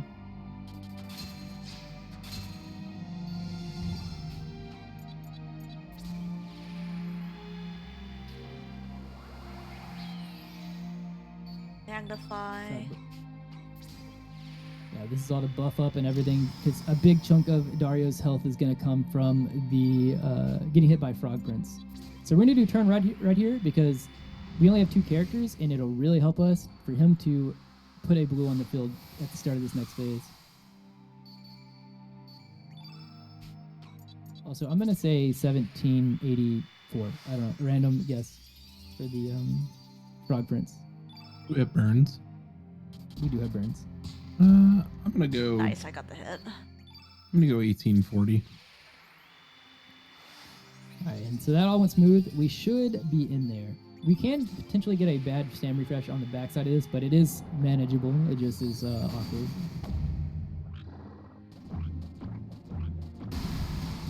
Alright, what's it gonna be?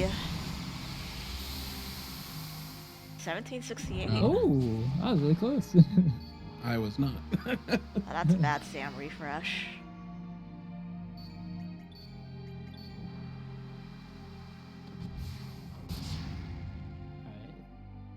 So that's fine. That's one of the 50-50s we were talking about earlier. What that means is now we're going to revive. We're going to get Marcy to level 1. I didn't have my notes in front of me, so I should remember exactly what we're doing I here. think it's. We get Marcy to level 1 I think here. I need to do. What do I need to yeah, do here? you It's should be weird. fine still. I think you have So to you go do what, 1, 1, 2, Yeah, I and have to then do 1, weak-minded 2. links. Weak-minded. No, 1, 1, and then Oh, that works. Yeah. Yeah. Because now you just need to, as long as Link doesn't miss, yeah, you're good. okay. Yeah. I had to think about this because it was a little off script. Yeah. We're like I said, we were just really trying to not give Dario a free turn. Also, goodbye, Lynx. So now we are trapped in that cycle, and you'll see how I this is think gonna I work. need to do this. 1, 2, 4, 5, and then. Spend it all, yeah. The reason that we want to spend all of the stamina here is because of how stamina refreshing works. Okay. So good. basically, the game needs us to go, and the further negative we are after he uses his turn, it'll give us a bigger one as free stamina, so that we get a turn. But yeah, now he's locked into this cycle of getting hit by Ice Blast. This one, because of the high roll, should send him into crit health, I believe. It should be like 2 more after this, I think. Yeah, like 2 or 3 more at the most.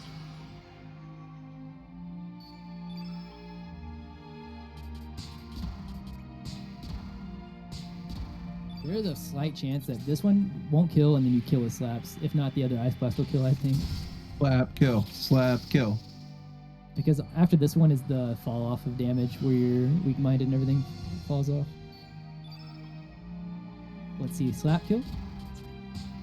No. Sad. Nah. This Ice Blast should kill. Yeah, this one should. Nice.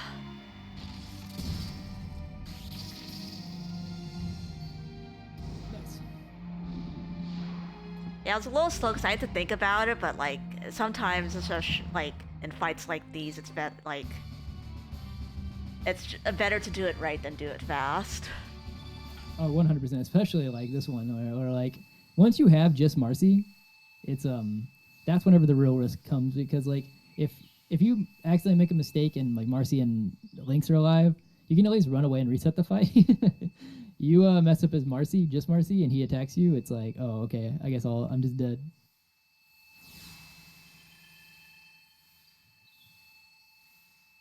Alright, since actually we have like a minute or so, I will be right back real quick.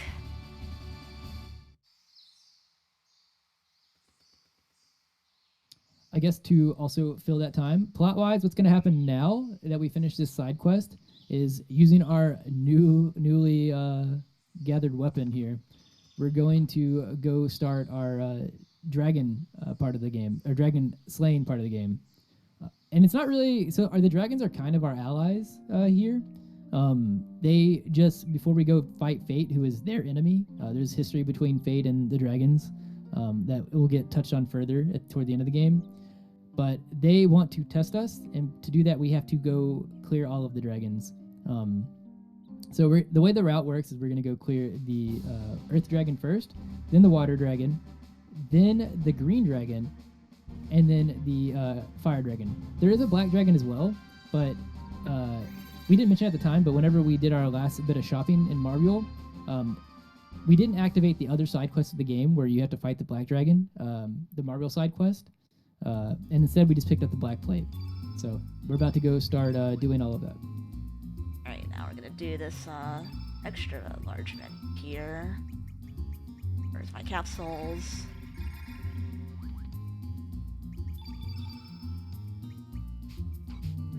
Yeah, so now we're using Fargo, who's another pretty solid character. Yeah, so this will be our party for basically up until the end of the game now, to the last dungeon. Eagle Eye. Yellow. Yeah. White.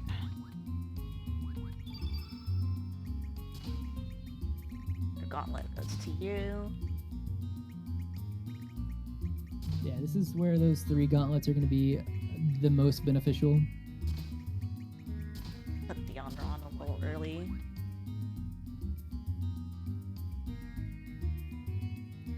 So yeah, so besides the dragon fights themselves, especially at high strength, are pretty consistent enough. Like they're not the problem.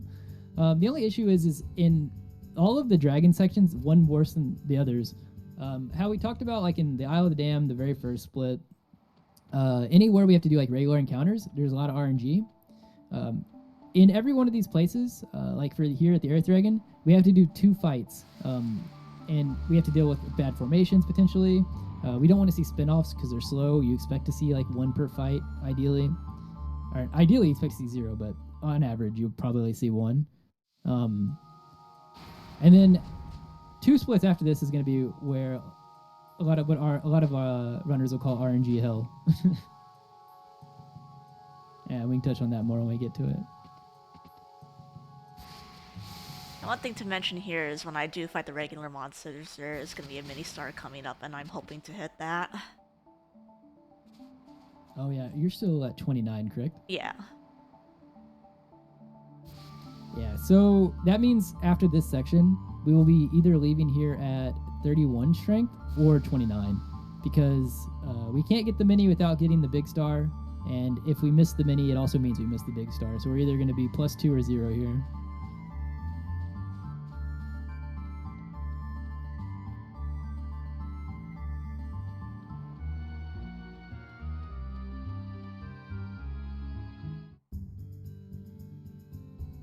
Also, we kind of just did it, but didn't explain. But that section is really funny because we fall down there, and we come back up, and we tell them what we saw, and they're like, "Oh, hey, I can clear that path for you. Just come back in a little bit."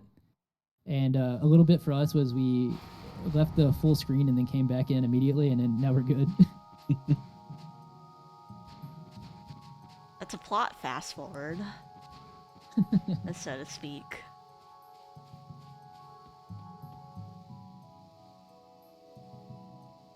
And this guy tells us about the rock roaches, and he's going to be a nice guy and give us some explosives. I'm just wondering why we can't just use these in battle. Have Fargo throw TNT. Yeah. I mean, he's got a ship. True. Or, like, and he's got Polly.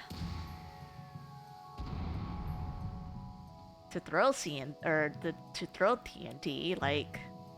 That should be his level 7, is just calling in Polly to drop explosives. That's a 10 out of 10, okay. That's a 10 out of 10, special attack. Alright, what do we got here? Just like to check so these we want here. to see... Oh, nice. Yeah, so there's only 2 here. We want to only see 2. There can be a formation with 3, and especially at our strength, I think that some people will fight it. I think it's probably not worth. You probably end up seeing lots of spin-offs. Nice. Hopefully I don't see an attack. Okay. It should still be fine because I got some damage off from Fargo to make up for losing some damage on this 3-3. These guys have a base AP of 21. Because it's the first turn, it is not guaranteed 21. But like we said earlier, it's pretty normal to see 1 because of that reason. You can usually kill the first one, but because you're using a lot of AP, the other one is bound to go. Oh, that's not great. Oh. Rough. Like, it's okay for Water Dragon, but I would really like to see some more strength once we hit the next dragon. Yeah, so you remember earlier whenever we said that the game was going to hear you say that there's such thing as too much strength? You cursed it into the world. Yeah. I mean, I guess it had to balance out getting really good Gleena. Oh, that's true. We'll just call Glenn in the party. Yeah, Give him the sword. I'm gonna do this because Yellow Roach is a little less HP. Also, yeah, Slime is faster too.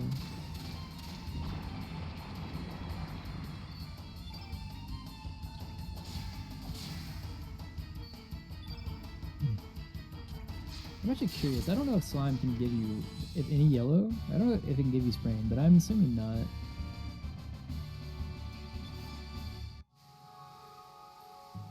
I forget what the other yellow is. Is that Fear? Is the other status element? I'm not sure. I think there's 2 of each. Yeah, there's 2 It says each all because of there's them, chat. Flu, there's Frozen, and then the other one is like I learned is Poison, and then Afraid. I don't know what Afraid does actually. Oh, Afraid might be what I'm talking about as it's Fear.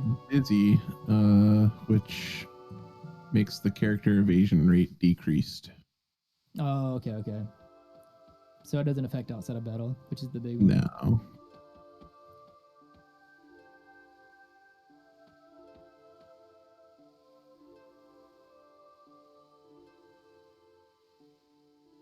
And now we get to see our first. Well, I was gonna say it's our first dragon we get to see, but that's not true. We escaped on the white dragon. We also saw the Black Dragon was sleeping. Oh, true. See, I'm just lying everywhere. I forgot. We have also It's seen the fire okay. dragon one. Or the Fire Dragon, its mini form. That's true. Alright, I gotta make sure to not mash here. Oh, I love this guy. He's so silly. Everybody loves the dragon designs in this game.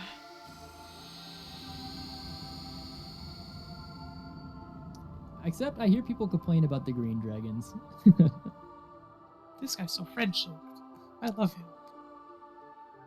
This one is very friend shaped until it walks up and taps you in the head 4 times.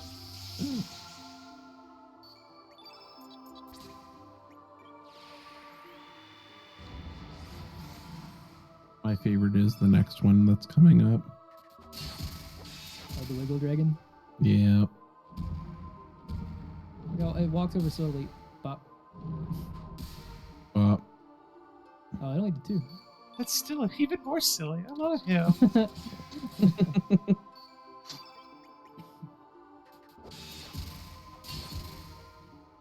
And I was gonna say, so we should have one more turn, I think, after this. But It might be a You can range. start- Actually, no, it shouldn't be a range because I'm effective 32. yeah, I think you should be fine. But this is why the Masamune is very good in this section, because you can see all of our 3s are critting. We're doing extra damage, and that's the Earth Dragon.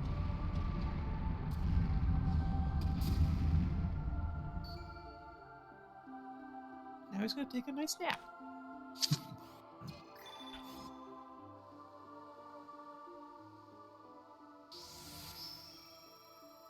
To go through all these fancy trials. I'm sorry. Did I see Marcy with 34 strength?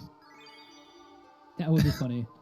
I would not be surprised. I did a practice save I had a practice save where Marcy was like way above Lynx in strength, and I'm just like, that tracks. Like, I have friends who come into like my stream, like when I'm streaming this, and they're just like, I'm just here waiting for when you get to Dario, because then you get to see a little girl beat up a grown man. Every time I see Marcy in that scenario, I always just make jokes like we should give her the Masamune. Especially whenever my Lynx is terrible.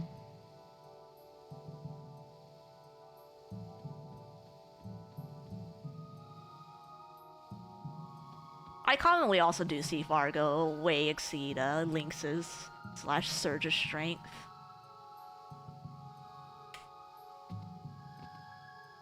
Yeah. The thing that's gonna really suck is if the one that's gonna like we really need to watch is the green dragon isle, because like you get what plus, I mean, if you had a +2 you can get a lot of strength there, so missing those hurt. Yeah. And then that's also gonna be the point right before we don't get the master. I mean, sorry, we don't get the power seal, so we take the Dragoon Gauntlet off.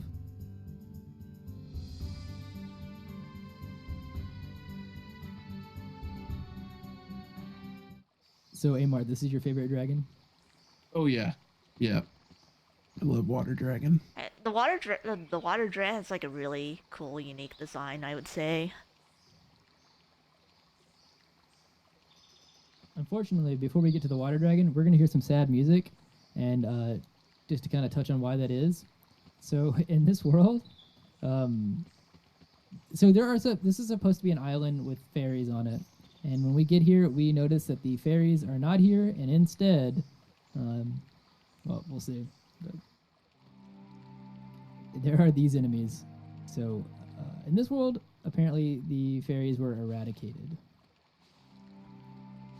And that's why the sad music is playing.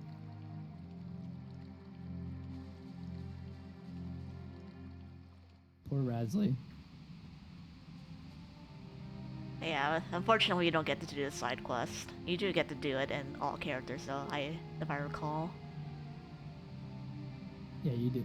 You do. You have to get. You have to do an extra boss, I believe. Oh, actually, no. Maybe it is a whole other quest. I should remember what all went into it. But I know you have to fight the Hydra to get Rasley. Gotcha. Alright, hoping to not see our friendly neighborhood Lagoon 8. We only want a single here. Looks like it's good. At most, it's 2, and 2 is manageable. Nice, I can skip strength then.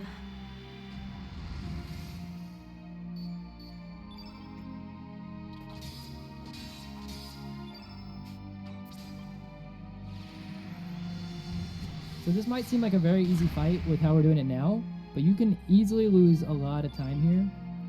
Not because of the fight itself, but because it is a fight that has many formations in it. And as we mentioned before, with it being random, there are fights that are just not worth fighting. So you would run, come back in, and hope to get the single. But at a certain point, now you've kind of committed to running. Because if you run and come in and it's 3 again, like, do you keep fighting? Or it's still faster than to run again and come in and get a single and then fighting the 3. So you can get locked into a run cycle where I've had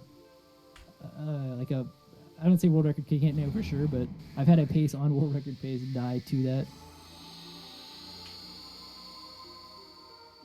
This guy's also friend-shaped. Wow.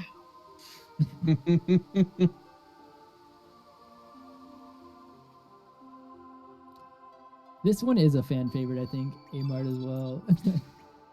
Yeah. Everybody likes the Wiggle Dragon. Yeah. When we get to the wiggle part, I think you'll understand why. Oh, I'm so excited.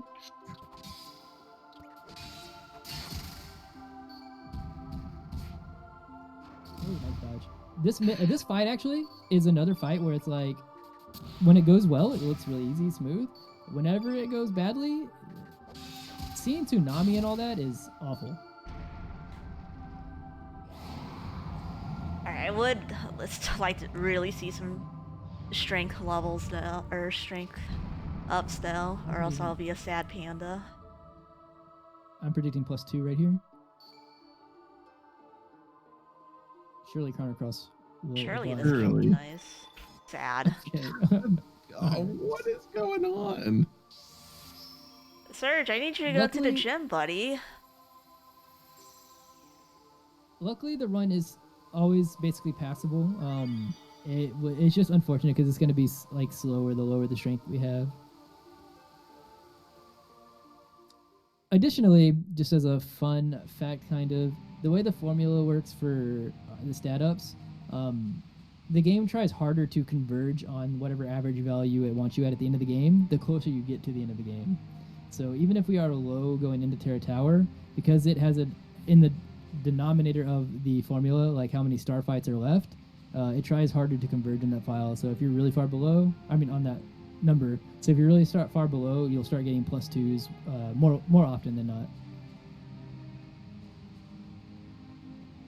But that doesn't necessarily mean it's guaranteed either. It's still all chance. Mm-hmm.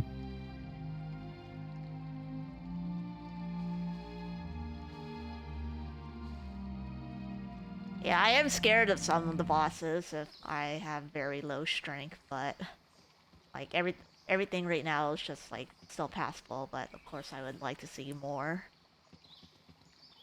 Yeah, I think the scariest dragon whenever you're low strength is probably fire dragon, but there's backups for it, and if we need it, I'll throw them out there. Because fire dragon's the one that has the AOE that can just kind of toast.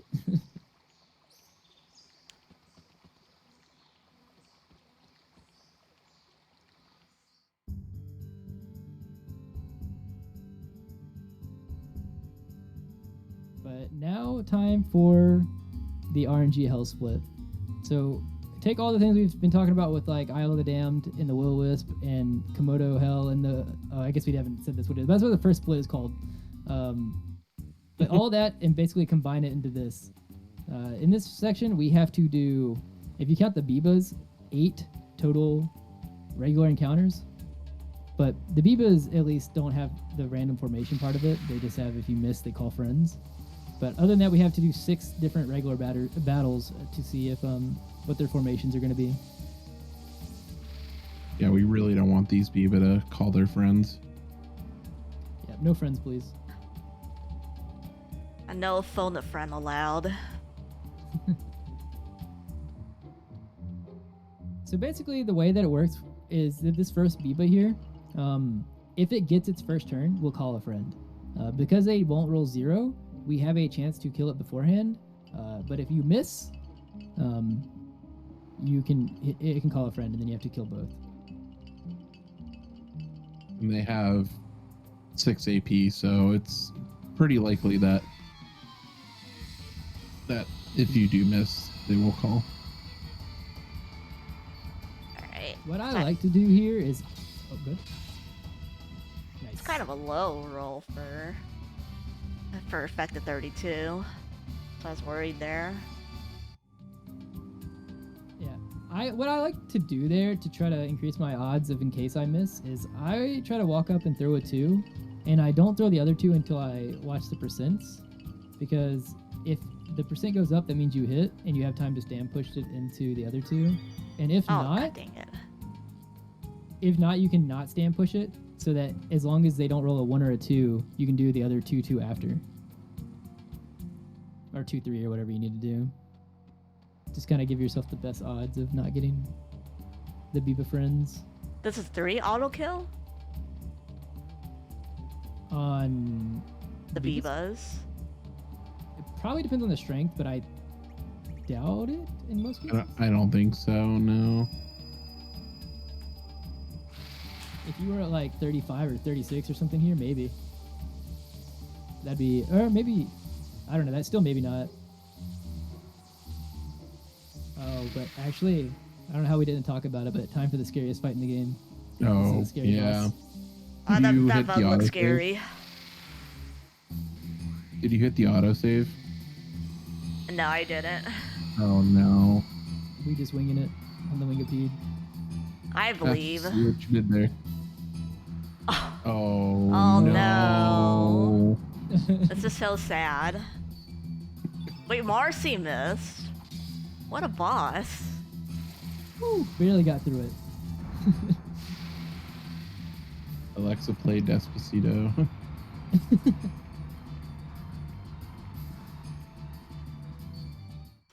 No, all jokes aside, the reason that boss is so fragile is because it's a boss that you normally would fight way earlier, but the way that the run is routed, we come here when we're already really strong. It does suck a little bit to see poison gas, but it's not like the end of the world.